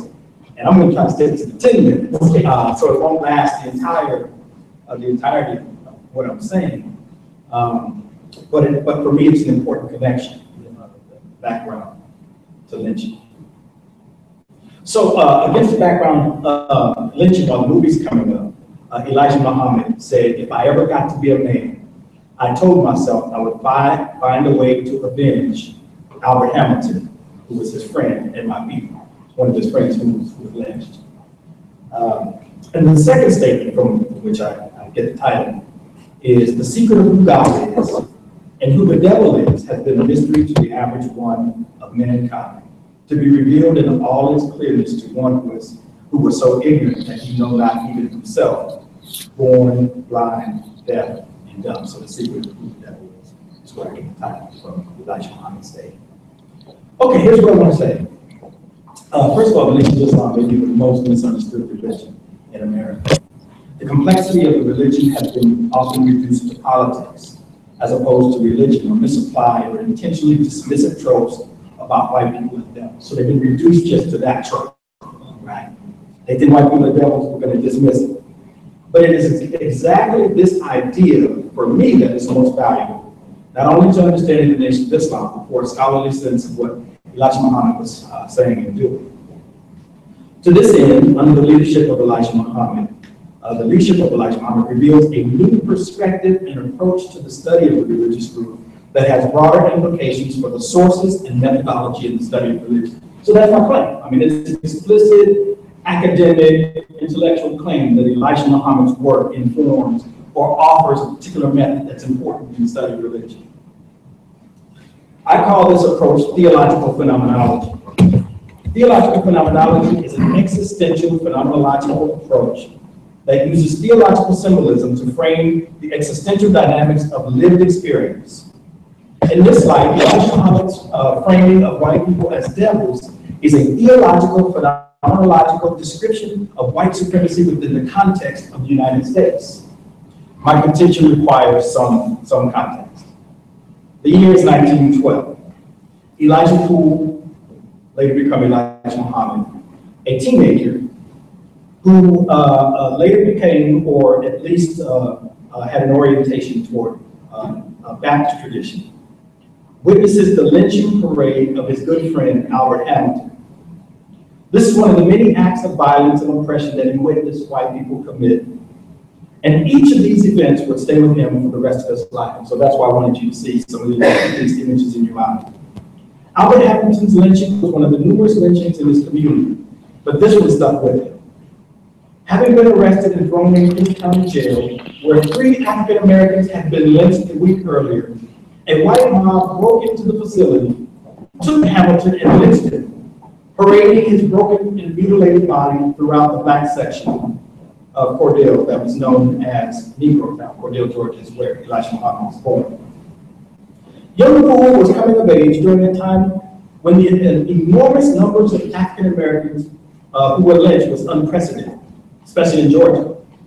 This particular event, however, left an unshakable mark on Poole's racial consciousness, and he, quote, cried all the way home, close quote, struggling to make sense of what happened to his friend and to comprehend the powerlessness of African American men who did nothing to protect his community from white racial terror. Right? So that was a major impact and emphasis on him, and how in a community with all these black men could this happen and nobody do anything to protect black people. Did these events of lynching influence a theatrical way of looking at the world that sought to make sense of the absurd racial terror that African Americans experienced at the hands of whites in the United States? It is Muhammad's and the NOI's religious narrative, variously called the myth of Yakub or the Yakub myth, and I knew we would have some conversations about this conversation about the term mythology. Oh, I appreciate yours too, right? That was a really fair definition that you offered too, right? But some people I think they have issues with the term. It should be stated at the outset that this is only one small aspect of the narrative that attempts to make sense of an absurd world. A terrifying world for African Americans in which their bodies were the objects of racial discourses of inferiority and inhumanity that justified their imminent expurgation, destruction, and mutilation for centuries of American history.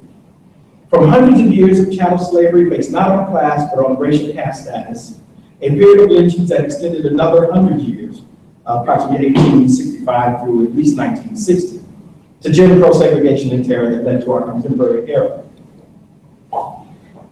The mythology, which is enormously complex and broad symbolic representation of an existential reality for many, if not most, African Americans during Muhammad's life, was a theatrical response to the abject horror of African American life in the context of the violence of white supremacy and capitalism, in which their bodies were commodified for profit, pleasure, and violence, that must be taken seriously in order to apprehend the meaning and function of the narrative for the NOI and its broader appeal to African Americans. So in some ways, by calling this a theatrical response, I'm saying that Elijah Muhammad was attempting to give some coherence and meaning to why black people suffered at the hands of this abject terror and violence for being nothing but black. Right? So it's a theodicy in that sense. This point is worth emphasizing, for too often the religion was and continues to be taken out of its historical context and social setting in the United States and condensed to a lexicon or an index that renders it the problem, rather than viewing it as a conglomeration of ideas, discourses, and practices that offer a counter-creative signification on white supremacy and violence that has been sui generis of the African American experience in America. The reduction and flattening of NOI religious thought obfuscates the lived reality behind the lexicon, diminishes it to the point of irrelevancy, or perhaps strategically constructs it as religious and racial grotesquerie, so that the organization might then be dismissed and configured in a taxonomy of truncated religious groups and ideas that are anathema to supposed American ideas. So what I'm saying here is that this reducing and flattening the complexity of the religious narrative of the Nation of Islam, in particular this idea of the devil, serves the purpose of dismissing your claims, dismissing what Elijah Muhammad, African Americans more generally are saying about their experience of racial terror in America. And the footnote, one of the footnote to this last claim in the article actually points to the Southern Poverty Law Center, because this is exactly what I think they're doing, right? And this is a problem because they are flattening what's a very complex experience and claim from African Americans, and they're making them in some ways equal, especially Muslim and Hebrew groups, to groups like Ku Klux Klan, and I think it's a lie, but it's also it also lacks a sort of human engagement with African Americans. So we'll talk more about that later. But the footnote specifically in the article points to the Southern Poverty Law Center as a problem. Because of the tenuous nature of black existence in a world in which black bodies are perceived and lived as in jeopardy, African Americans, including the NOI, develop secretive discourses and practices that Anthony Penn calls covert in response to the dehumanization of terror. These initially weren't public sort of ideas, they were private. You had to be part of the Nation of Islam. I would add that part of what is dehumanizing now that the narrative of the act group is more tenuously known publicly is the failure of scholars and popular sources to connect the discourses to what Beagle Mandela Gray calls the epistemological ontological orientation of African American religion that requires attention to the existential phenomenological situation of African American religious groups, such as the NOI. And these narratives, if you don't mind running that again, are part of the context, part of what he's trying to get at there. That there's context for understanding the narrative of the Nation of Islam, and particularly this idea of that white people were devils. In his essay, Show and Prove, 5 Percenters and the Study of African American Esotericism, Gray argues that the secret knowledge of the 5% Nation of Islam, also known as the Nation of Gods and Curses, and I argue the same is true of the NOI and the story of Yakub, is not simply about knowledge acquisition nor of pedantic fixation, but is about the very being of their members. The story re-envisions who they are and who they could be. And so this is a counter-narrative to who the culture says Black people are, right? Which is to say, Gray is calling us to pay critical attention to the conditions under which such secretive practices and discourses emerge and the relationship that they have to the people who practice them and their condition of existence. And for Elijah Muhammad, this is really important background. Namely, as a response to terror and quest for new subjectivities and forms of religious consciousness in which African Americans remake themselves and envision themselves anew that are not structured and determined by the enormous weight of a history of violence, subjugation, and narratives that render them non-human and inferior. This is what is meant by the epistemological, ontological orientation and the phenomenological existential situation of African Americans. And this is precisely what is missing in discussions of the story of Yakub and the hyperbolic and reactionary responses to representation and description, metaphorical or otherwise, of whites as devils. In other words, the misappropriation, because that's what I'm saying it is, right? People don't look at the story in its complexity and depth against the background of African American experience. They misappropriate it, and Southern Law, obviously, there's just one group that does that, arises from the inability or unwillingness to interpret the narrative in the empathic context. So what I'm saying phenomenologically, they're unwilling to bracket their own perspective, their own biases, in short, their own whiteness, right? And that's so bracketing is sort of important in phenomenology in order to be able to describe something fairly, right, and accurately. So they're unable to bracket this in order to see this as a religious meaning-making and descriptive experience in the world, and as a theological theodicy that makes sense at most, and is plausible and functional at worst, given the experience of Elijah Muhammad and African Americans in the United States. So this inability to bracket sort of these biases of white supremacy keep them from seeing this as actually a representation of what's a very real experience of Elijah Muhammad, Nation of Islam, and African Americans, is what I'm arguing here.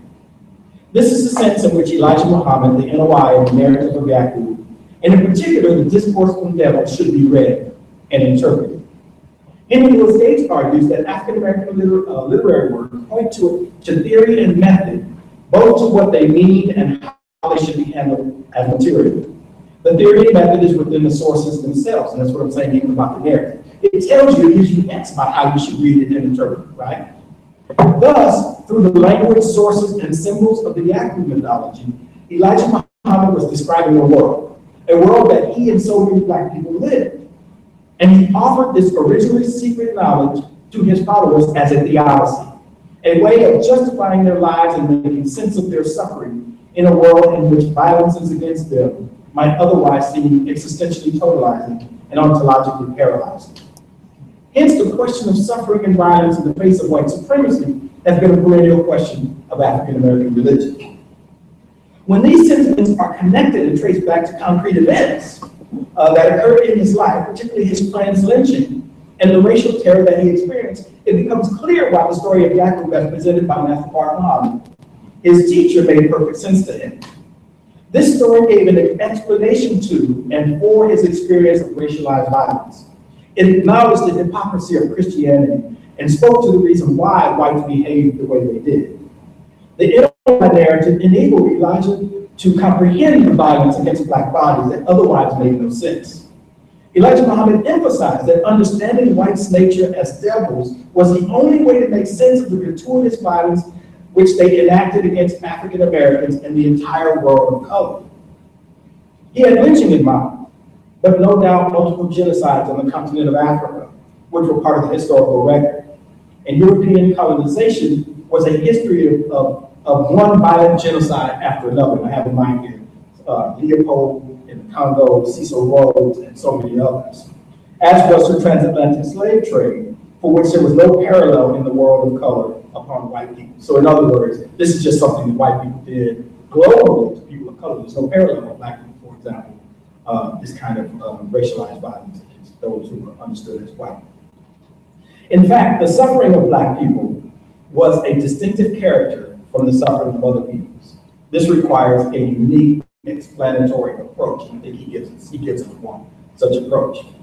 I offer theoretical and perhaps more importantly, methodological insights, again, that I'm calling theological phenomenology, as a means of engaging what is actually a significant contribution that Muhammad makes to black religious and theological thought and to religious studies.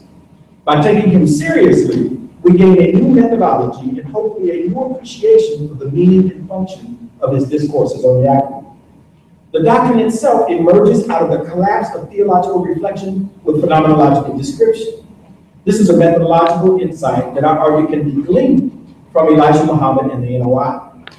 As I read Muhammad, to discern the secret of who the devil is to keep a steady and stable eye on the world of experience while simultaneously filtering it through a theological lens. This is what I'm arguing he's doing. In doing so, that is, in finding out the secret of who the devil is, through the method of theological phenomenology, Muhammad was able to provide new ways of understanding life and experience that kept the dignity and worth of African Americans intact. And if used properly, theological phenomenology might afford religious studies scholars a new way of understanding and engaging with religious traditions, especially those situated within the Africana context. That's good. Thank you. It's open for questions. Yes, it's open for questions and commentaries. And, you know, I need to ask the guests online if they have some comments, and we haven't heard from them. I just realized that we'll get that again. Any commentaries or questions from any of the guests online, the discussants online? I don't know if Brother Troy is there. I guess he's there. He's the one running the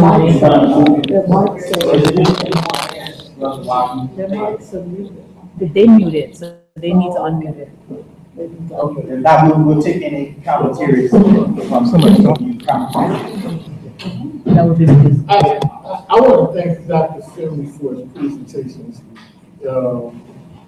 It's a very interesting topic.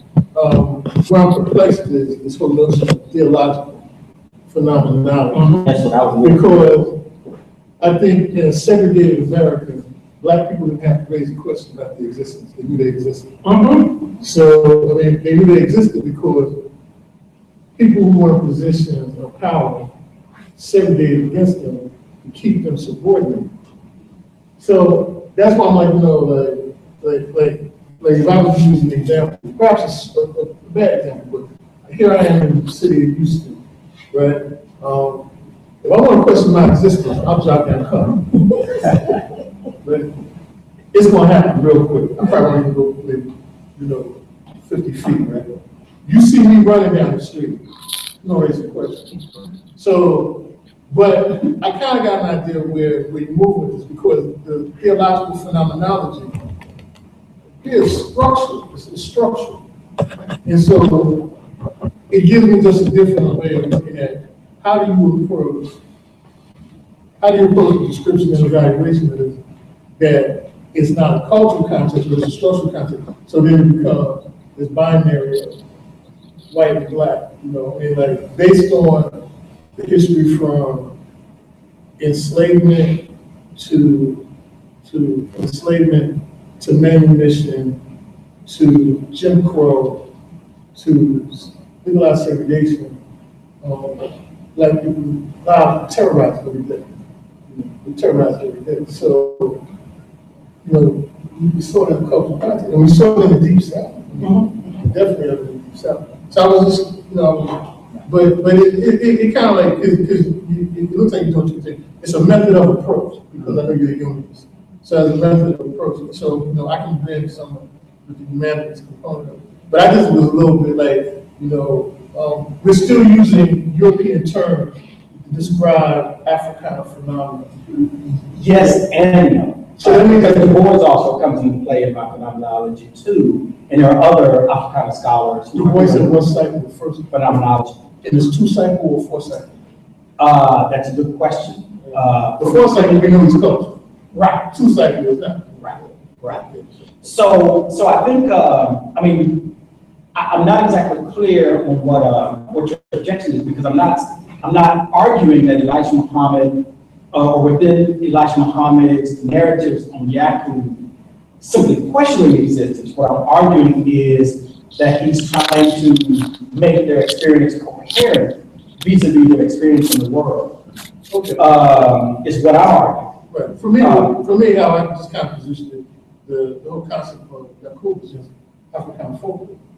It's African folklore. So I'm totally not missing that, but I'm saying there's a way to read the folklore where we see in it a method that's even significant in religious studies, is what I'm arguing. I see it as folklore too. For me, folklore mythology, I'm kind of being fluid with those. For me, it's not a pejorative, right? We don't simply see this as sort of a highly symbolic narrative that is nevertheless true. Yeah, right? Mythology doesn't mean untrue, right? Yeah, like Penn's comments on like these what do you say, covert or constant? I mean, like that's just kinesics. That's black culture, nonverbal communication. Right. If you understand how nonverbal communication, you just understand that. So a whole conversation can go down the room, we never say a word. Right. Right. I mean, I don't know why Penn ain't here. Right. I don't know why Penn uses Converse. Yeah, it's like, I don't know why Penn uses Converse. It's just nonverbal communication. That's black culture. Right. Why we Converse? So I think there are some important phenomenological perspectives, Lewis Gordon and others that are also informing this. And you're right. I mean, so it does have a European origin vis-a-vis Husserl, primarily. Right. They some of those friends are existential. Lou's one of those existentialists I can roll with. Right. That's what Lou's culture.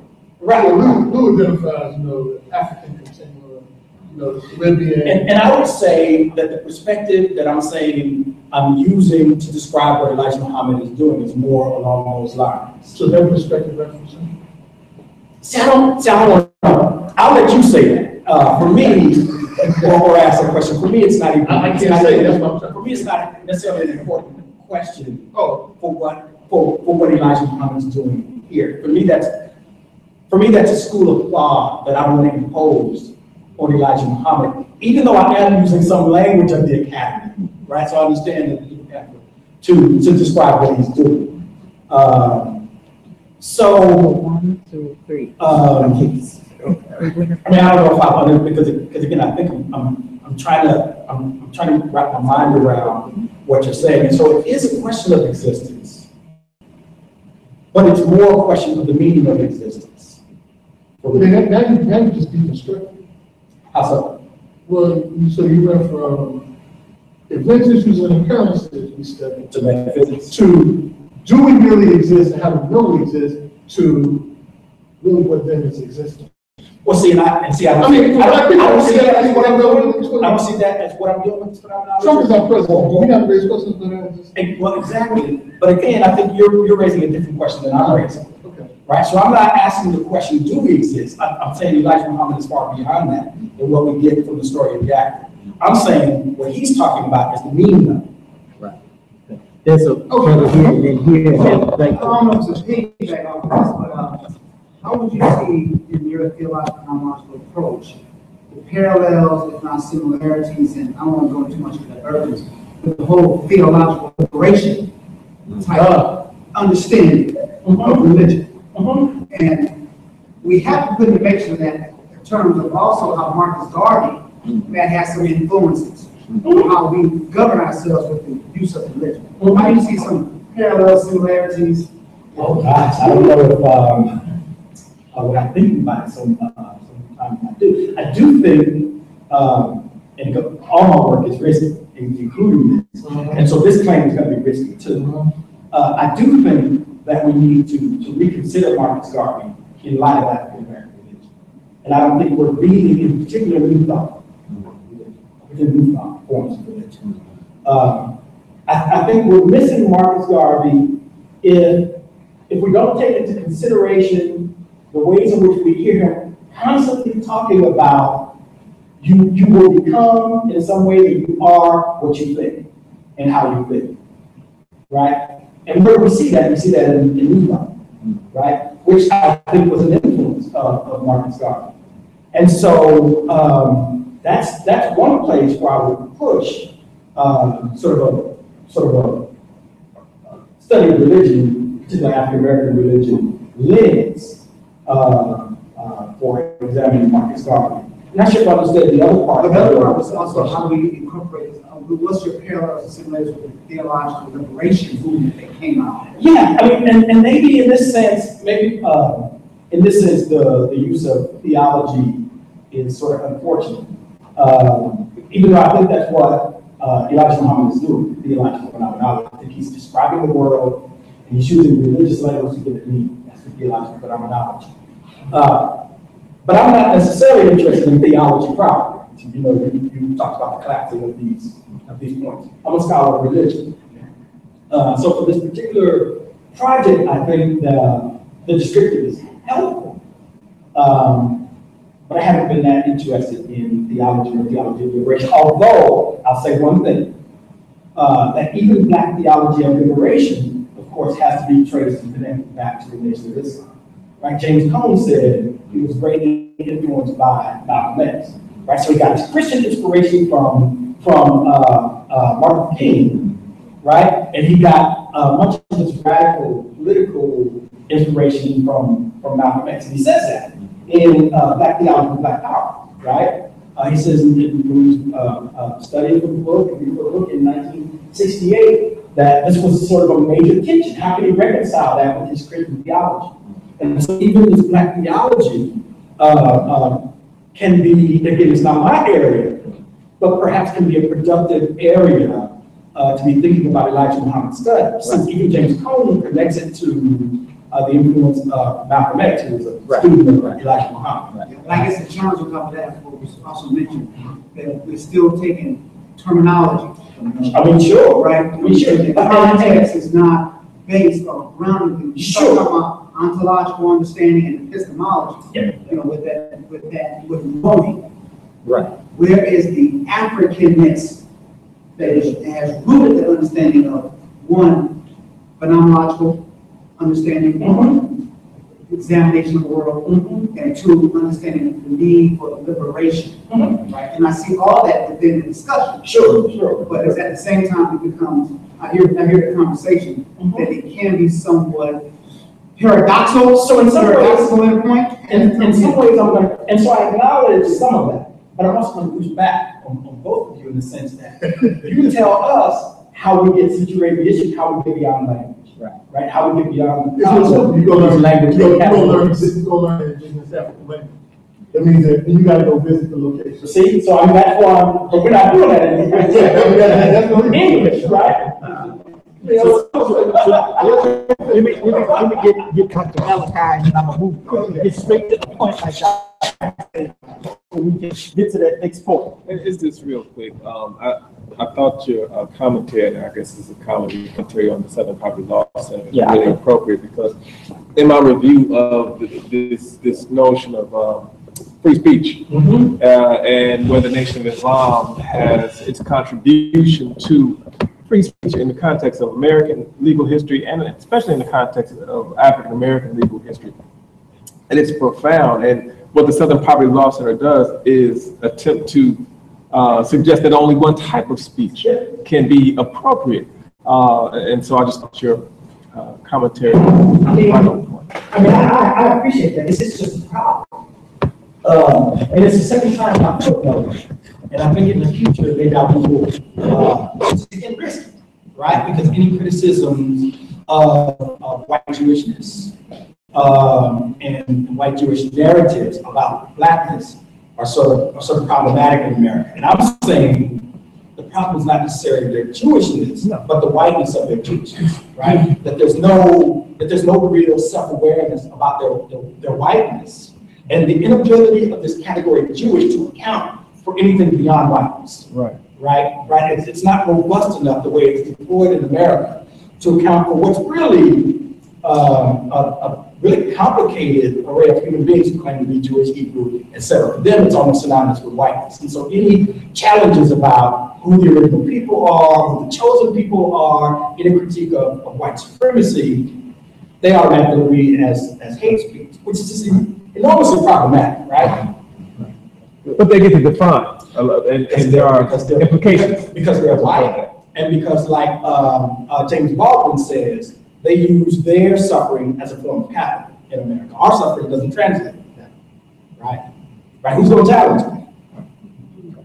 Well, he actually came back. You actually came back. So once you stepped into the garden realm, then you came back out of the structural. You came back close. And then you didn't want. But then it was the speech impediment when I said that. So I think it was like well, I don't want to say. I mean, I'm not teasing them, but I'm like, so these are precursors to an Afrocentric thought. Sure. These are the precursors to Garvey is the precursor to the Afrocentric movement. The Nation of Islam is the precursor to the Afrocentric movement. If you don't acknowledge the precursors, then you don't acknowledge how do we get there later. So you acknowledge the later. You acknowledge the later, like you acknowledge the precursor, you don't acknowledge the later. In the larger picture, there is. But what would happen is you would have to abandon theology and phenomenology as your canon to describe and evaluate a precursor movement to the Afrocentric. So let me help you here and say, I'm calling it theological phenomenology, but if it helps folks better, let's call it descriptive meaning making. But it's not comfortable. This is science. I'm just saying. This ain't comfortability. That's all we do. Because I know it's a dissertation about. But I think theological phenomenology is sort of the best descriptor. At least I see it as one of the better descriptors. I think I'm gonna take a time out. I think you needed it in this form. That's what that. I don't want us to think that Yahweh Muhammad concocted something to satisfy the condition of black people. He's teaching the truth given to him by who he believes and we believe is God in person. So he's not making up something. That's why I don't like the word story. I don't like the word folklore. It's not something he made up just to satisfy black people's condition of being hung and stuff. This is what he said is the truth. It's historical. It's actual fact. Now, whether we believe it or not, that's another story. But he's teaching actual fact. His teachers are rooted in science and mathematics. So he's not concocting things just to satisfy black people's needs from oppression. You see, so I don't like the word folklore or story. I'd rather say history of young people. So now the story, and we have a religious claim, and I'm making a phenomenological claim. And what happens is when you read that, like in Claude Craig's work, all right, and I know in terms of methodology, the terminology of it doesn't necessarily mean what we've contemporarily been taught, of a myth. When we in school, we learn about myths and whatnot, that being not necessarily true, but a story. But when you're dealing with the masses of people and you use that kind of language, you create, I think, a sort of confusion, and then you direct people in a way where they see it more like Brother Shaheed is saying, oh, it's just a narrative. It's a story that he made, to kind of counter narrative what white folks were saying, and is black supremacy in reverse of white supremacy, and it's two totally opposite things. And I think that's what you get in that. So except I'm going to disagree, but I'm also going to push back against the claim that I don't think there is such structure. Right, but you've heard that argument from. I have, and I think it's probably one of the So I was about to say, exactly, that's right. I think they're totally misreading. That's right. And even now, I mean, just if you go on the webpage, you see the same thing, yeah. So, we down to the last two, so, long time. My doctoral students are having a good time. I'm nervous. So, our next presenter is Dr. Lillian Grouse Muhammad.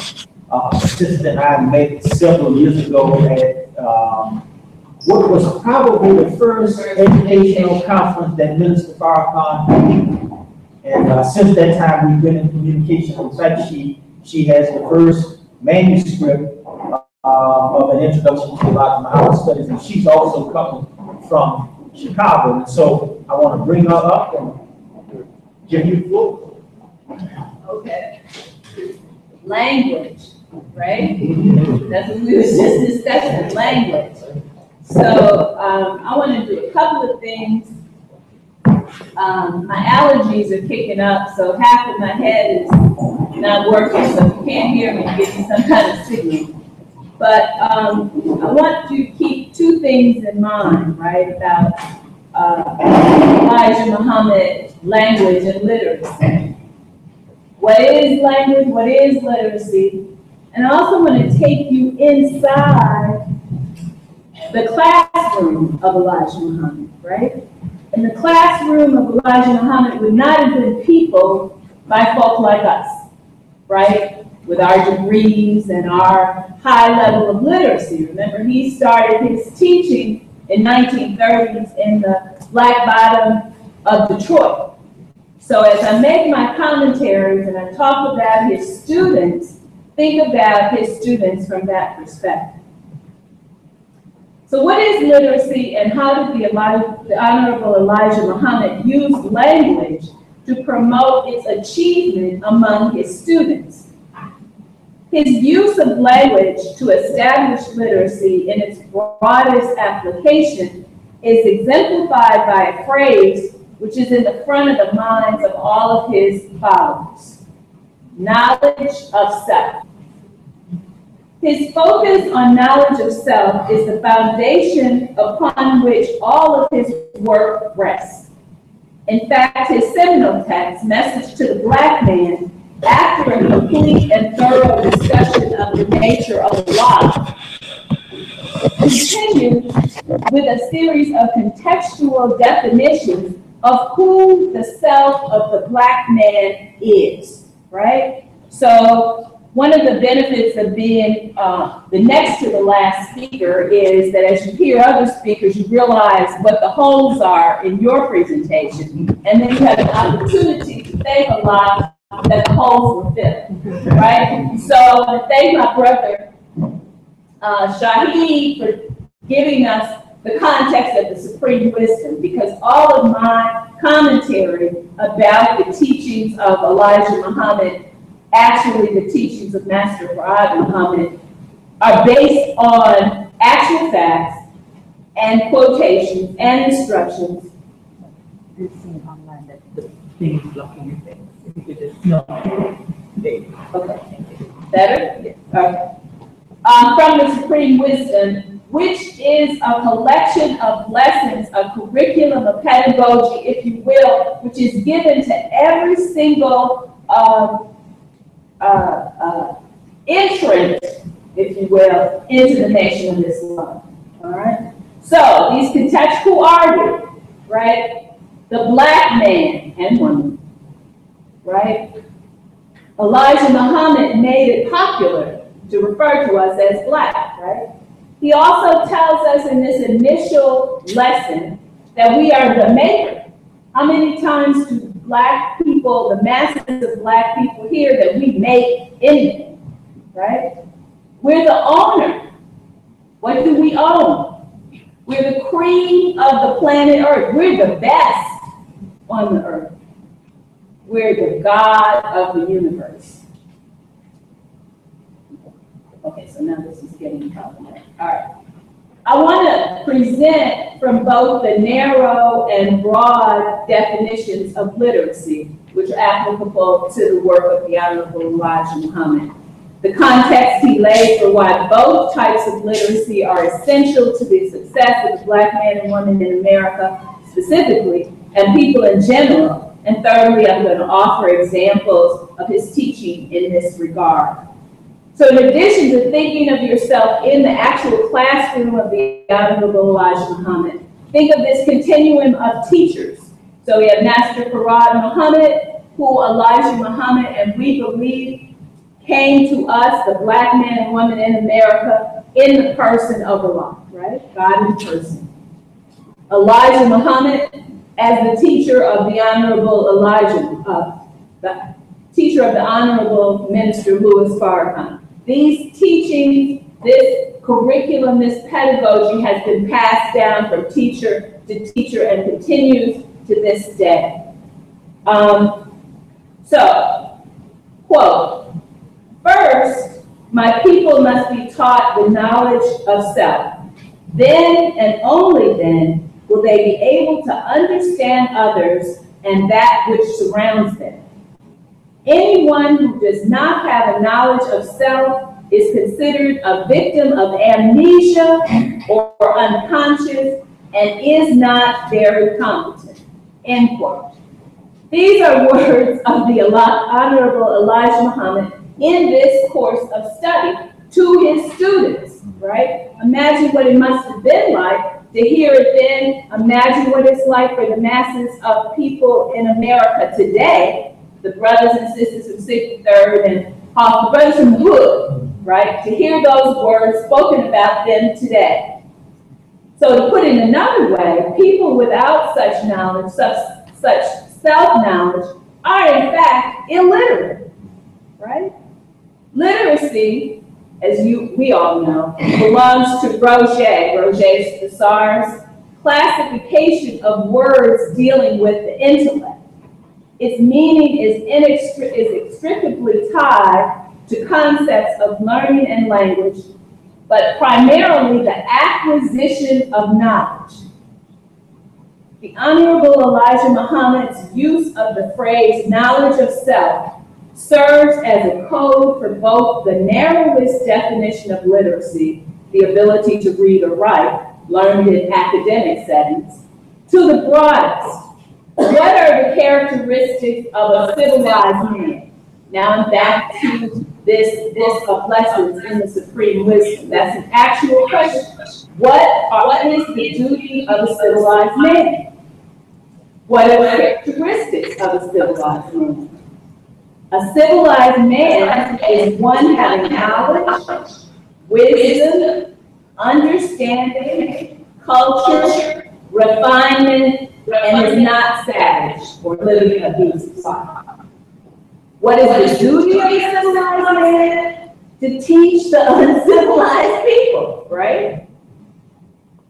These questions and answers are drawn directly from the initial course of study written by Farad Muhammad and taught by Elijah Muhammad, a teaching that continues today under the Honorable Minister Louis Farrakhan. I repeat, everybody who comes into the Nation of Islam is required not only to read these words, but to recite them as a condition of your acceptance as membership.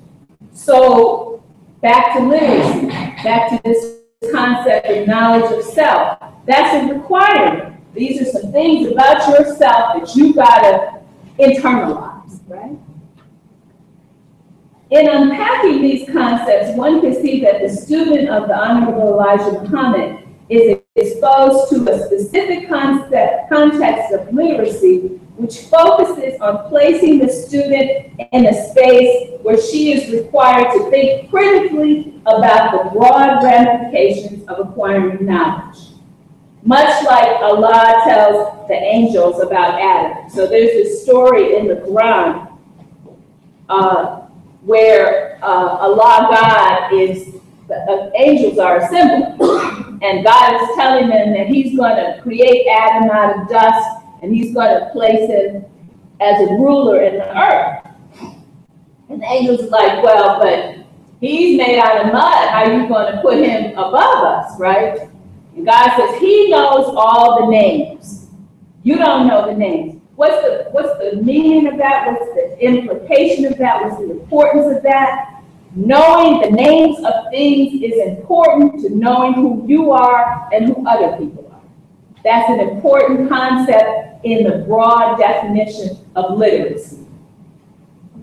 The teachings of the Honorable Elijah Muhammad were studied and adhered to imbue the student with a stance of unparalleled confidence in her place in the universe and a methodology of a system, a mathematical formula, Brother Shaheed, to order in a proper way the world in which she lives. In other words, the student is taught how to achieve a supreme level of literacy.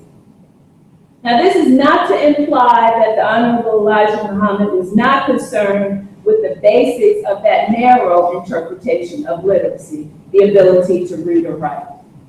In the course of study prescribed for NOI members, one of the lessons reads, quote, "No man can be successful in teaching a people that cannot speak clearly the people's language." Now, this is a unquote, end quote. This is a direct reference to the Prophet Muhammad, peace be upon him, and his work among the various tribes that he was working with in Arabia, right? It's a lesson in the need for universal communication. And of course, since all of the followers of Elijah Muhammad are forever in a posture of studying or teaching in some way, I repeat, this quotation is an important lesson in communication. Now, those same instructions call Instructions to the Laborers, which is the title given to anyone who is in leadership in a mosque or a study group. It reads that the leadership within the NOI is instructed in writing to, quote, "speak and use grammatic pronunciation of words and syllables in past, future, present, and perfect tense," end quote. I am, I was, I will be, I will have. Verb tenses provide a way of organizing reality and are an important component to critical thinking and by default demonstrating one's level of literacy.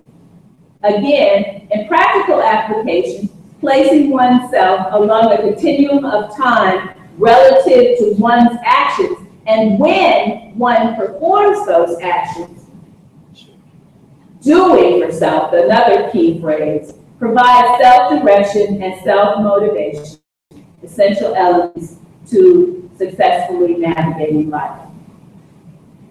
Early on, the Honorable Elijah Muhammad also placed an emphasis on reading, sparked by the assignment of the 104 books he was given to read by his teacher, Prairie Muhammad. Other lessons in this supreme wisdom define a temple reading class which shall include all of history. There's even, and this is, Sister Rebecca, something dear to my heart, an introduction to the vision of what a library should be, by a reference to the Public Library of Cairo and its catalog of, quote, 3,700,000 books, of which 60,000 treat exclusively of mathematics, astronomy, language, and other sciences of life, end quote.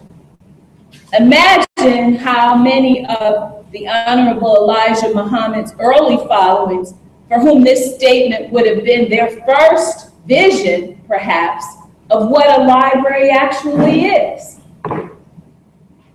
So the Honorable Elijah Muhammad is actually teaching us that language is a science. Minister Farrakhan expounded on this idea to an assembly of educators when he stated, when a child is learning ABCs or when a child is learning 1+2, you are bringing them into a mathematical language and you are bringing them into the language of English. You don't tell them English is not your language, end quote. And yet, why not? Why don't we tell our students that English is not their first language? Why don't we do that? As a corollary, my current research focuses on the reality of Black English and its utility in the college level composition course. And as I've researched its history, I find that some form of Black English dates back to the arrival of the first Africans in America. Well, this course of study, The Supreme Wisdom, bears witness to that actual fact when it says, quote, "My uncle cannot talk his own language," end quote. And yet, in a sense, the Honorable Elijah Muhammad recreates that original language by introducing phrases which have a specific purpose and meaning, Dr. Conyers, in an African or Africana sense. And they're related specifically to the development of a literacy adroitness, which is universal in usefulness and supreme in wisdom. And so we've come full circle to a return to the Honorable Elijah Muhammad's foundational focus on knowledge of self. Who am I? What was my original purpose? I'm capable, I am worthy to stand in the place of God, and I was chosen to stand in. Through a prescribed course of study, the Honorable Elijah Muhammad uses language to promote the achievement of excellence in all walks of life and the engagement of friends in high places. I want to say something about the educational process, but I want to tie in something Brother Shaheed mentioned about the purpose of education in this country. When you go back to Woodrow Wilson and his statement, I think it was Princeton, is that correct? Education in this country was not designed for masses of people, and Woodrow Wilson is on record as having said such, right? The Honorable Elijah Muhammad is talking about an educational process to create a highly literate people from among the Black people in America, from among Africana people. And Minister Farrakhan affirmed during his aforementioned lecture on the educational challenge, education is supposed to be the proper cultivation of the gifts and talents of the individual through the acquisition of knowledge. Proper education. True education cultivates the person, mind, body, spirit. That's the educational philosophy of the Honorable Elijah Muhammad and all of the disciplines that we're talking about. And it brings us closer to fulfilling our purpose for being, which is to reflect God, which is force and power. And as we mirror that reflection, as we shine that reflection on, we understand that literacy and language are at the root of such a process. Thank you. And of course, I'll answer questions. We're going to get some commentary. We have commentary. This is exactly what you're saying. You've got so many areas under, Elijah Muhammad's teaching that, so many variations, not variations, but areas that we're not familiar with it. So you mentioned the library, for example. Very powerful quote, because we don't necessarily look at libraries in that sense, but we know, for example, at the Ivy League universities, your libraries are really the engine behind the university, and usually people find great universities have great libraries. So, commentaries, any other commentaries or questions that you might have, and perhaps we have some online. Well, I just want to say something about libraries, because that's a stickler for me for our own schools, right? And also the value of a symposium like this to scholars who are producing texts that we should be using in our K-12 schools to begin the process of this development of literacy in a broader context, right? I know everybody heard about this. I think it was a publisher in Texas, a textbook publisher in Texas. The story about the what's the Middle Passage is the route that the African workers took to get to, yeah. So we need to be able to replace those books, those texts, with things that we're writing, right? And the library is the repository for that, because when our great-grandchildren want to study us, where are they going to find the work? So thank you so much for inviting me in. Yeah, I will challenge you in the way that you said that. I believe it's very much the opposite. You really can't have a great university without a great library. So, yeah, absolutely. But I think you're so right, especially having something like this and getting this writing. And you talk about, you know, the problems of engaging, you know, the university and having and using scholars who are not interested in some of the things we do. But I do feel there is a need to challenge and to get our works into that canon that is in academia. And coming from our own specific, you know, scholarship, absolutely. But I do think you do need to, and what you're talking about, Dr. Finley, is engaging and challenging the canon that is there, that is pushing us, you know, saying that we're not producing the kind of work. Right. That is necessary. Right. So, just speaking, reflecting on sort of my observation of the enormous amount of work that is produced by members of the nation that's publishing, you know, self-publishing. And so first, I appreciate your connection of literacy, language to Elijah Muhammad in the broad sense and in the more particular sense that I think I heard you make. Is that connected to what we see in the Nation of Islam? And folks writing, publishing, the enormous talent that's sort of inculcated in the Nation of Islam when it comes to oratory, you know, I mean, what do you think? Well, I think when you talk about academic, scholarly production by the Nation of Islam, you also have to look at the history of access to higher education for Black people in this country, right? So it wasn't until maybe the 60s that Black people in large numbers would have access to higher education, right? Well, by the 60s, the Nation of Islam had been in existence for 30 years, right? So our embracing, if you will, if I should say this, Brother Shaheed, of academics, we're just now coming into our own among our own people, right? Because as somebody mentioned, you know, we have a tendency as scholars to speak another language, right? And as my hero Bell Hooks says, you know, if you're producing something that the average person on the street can't read, you ain't produced nothing, you know? And so how to make the language fit the people is important. This literacy study is not really my research field. I came across it because I wanted to teach in an urban institution, and as all assistant professors in English, you got to start teaching composition, right? So my institution, the students,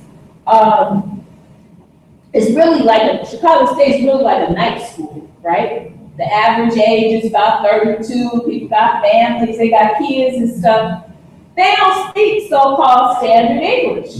They speak the Black English that many of us can code switch into, right?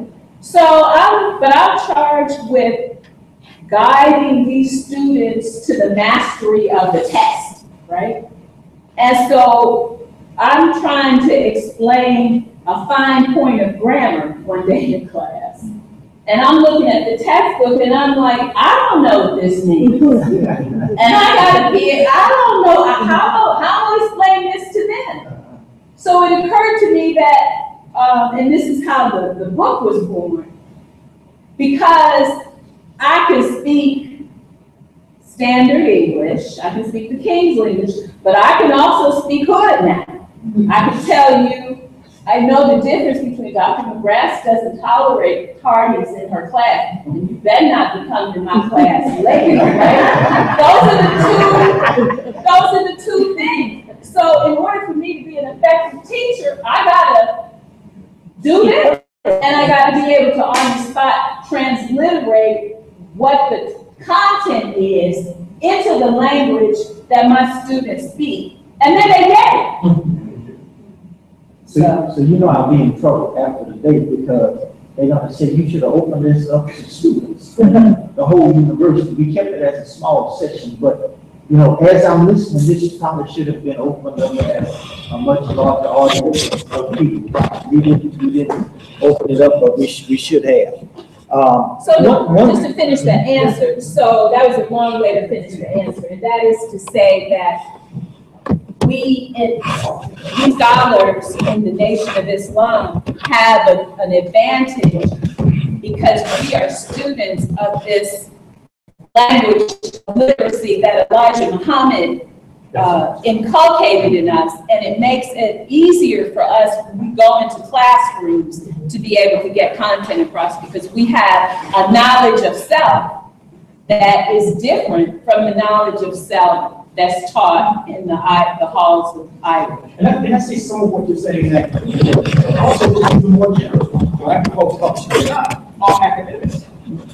And actually, what I had in mind when I was listening to you, I was thinking that what we end up doing, and we'll send that email out at some point probably next week, to look at doing these very small volumes of about 100 pages, between 70 and 100 pages, that might pick up on the various aspects that you all spoke about today. So that becomes a template for then engaging, you know, people who might even be going into teacher preparation. Right. It's critical. Right? It's critical for teachers. You mentioned something, I love the whole discussion on literacy and language and having to understand the nomenclature is very important, right?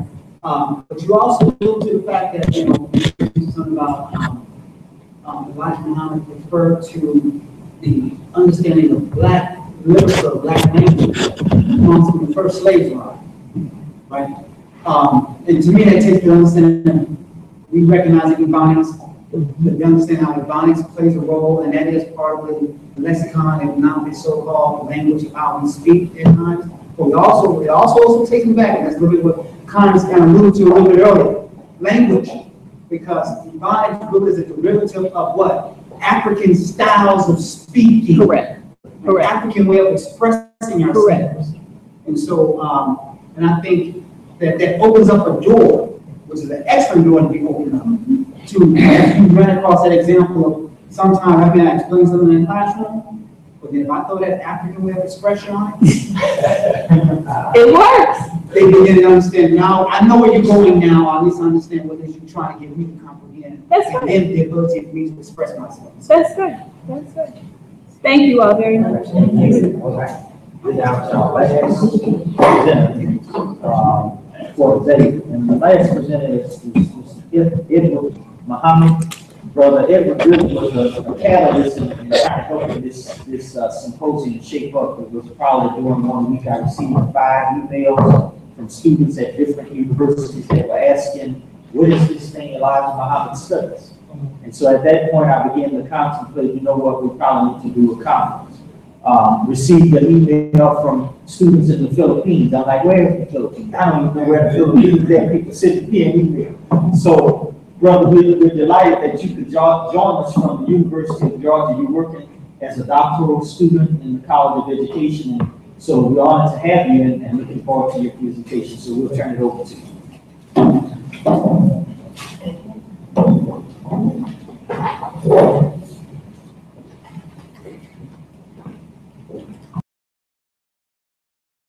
Share.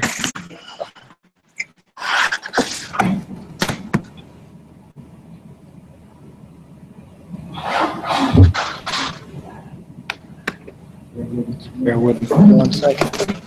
And while we're waiting, I'm going to introduce Brother Gary. Brother, if you look in all my books, I write about Brother Gary. You see Gary on the front page.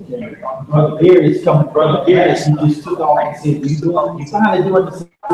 We've been talking about it. So he took off. I think he got grounded in last year, turned around, and then he didn't find a way. So glad to make him like 2 hours. Yes, sir.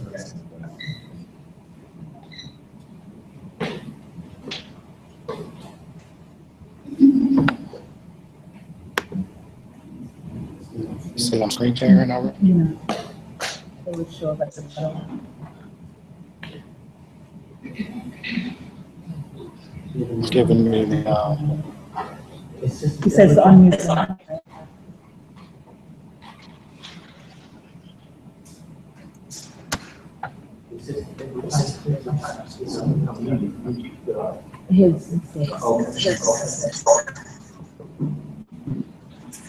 it's telling me that I'm currently screen sharing, but apparently it's not showing up.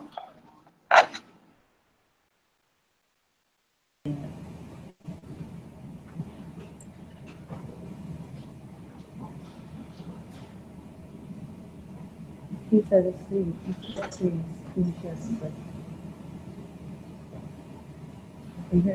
He said his screen is screen sharing.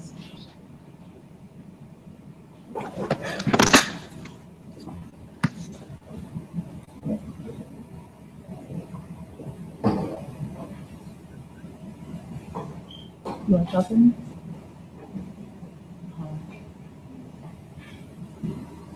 Yeah. So I think while we're waiting, what we could do is we could probably go ahead and get some commentary so that way we'll kind of move. So Dr. Jones, anything you want to add about today's experience? You know, it feels like home and homeless was heightened. Dr. Conyers and Mitchell. And I'm glad you corrected yourself and said feet. Ohio State. They mentioned one of my mentors, Dr. William Nelson, like his last doctoral student. But I've had this discussion, it feels almost like deja vu, of how do we move the knowledge that our people need into the academy. These end-of-the-road tests, these standardized curriculums have proven to be a very formidable obstacle of what it is that we need to be doing in the academy. And I'm really thinking about the multifold nature of what we're trying to do. One is to bring it into the academy, but also another thing that we need to do is to utilize this knowledge to go ahead and bolster our confidence to enter into the academy with an understanding that this is what we're doing is way further than really great working towards application. As far as you know, how do we I love the but at the entire time he was speaking, Dr. Cobb spoke about that was terrifying. On it, and so somebody wrong with anything like that. I say that, I did also say that what I do is that I integrate us at every moment of my courses. You know, if I'm ordered to talk about that we transform into Thomas Jefferson's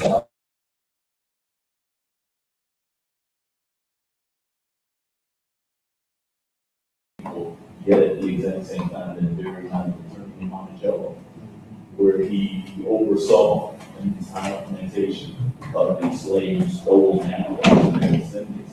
So I think that we have a very diverse application related to what we're trying to do in reverse implementation. What we have in existence, we got to see how we can do that every step of the way, and realize that all of it may be kind of pigeonholed somewhat to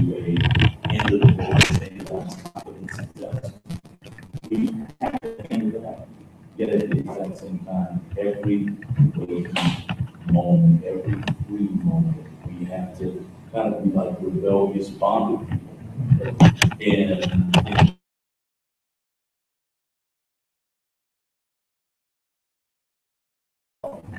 you know, and really, I've learned how to operate along these lines that I do what I have to do to maintain my position, but I have a lot of room to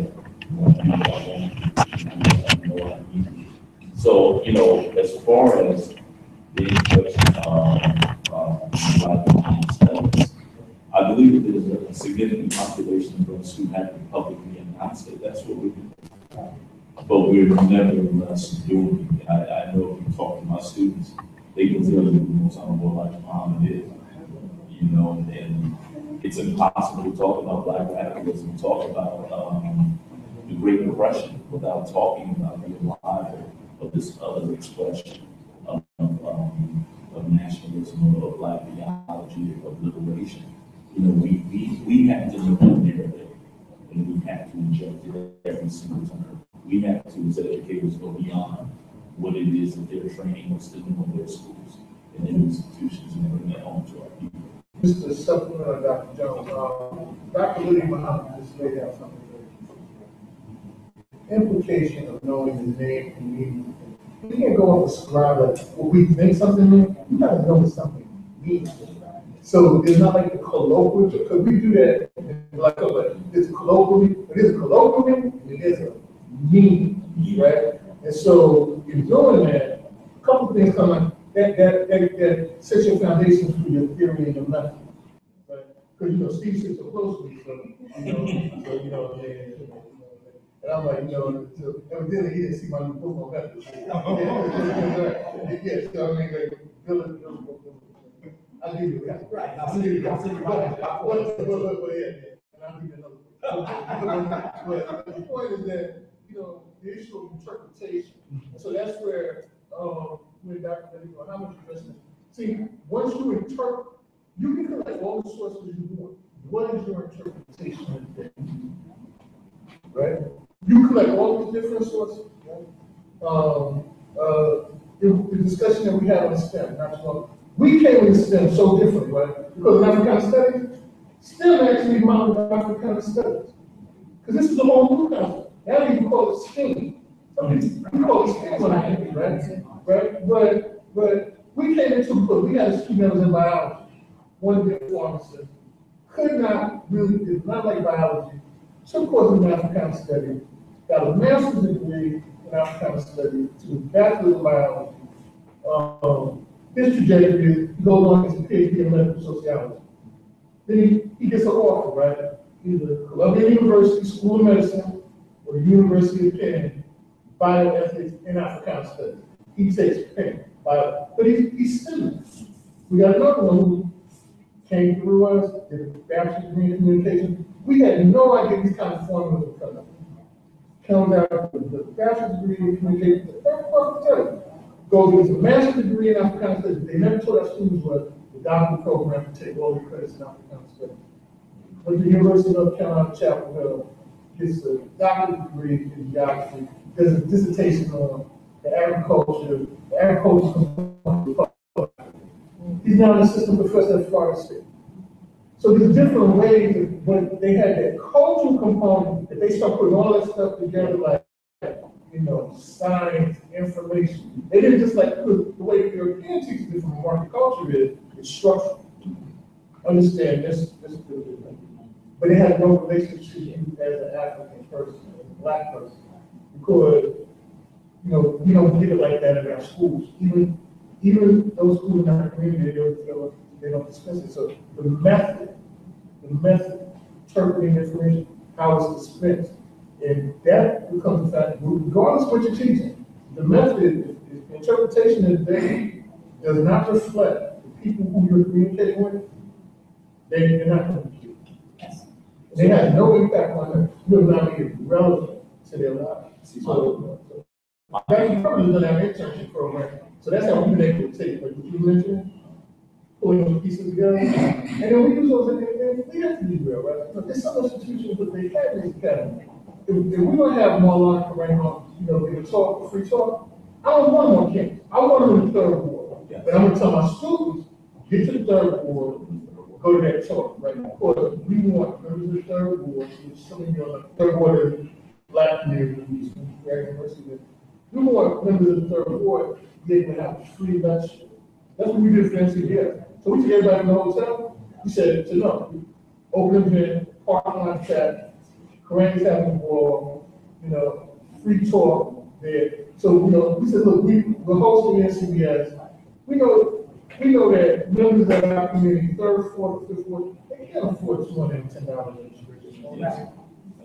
they carpool or take a bus, and we can go to the Shrine of Black Down College. See, one of my things that I warn my students going graduate degrees is quite simply, don't lose your base of power. Don't get so immersed in this false narrative, this false existence within the academy and everything around it, that you don't know, you no longer have a organic, natural ability to touch your people. There you go. And that's critical, that we have to, what good is a medical doctor who's not politicized and is not looking at what's going on with us? It's no use to people. And unfortunately, we have so many people within the academy. There's a inverse relationship that one can find. The longer they stay in the academy, the more books that they read within the academy, the less usefulness and utility they are to our people. Right. I mean, we find like, faculty going up for faculty when coming through the process of, our team, the important team promotion. You don't want to write on like, all right, keep it up, right? Yeah, all right. Let's see what happens in 6 years, right? You're trying to write about other. You're trying to write a vanilla discussion. Regardless they give you tenure or not, that doesn't frame who you are as a scholar. Go write about your people. Write about it. If you get tenure, good. If you don't, you got a strong enough portfolio, you're going to get tenure. But we even did a book of Black history and historical profession. Buggy Meyer and Ellery Rubber. They talked about for these 3 decades, there were scores of Black historians coming out of graduate school. We're not writing about the African Americans. We're not writing about the Black history. They were about the British Empire. They referred to these other temporary terms, but they went to this is not the joy they had on the publication mandate, but I think that what you're saying is key is that we have to have spaces for our students. But at the same time, we have to be accountable for our students. The level of accountability for our students is like, I'm still going to teach. I'm only supposed to teach 1 year. I'm supposed to teach 1 semester of 1 year. I'm going to teach 4 years. We don't have the reality of what I want to say, I'm not supposed to be teaching that, or we don't have enough Black professors.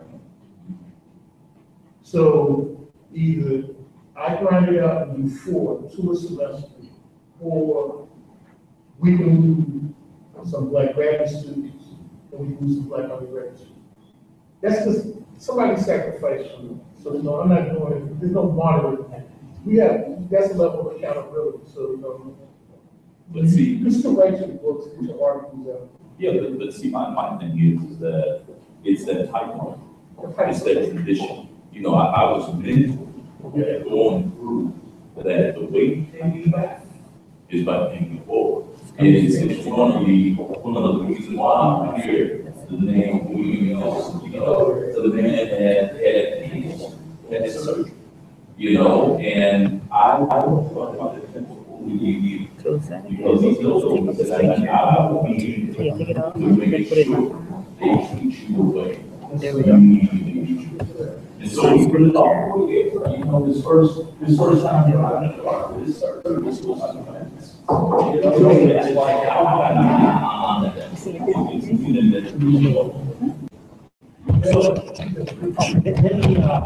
Sister, you want to make any comments?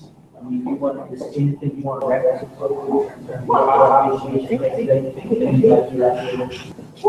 I did have a couple of things, but one of the things, this is going to be extremely controversial.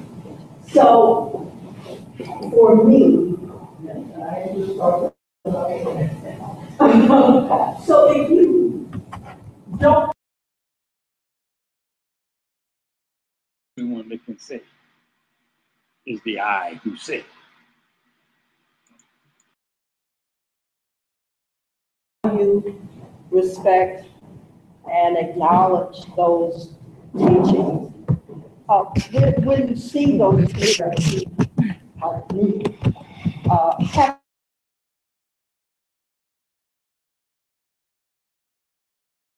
the nation of Islam.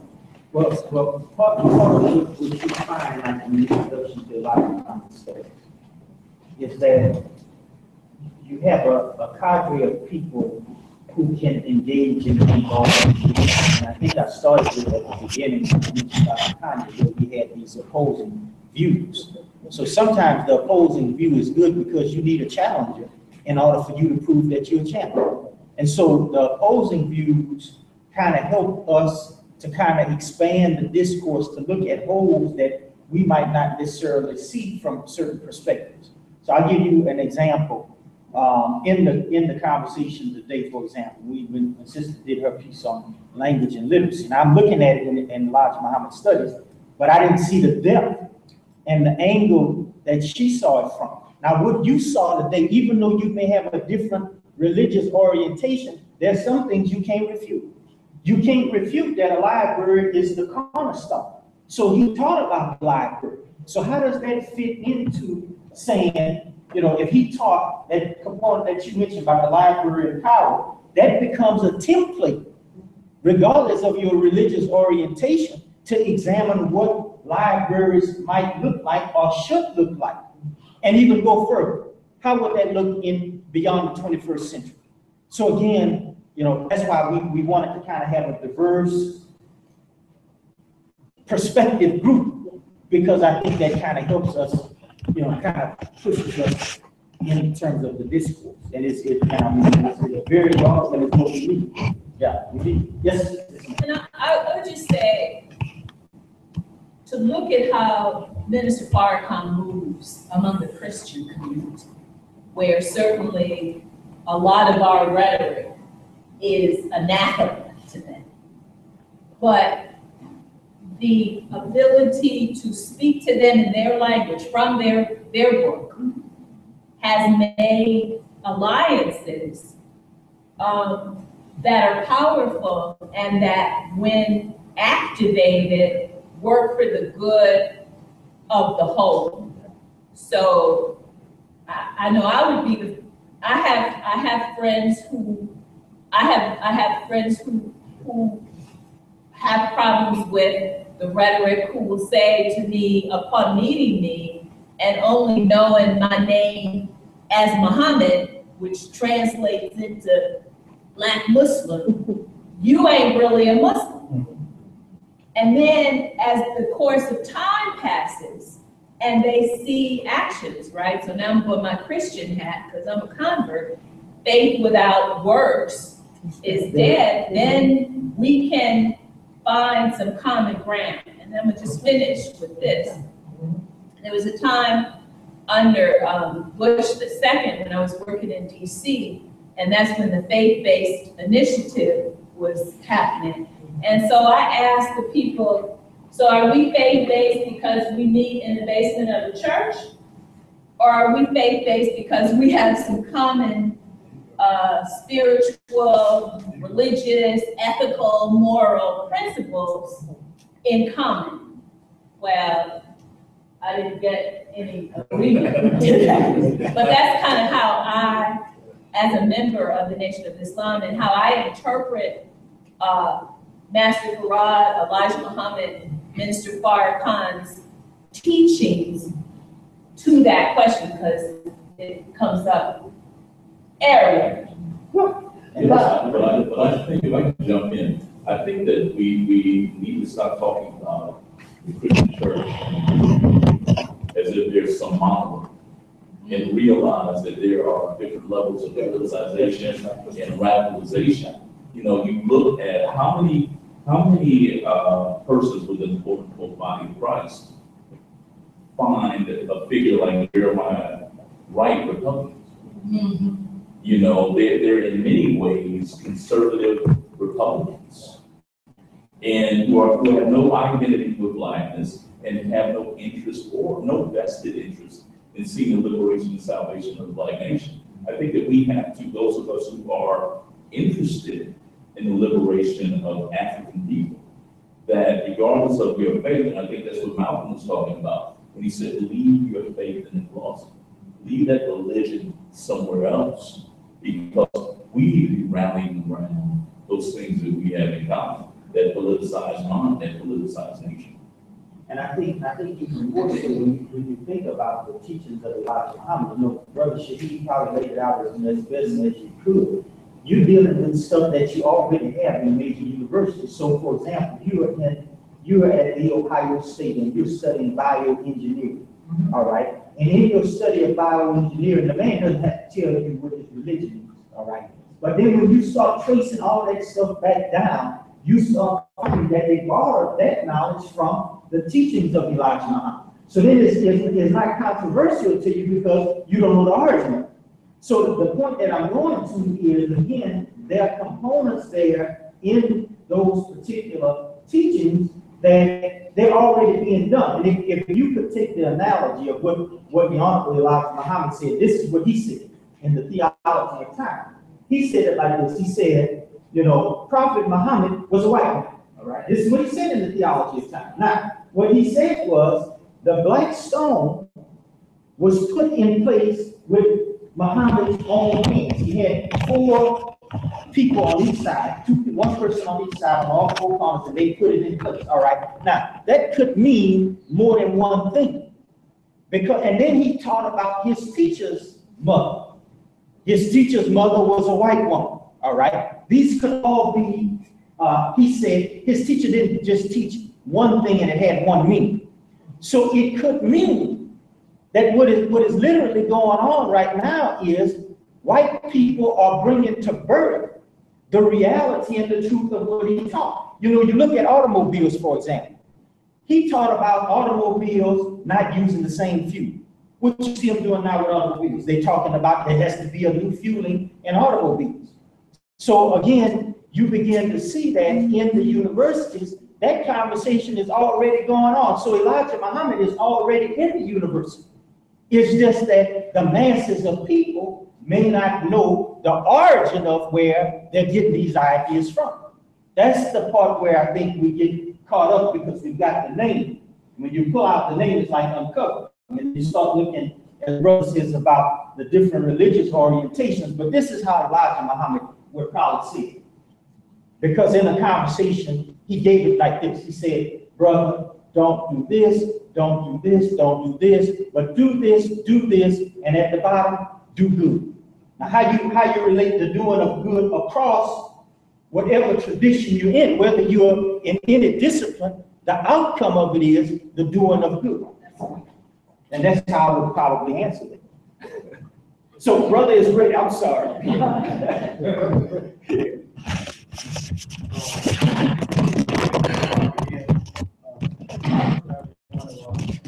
Thank you, sir. I'm sincerely grateful for the opportunity to be here. I've enjoyed listening and learning from the presenters and the dialogue and discussion. And I look forward to doing more of these in the years to come. Kind of housekeeping note. Presentation. Unfortunately, my animations and my screens aren't allowing me to navigate through them. So we've decided I just downloaded my presentation as a PDF, and I'm going to scroll through the document. But I ask for your forgiveness in advance as I scroll through a lot of the dead slides that I would have skipped over had my account actually been functioning. So with that, again, my name is Edward Muhammad. I'm a doctoral student in qualitative research and evaluation methodologies at the University of Georgia. My talk this afternoon will be about a study I'm proposing entitled The Teachings of Elijah Muhammad as Critical Theory. I say proposed, or I'm proposing the study, because I will actually be conducting the study this fall in a discourse analysis class. By the end of the course, my goal is to have completed the analysis and have written up my findings for publication. Today, I'd like to share my thoughts on the primary focus of my analysis, that being the congruence between critical theory and the teachings of Elijah Muhammad.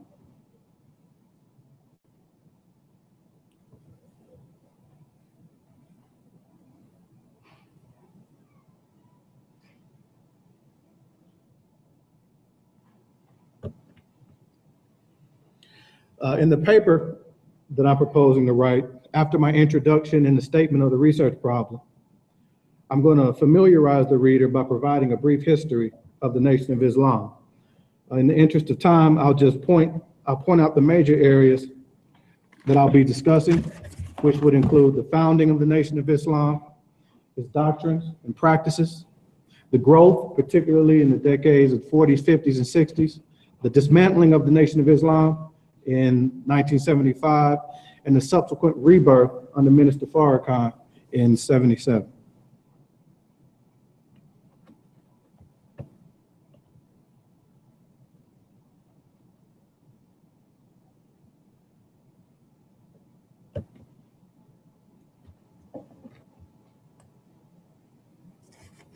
Now, the crux of my analysis, the crux of my paper, centers around critical theory. In my paper, I'll frame the discussion of the teachings of Elijah Muhammad as critical theory by first describing the history of critical theory. And I'm going to deviate a little bit from my script because actually the point that I'm putting forth, I want to make clear. I'm not trying to suggest that the teachings of the Honorable Elijah Muhammad display some aspects of critical theory. Rather, I'm trying to say that the teachings of Elijah Muhammad and the practices of the Nation of Islam together represent the quintessential example of critical theory. I'm toying with the idea of going even further by suggesting that the teachings of Elijah Muhammad and the practices of the Nation of Islam represent more of a critical approach than even the founders of critical theory themselves represented and produced. Bold claims indeed, but in my paper, I'll seek to kind of provide evidence for those claims by entering into a discussion about the history and variants of critical theory. So in my discussion, I'll describe the founding of the Institute for Social Research in Frankfurt, Germany in 1923.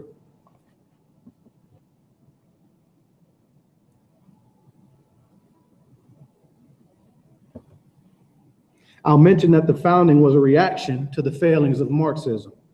I'll make reference to the founders of critical theory, the 15 to 20 theorists that came to be known as the Frankfurt School.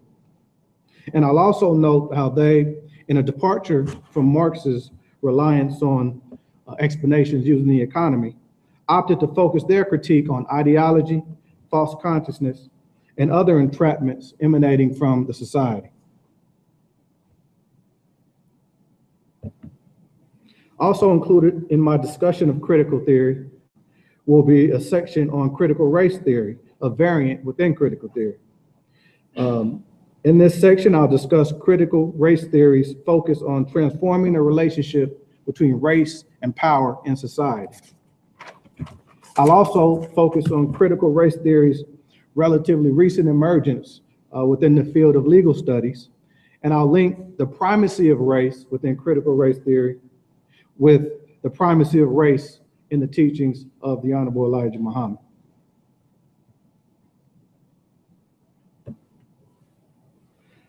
The discussion of the Frankfurt School and of critical race theory will serve as just an introduction to the core of my paper. The bulk of my paper will focus on situating the teachings of Elijah Muhammad squarely within a framework set out by Freeman and Vasconcelos in 2010. For them, All critical theories are comprised of 4 interrelated theories. There's a theory of false consciousness. This details how values and beliefs become distorted by the larger society. There's a theory of crisis. This locates and describes the source of the oppression. A theory of education. This lays out the conditions and the processes necessary for enlightenment or emancipation to occur. And a theory of transformative action. This details the actions and the alterations necessary to resolve the crisis. So, for example, the Honorable Elijah Muhammad's vehement opposition to a mystery God was based on it being a distortion of the true anthropomorphic reality of God. Theory of false consciousness. Elijah Muhammad goes on to say that the source of the belief in a mystery God was Yaqub, who taught it to his followers in order to sow seeds of dissension and confusion.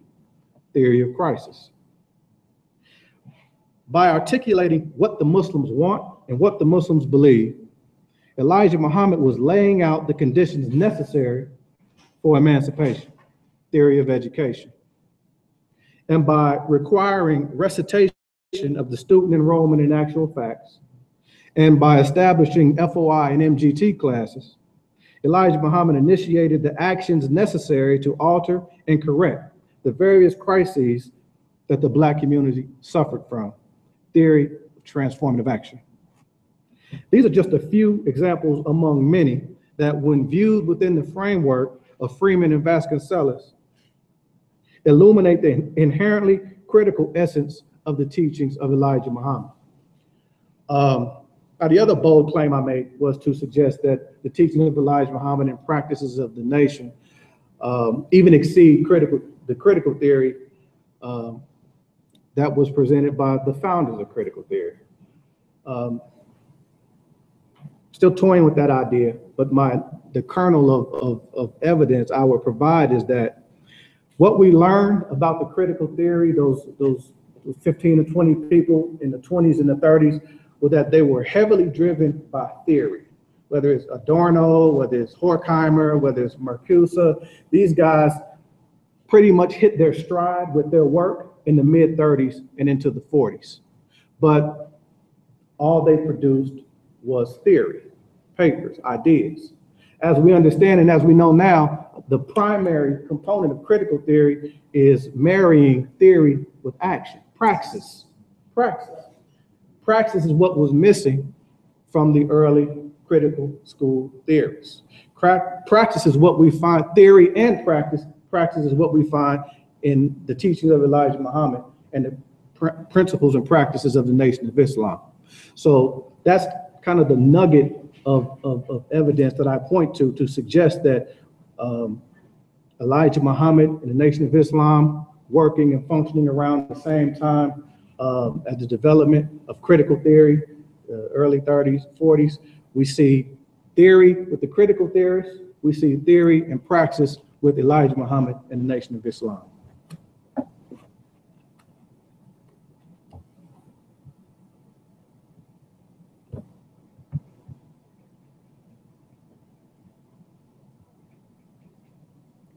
The last little piece that I'll talk about that I want to include in my paper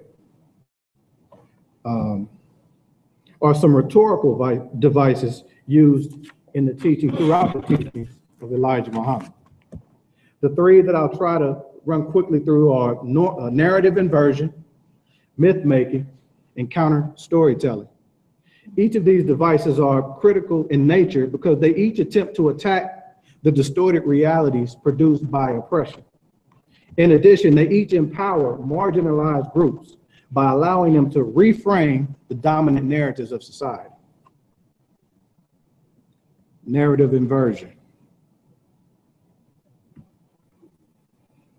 Acevedo, Ordner, and Thompson in 2010 defined narrative inversion as the attempt to reverse or challenge master narratives. As an example, this is exemplified in Elijah Muhammad's pronouncement that the white man is the devil and the black man is God. The narrative inversion occurs when whites, who've generally been depicted in dominant narratives as wholesome, pure, and innocent become recast as devils. And a similar inversion occurs when Black people, according to the dominant narrative, who have been typically defined as worthless or ignorant, have become recast as gods.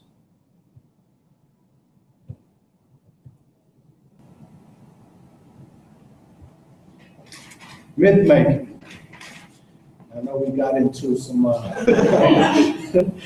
heated discussions earlier about the choice of language and terms, but I think this is appropriate because what Berg sought to do was kind of remove the term myth from any kind of historicity. So when he's talking about myth, he's not talking about a story whether it's actually happened, if it's historic, if it's ahistoric. According to Berg, when he's using the term myth in myth making, he recasts it as a rhetorical device that simply constructs and maintains an identity of a group. He said that myths are appropriate to the self-understanding of each group. And with regard to the teachings, the Asiatic black man, the tribe of Shabazz, the lost foundation of Islam all come together to explain how a group sees itself and its place within the world.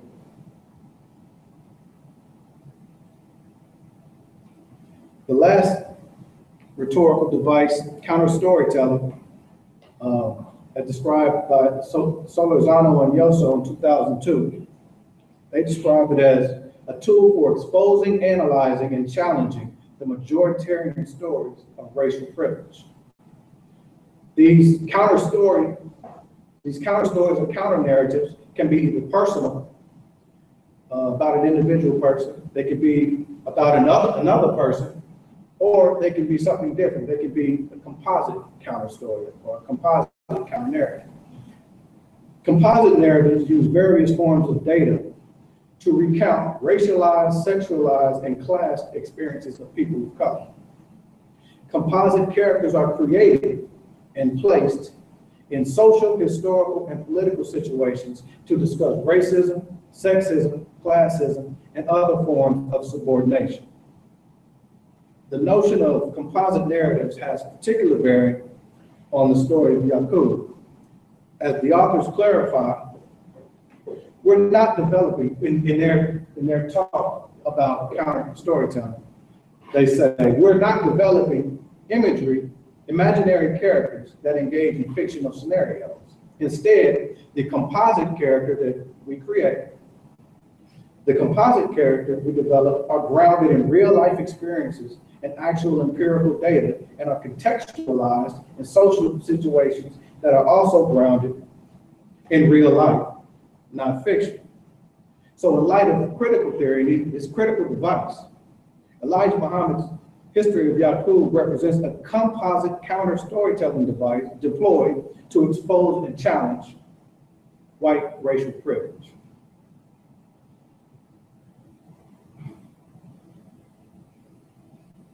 So what does this all mean? What is the purpose of all of this?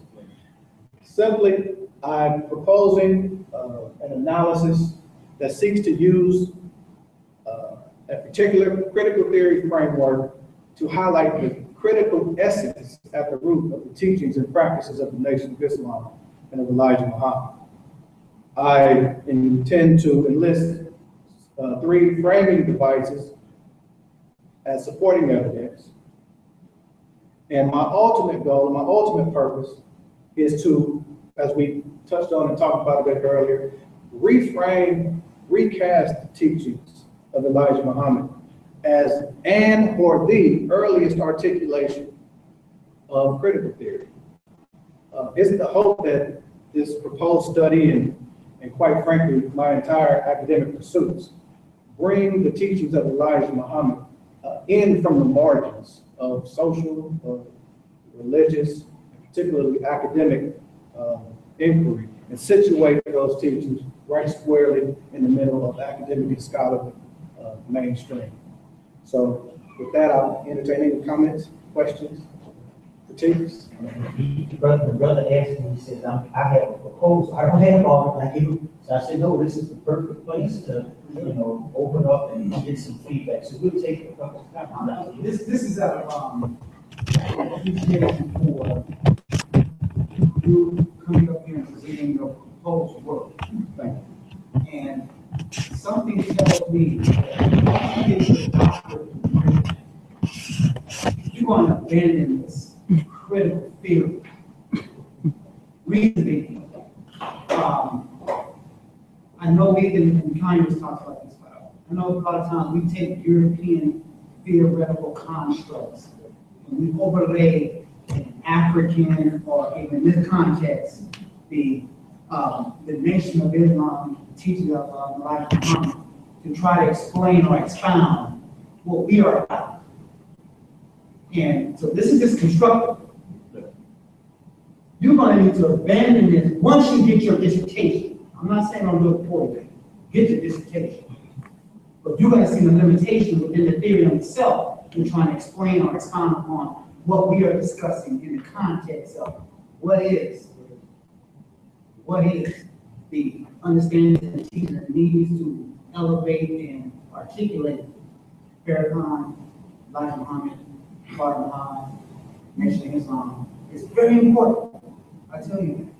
Because language, talk about literacy, very important that we tell you this. And again, I just want to see you get there. And some tell me there's going to be enough. It's policy already part of your discussion in this particular dissertation. You have to go understand policy already. Because he talks about the critical consciousness. To understand critical consciousness. And it seems to me from what I've seen, most of that stuff, the authors or the references you have, they probably have in the context of policy work. All right? Because they come from education. Exactly. So, let me, if I can clarify it without this to the counter to. See, the counter to it is, if you throw it away, you cannot engage in it in a way where, say, for example, education, maybe in critical educational theory, they're dealing with a lot of what he's already said, but he's not in the discourse. So what you're doing is you're kind of situated in a way where now you can challenge. You said this, right? Like, for example, Michael Apple says in the selective tradition, whose knowledge is it? Why is it this knowledge is being used? Well, Elijah Muhammad answered that question. He said, we've been to the schools where they teach us what they want us to know. So you never know what their so-called top scholars are saying, because in education, these are the people that are at the top of the field. So in order to combat that, you gotta use, you could use them, but you gotta do what brother is doing, I think, where they can see this analogy. You didn't come up with this, in a vacuum where it's just you. We can take it to the next level. And then there's the piece that Robin Rebecca deals with that's called critical Africana theory, Africana critical theory. And then I have a component called critical Black pedagogy. So out of critical Black pedagogy, we deal with African American spirituality, critical multicultural education, then critical pedagogy, but then I challenge them to say, wait a minute, you're doing all this, talking about all this stuff here, but guess what? You ain't the origin of all of it. That's something you kind of put your label on. So I think you're right. He will probably at a certain point, like I did when I saw Rollins work on critical Africana theory, I said, wow, he's already there. There were a group of us who were doing that before then. Or I may not. I go to the position that there's value in every type of theory. We come from, we were reared in America by white folks, essentially. The elders used to have a saying, when you lay down with dogs, you get up with fleas. Some of their theories run on us, and some of their theories apply to us. So I get your point, and I take your point. And your point might, and like I said, what I'm saying, it might be very good. But let me make the major point I want to make is, my point is not to somehow use critical theory to justify what Elijah Muhammad said. Not at all. In fact, it's the opposite. My point is to say critical theory is an established theory, been around, and everybody, go critical theory, go. My point is, well, you marginalized the teachings of Elijah Muhammad for decades. Well, let's use what you're championing and show you that Elijah Muhammad not only gave a clear articulation of what you're calling critical theory, but he gave the most quintessential example of it. So I'm not using critical theory to justify the teachings of Elijah Muhammad. What I'm saying is, if you want to use scholarship, if you want to use theory to marginalize it, well, we can use that same scholarship and theory to show that you need to situate these teachings right in the scholarly mainstream. I see that as similar to what you just said. I was going to offer some encouragement, actually, to play not to stick with it, because I think you're onto something significant. Because what I see, this is more of a continuation of the conversation we've been having as of late on this. I see it as a valuable project, right? Critical theory, everybody says it's critical theory. What I see you doing is, which I appreciate about it, is saying, look, we situate this in these European thinkers who responded to Marxism, this Frankfurt School, etc. But we see this in what Elijah Muhammad was already doing, right? See, I think that's an important rule, right? I don't want you to abandon that unless you just choose to, unless there's some other directions that you see to go. And one other thing, so in my work, I talk about what you call narrative inversion, I call anthropological reversal. And it's rooted in, if you haven't made your way through Charles Long's significations, Charles H. Long, it's rooted in, who's an African American, it's rooted in Charles H. Long's notion of creative counter-signification on white supremacy and on modernity. And I think that might be, in addition to some of what you're doing, a helpful way for you to talk about some of the critical theory that interests you, some of the things such as narrative inversion that you see going on. You have to make your way through Charles Long. I just want to, first of all, it's a good presentation. So it's a good presentation. And you going through the process. Okay. So I won't be like I was. You coming through it. So we got to nurture you. We got to give you some support. Yeah. He in another situation. we get after him. But a couple things real quick. Talk is good. Secondly, I heard your analogy of, like, you said, like, you lay down with a dog, you make a fleet. In the economy, people never give analogies with an animal can never be a human's best friend. Only a human can be a human's best friend. So now we start from, again, the cultural apex, right? So a couple of things come to mind real quick. When you mention critical race theory, right, the time period that you're looking at is the Frankfurt School of Thought, 1930s. At the same time, you got the Chicago School of Thought around sociologists, 1920s, 1930s. We're still dealing with this whole notion of the school of sociology, the school of criminology, or the school of ecology, that you refer to. In addition to that, we know that Fraser comes out of the Chicago School of Thought. Now, some of the challenges that we got with Franklin Fraser is what? Is that Dr. Crawford has addressed this in the intro class that we teach in Intro African Studies. Fraser ascribes to this whole notion of black sociology as the pathological, pathogenic school of thought when he looks at African people. Totally divorced from anything African. So we already starting off with pathological, pathogenic. So when I'm attempting to do what I'm going to look at the time frame, 1930s, Frankfurt School of Thought. 1920s and 30s, Chicago School of Thought, urban sociology. Fraser's coming out of what? Chicago School of Thought, right? But then I kind of go back for a minute, and when I look at your study, I'm thinking of Mark Bernal, Black Athenians. Bernal gives us a twofold approach, right? He says there's two schools of thought. He says one is the Aryan school of thought, the other one is the ancient. Your study falls a little bit more to the Aryan school of thought, which means that what? The place of departure, to study world history, not African world history, it begins in Greco-Roman civilization. If we start from the Aryan school of thought, which Bernal was addressing, he kept trying to study Indo, right? He kept trying to study Indo history, right? He kept coming back to Africa. And he kept trying to study Indo, he kept coming back to Africa. And this is where he coins the term Black Athenian, right? So if you start the study, when you begin the study, right, Dr. Liddy Muhammad just gave us the foundation. How do you interpret the literacy, the language, and the information, right? Where do you begin, right? If you begin with Greco-Roman civilization, African people were enslaved. If you begin in Nile Valley history, we're free. We come back to the John Henry Clark situation. John Henry Clark question, right? Who made this arrangement? Who made this arrangement? So the chronology is off. So if we start in an ancient model, even though Bernard didn't want to be there, we start in the ancient model, you're free. If we start in an Aryan model, you're not. And so even when you start to look at religious history, it begins with the Nicene, so Steve Finley said, right? It begins with the Nicene Conference, right? Right? That's where the Aryan model starts from. It doesn't start with, looking at, the Coptic component of Christianity with African people. So therefore, what we see is that what people were able to do is they co-opted information, that they began the chronology from a particular time period. But see, I only get there if I'm studying the rubric from a cultural perspective. That doesn't mean that I make everything black, right? But I understand it's hegemony.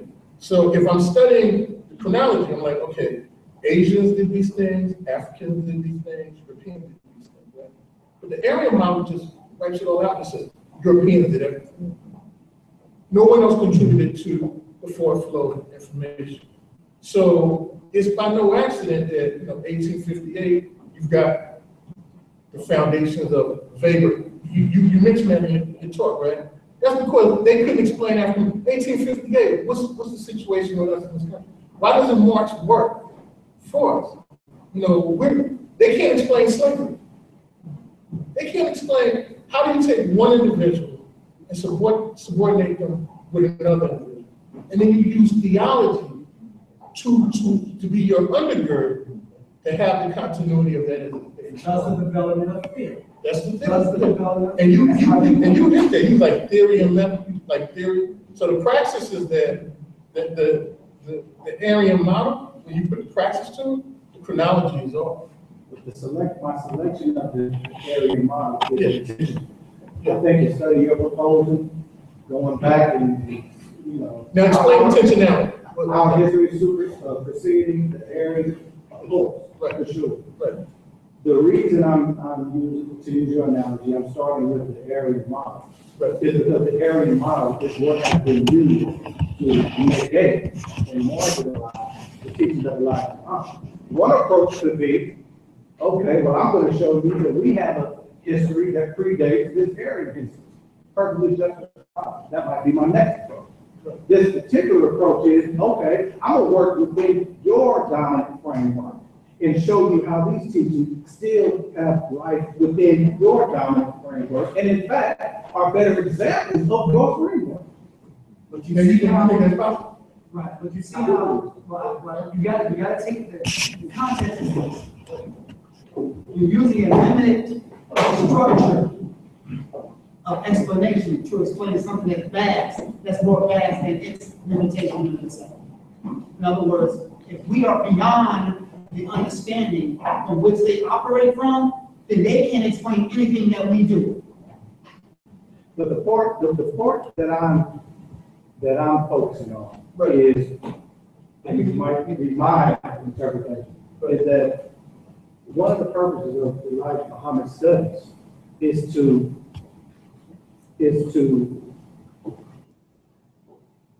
not preach to the choir. Right. Is to take these teachings and show that these teachings have their own validity, they have their own measure, they have their own weight, for sure. But again, my point, and I'm not arguing against or undercutting any of the points that you're making. I'm just suggesting that if Elijah Muhammad and his teachings are being dismissed in academia and in the world of scholarship, and if academia and the world of scholarship, by and large, are the tools by which they're being dismissed, in this particular study, my approach is to go at those particular tools in mainstream academia and scholarship that they're using, especially when the teachings of Elijah Muhammad can fit squarely, be explained squarely within those realms. So there's two thoughts there. One is the teaching of the Honorable Elijah Muhammad, as you're laying this out, it's not in the area of model. It would align itself more with the ancient model. Yes. The second is that your work is qualitative, which is good. But at this date and time, when you're going to be on the market for a position, we need your work to be more either triangulated or mixed method, so that you can borrow tools, not the whole design, but you're borrowing tools. Yes, sir. So the teachings that you're working with are aligned, they're not in the area of model. They're aligned more in the ancient. Well, if I'm looking at vernacular, because it's giving you more accuracy of the chronology. The area model doesn't give you the accuracy of chronology. It starts at a particular point, and this is why if you were to take Western Civ at any university, 2-year, 4-year college in the United States, where are you going to begin? Where does Western Civ begin? And it's a core course, all across the country. So if you begin taking Western Civ, you're starting to break a Roman civil. Without a doubt. I think with my interpretation of more of, you build a house. And you put this house up, and you make the house very exclusive. And you kept other voices out of the house. So for example, if you're in education, you read Freire education, you read Dewey, you read Marxist education. There's some other groups that are out there that are kind of like these stuff that's going on in education. So then when you juxtapose what they're writing and you fit in what Elijah Muhammad is saying about education, it takes you to a whole other level. But what it does is it disrupts that conversation and say, okay, look, this is what we originated this. So I think what he's doing here, he's doing like you do when you drive the car. You start off in a direction, and then at a certain point, you may go in another direction, like brother is saying, but you got to knock this hill down first. That might be one of the first hills that you attack. And so, that's what I see. That's why I said, this takes you. Yes, sir. That's what that's about. Well, who are really committed? See, you're afforded the opportunity that, you finishing a degree in 2018, 2019. So this ain't 1955. You got a little bit more range working. So you can strategically, by handling something like this, identify people who you want in a dissertation committee. You're not trying to convince the committee. The committee's already in. They're already in. Now, the issue is we are dependent on you to find the sources to support the point. So it's not uncommon that what? Dr. Crawford does a dissertation on the Nation of Islam. At the University of Missouri, state. Right? I recommended that a brother do a dissertation on John Henry Clark. At the University of Nebraska. You see where I'm going? I'm at the University of Georgia. I'm in Texas. We got it, right? Yes, sir. So it becomes an issue of strategy. Who is on your committee? Who is your dissertation advisor? And if you get married up, like as Dr.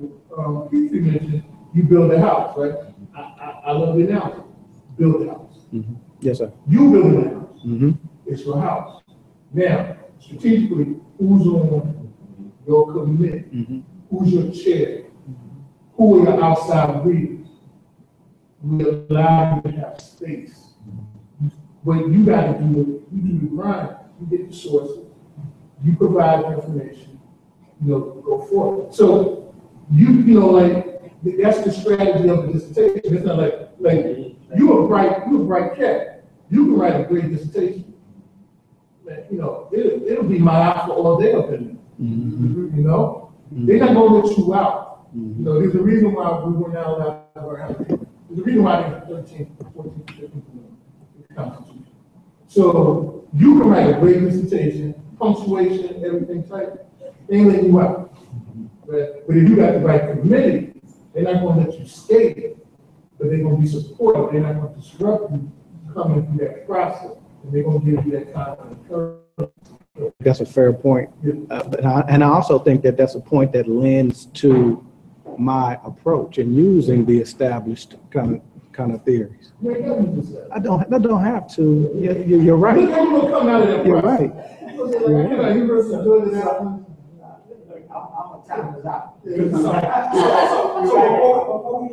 I just want to thank him for taking all this criticism from all these seasons. I'm being defensive.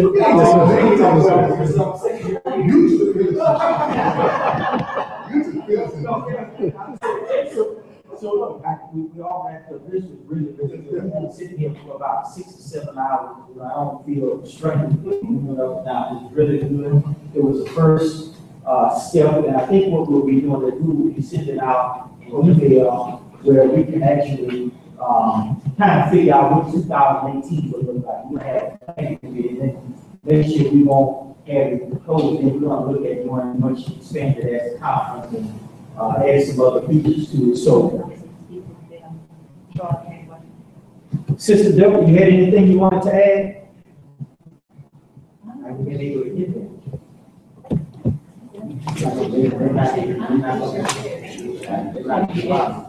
She does unmute her. Is there anything you wanted to add, sister? We were not sure we could hear. She's saying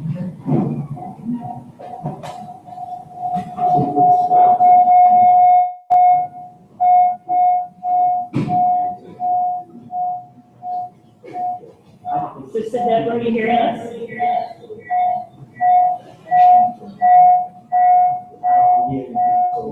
So we'll just keep it going. So what we'll do is we'll be sending out a follow-up email, and on the follow-up email we'll be asking you if you want to join us as a part of the planning committee for 2018. Then we'll be doing it. We'll send out, and then we'll kind of go out from there. Brother Troy, you up? Yes, sir. Are you ready for me or? Can you give us about a 2-3 minute commentary? Yes, sir. Actually, it's okay. It's a very quick video. Can I play like a 3-minute video of the Honorable Minister Farrakhan?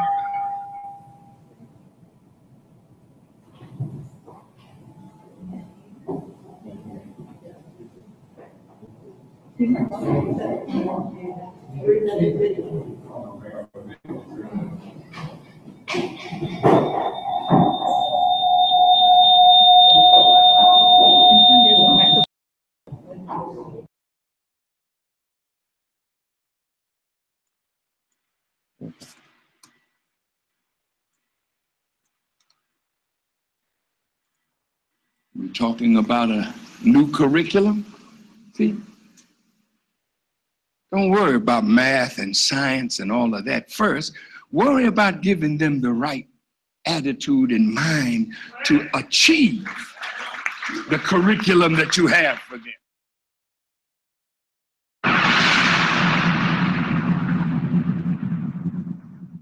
We have to take over the educational system. Because the education that you're receiving has not made you a good people or a better people. It made you a more willing tool or slave for your oppressor. That system has to go in order for black people to be set free. All educators, I'm calling on you. We got to take over. We got brilliant educators. We don't need to accept this poison doctrine of white supremacy any longer.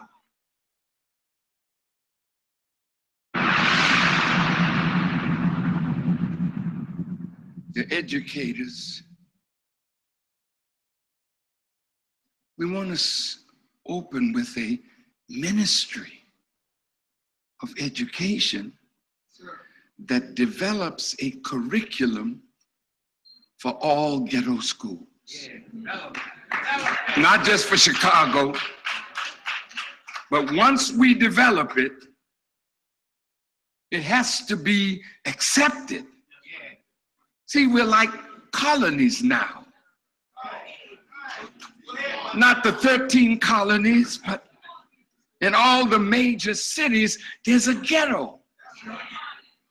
The Chinese not called a ghetto. They're in a separate community, but they control the education, the politics, the business of their community. And they function pretty good, separate.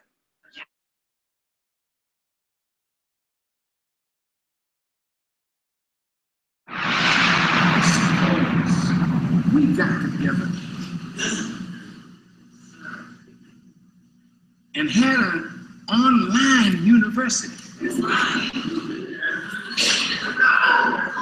where people can sit and have classes in every discipline and don't have to leave their home. See, the moment you outthink the enemy, he'll give you this. Something like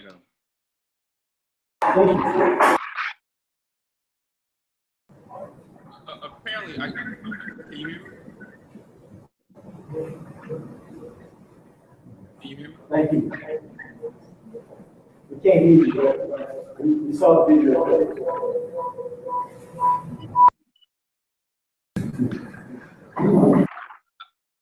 I think I have to mute you all while I speak. Or can you hear me now?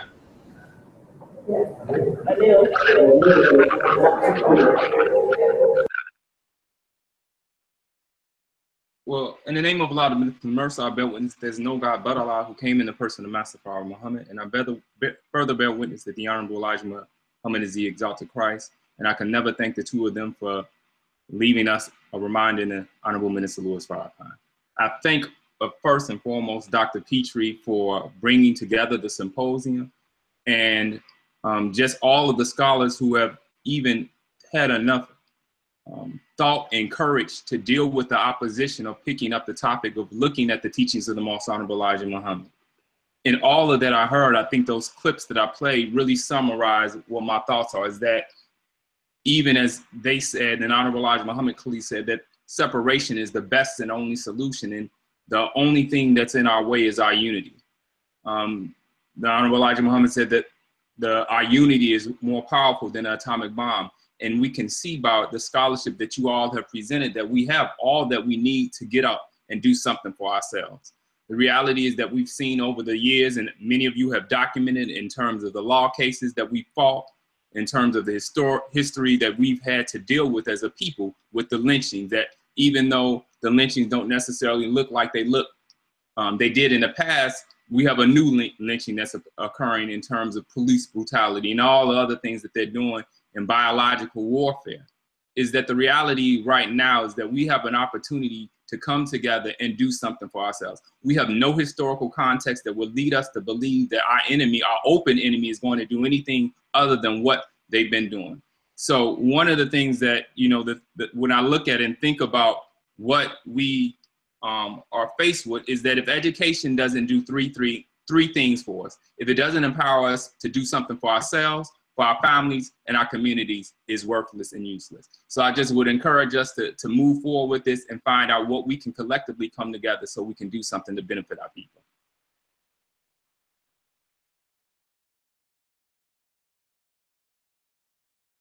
So we're gonna, if she's not there, we're gonna close out with a video clip that tribute that. So we're gonna wrap up and we'll be sending emails. What I want to get back, I need addresses because we're gonna have, if you want copies of these books, some of these books, we can have the company ship it to you as a complimentary copy. So we'll get your addresses.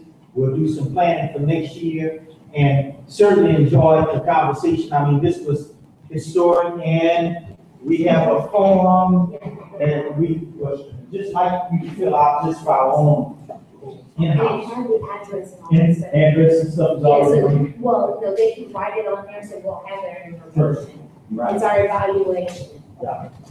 So I want to thank the planning committee again. I mean, I started with it, and then I was driving. They took me out of the driver's seat so you get them back.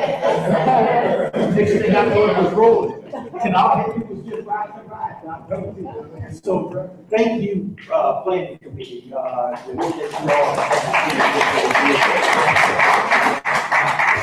all. So with that being said, we're gonna put this video clip on, you can mingle if you want to, but otherwise, with this, you wanna do a group picture while this video is playing, and then we're done. You give them this. And then any of the food that's left. Oh, I'm be quiet. I'm distracting the class, right? No. Guess what? We're not learning anything. So what am I distracting? What am I distracting them?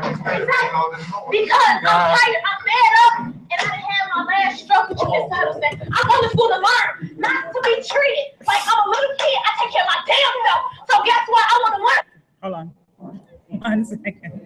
Let's get this technology up first.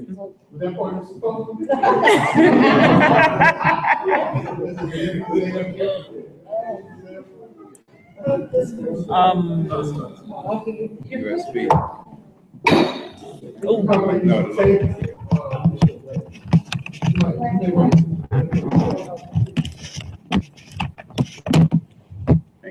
I need to hear you, but I need to stop sharing your screen. We're trying to show a video.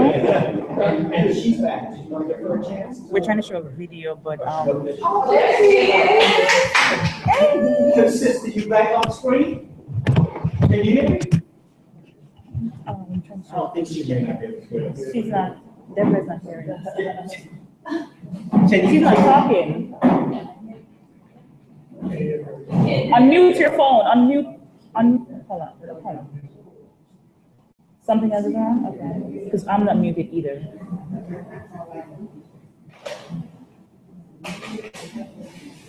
You want to call her? All right, do that. While we're doing that,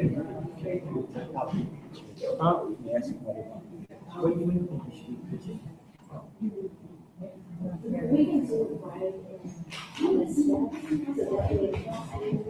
on the steps. outside. So when we walk out there. Yeah, but the steps, right where the bathrooms are, it's here. Are you collecting the about? Yeah. Yes, we're collecting about, thank you, Dr. Please turn in your evaluations to me. And we'll meet on the steps. The steps of the first floor is your group picture. Okay.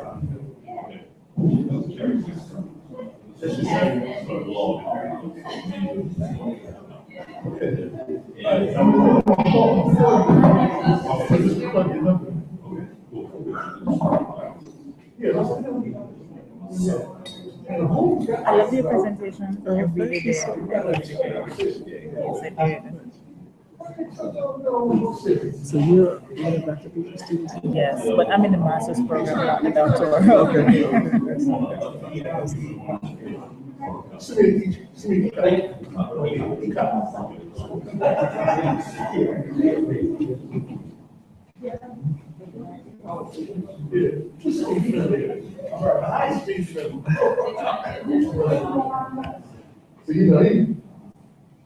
you know, Dr. Peter, what do you want to take group picture with?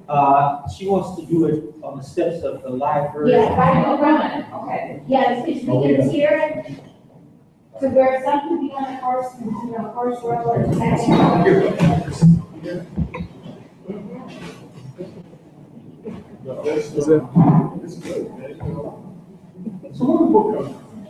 She's talking to Troy. She's talking to Troy. Yeah, and it's not done. It's not done. And he already told me. We already had a conversation. But folks are waiting for it. I understand. You know, Terrence Johnson. Who's that group? Well, they have, I forgot what city. Are you going to this photo? Yeah, I guess if you can't, since that's not, okay, we're not going to be able to get her. She's talking to Troy to see if she can see what's happening. So, I'm following. Okay, you're your photo, right? Yeah, I'm trying to see it. Right. If she don't do, we do want to give her a minute. Before we take off.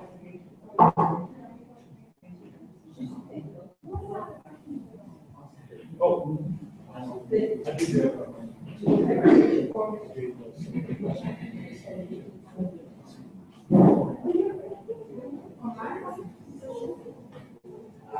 She just tries working it out.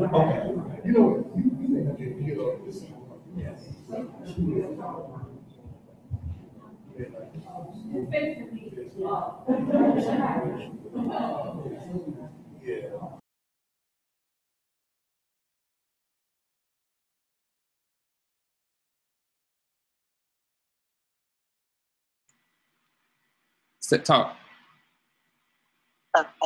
Dr. Laker. Okay. Is anyone there?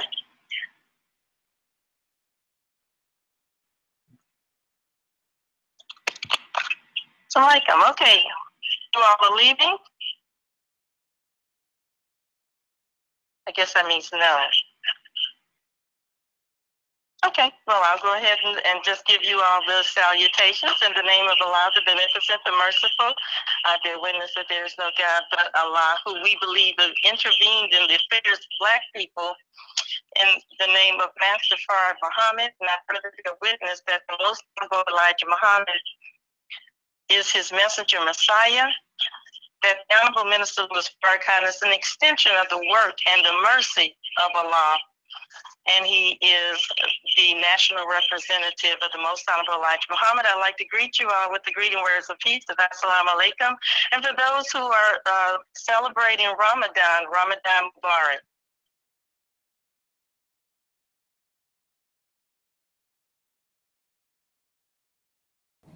Okay. So anyway, I can't tell. I hear feedback, Luke, so I'm having a little technical difficulties. But I just wanted to say that the discourse is very, very provocative. And I want to say that I think that we are at a good point as it relates to developing a curriculum that is based on the teachings of the Most Honorable Elijah Muhammad. But from what I can hear, it seems like we're at a crossroads between the teachings of the Most Honorable Elijah Muhammad, who had a third going to fourth grade education, and academia. And I wrote down a couple of notes because it seems like the question that we have to ask ourselves right now, or that we're posing to ourselves, is which way do we go?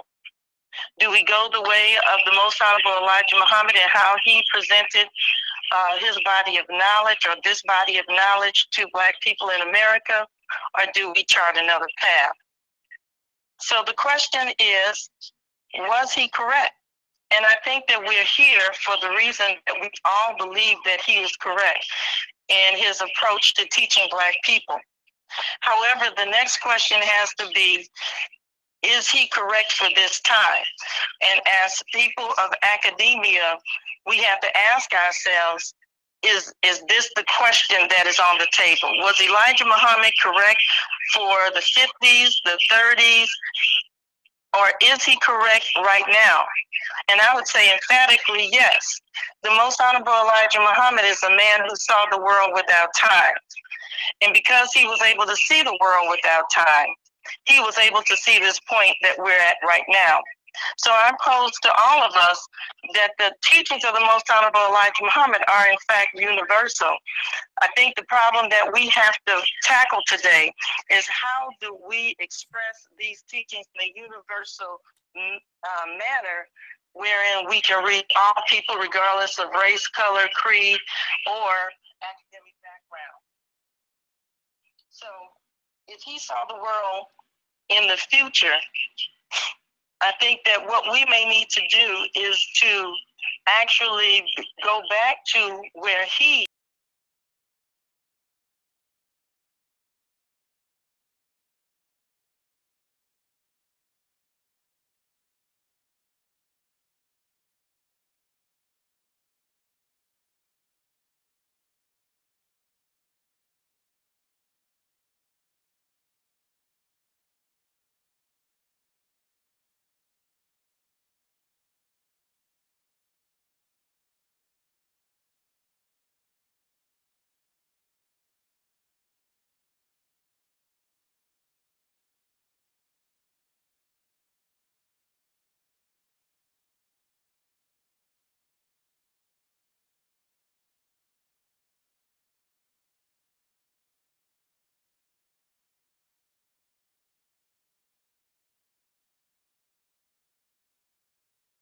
Okay. Okay.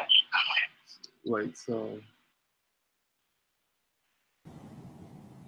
I don't know where I left off. I apologize. Hold on. Can you hear her? Yes. Okay. Okay.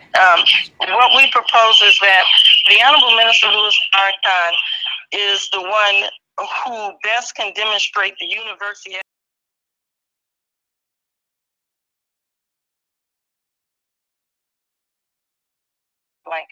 Gone out. Okay. And who has proven at no limit of time that these teachings can be expressed in a universal manner. And as you know, we propose that this new educational paradigm is, in fact, a requisite knowledge for the time. And it is based on the Supreme Wisdom Lessons. And the way that you go into these Supreme Wisdom Lessons is through what's called the student enrollment. And Dr. Petrie asked a question to Brother Shaki about the approach to mathematics. And he asked, if a student is able to get 80% of the question correct as they are working out a math problem, should the teacher give them 0 points, or should they give them the points for the portion of the mathematical problem that they actually solved? Now, the Supreme Wisdom Lessons has in it what's called the student enrollment.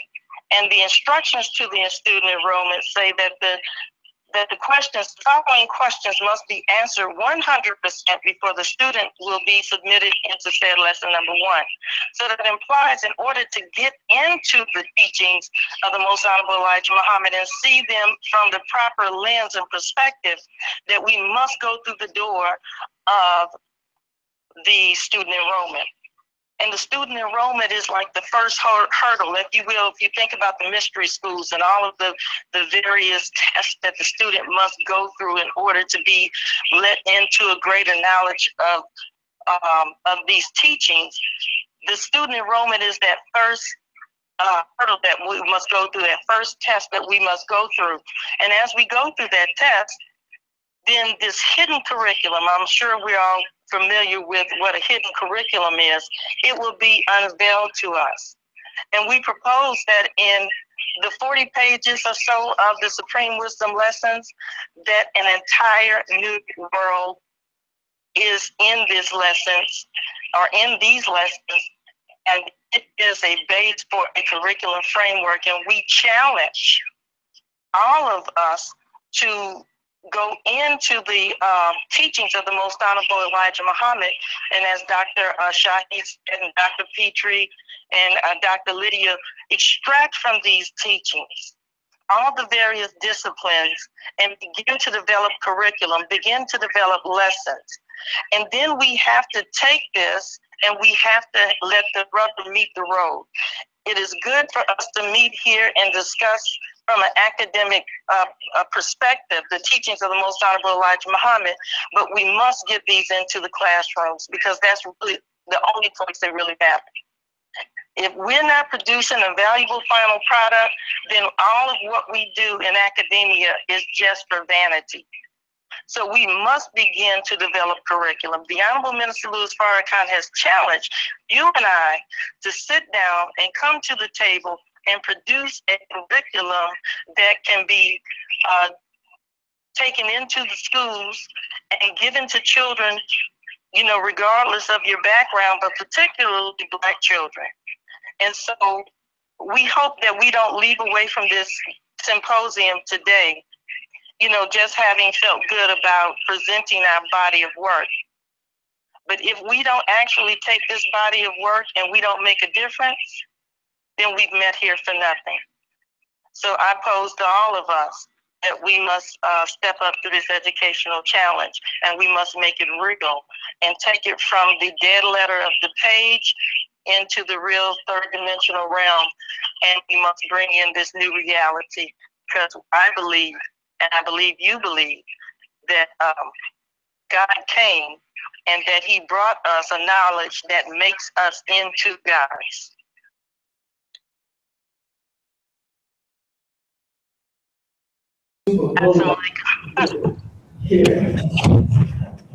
Super goes out commentary. We have to make the rubber meet the road. So thank you. Thank you, sister. Right. Can you put the video up while we get ready to leave? So as the video, we can kind of transition out.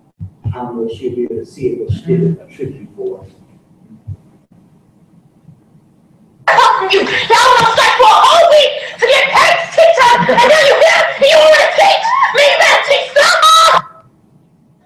Florida teacher sacked for ordering students to attack classmate. A teacher from a school in Port St. Lucie in Florida has been fired after she ordered 6 older students to beat up a 7th grader, and the brutal attack was caught on surveillance camera.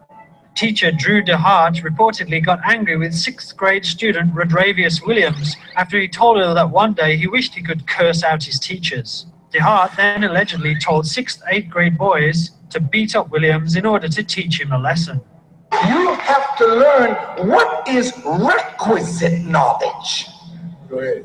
What is proper knowledge? Knowledge that suffices for the time and the circumstance that we have arrived at. That's the knowledge that you have to get. And unfortunately, it's not in the school.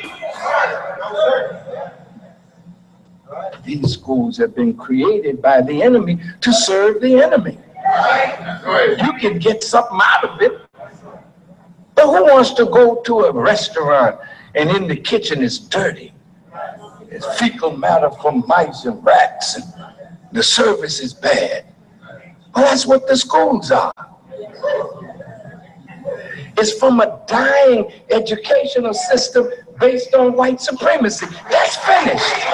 That is finished. We have to take over the educational system.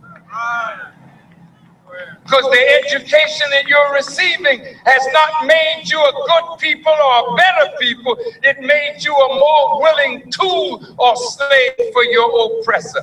That system has to go in order for black people to be set free.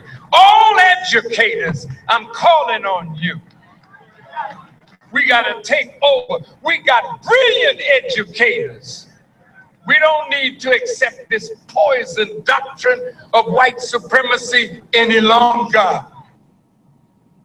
You create a system of education. You're not stupid people. You just act that way. But a leader will arise to say, away with this, and set down a new educational paradigm that is fit for the time in which we live.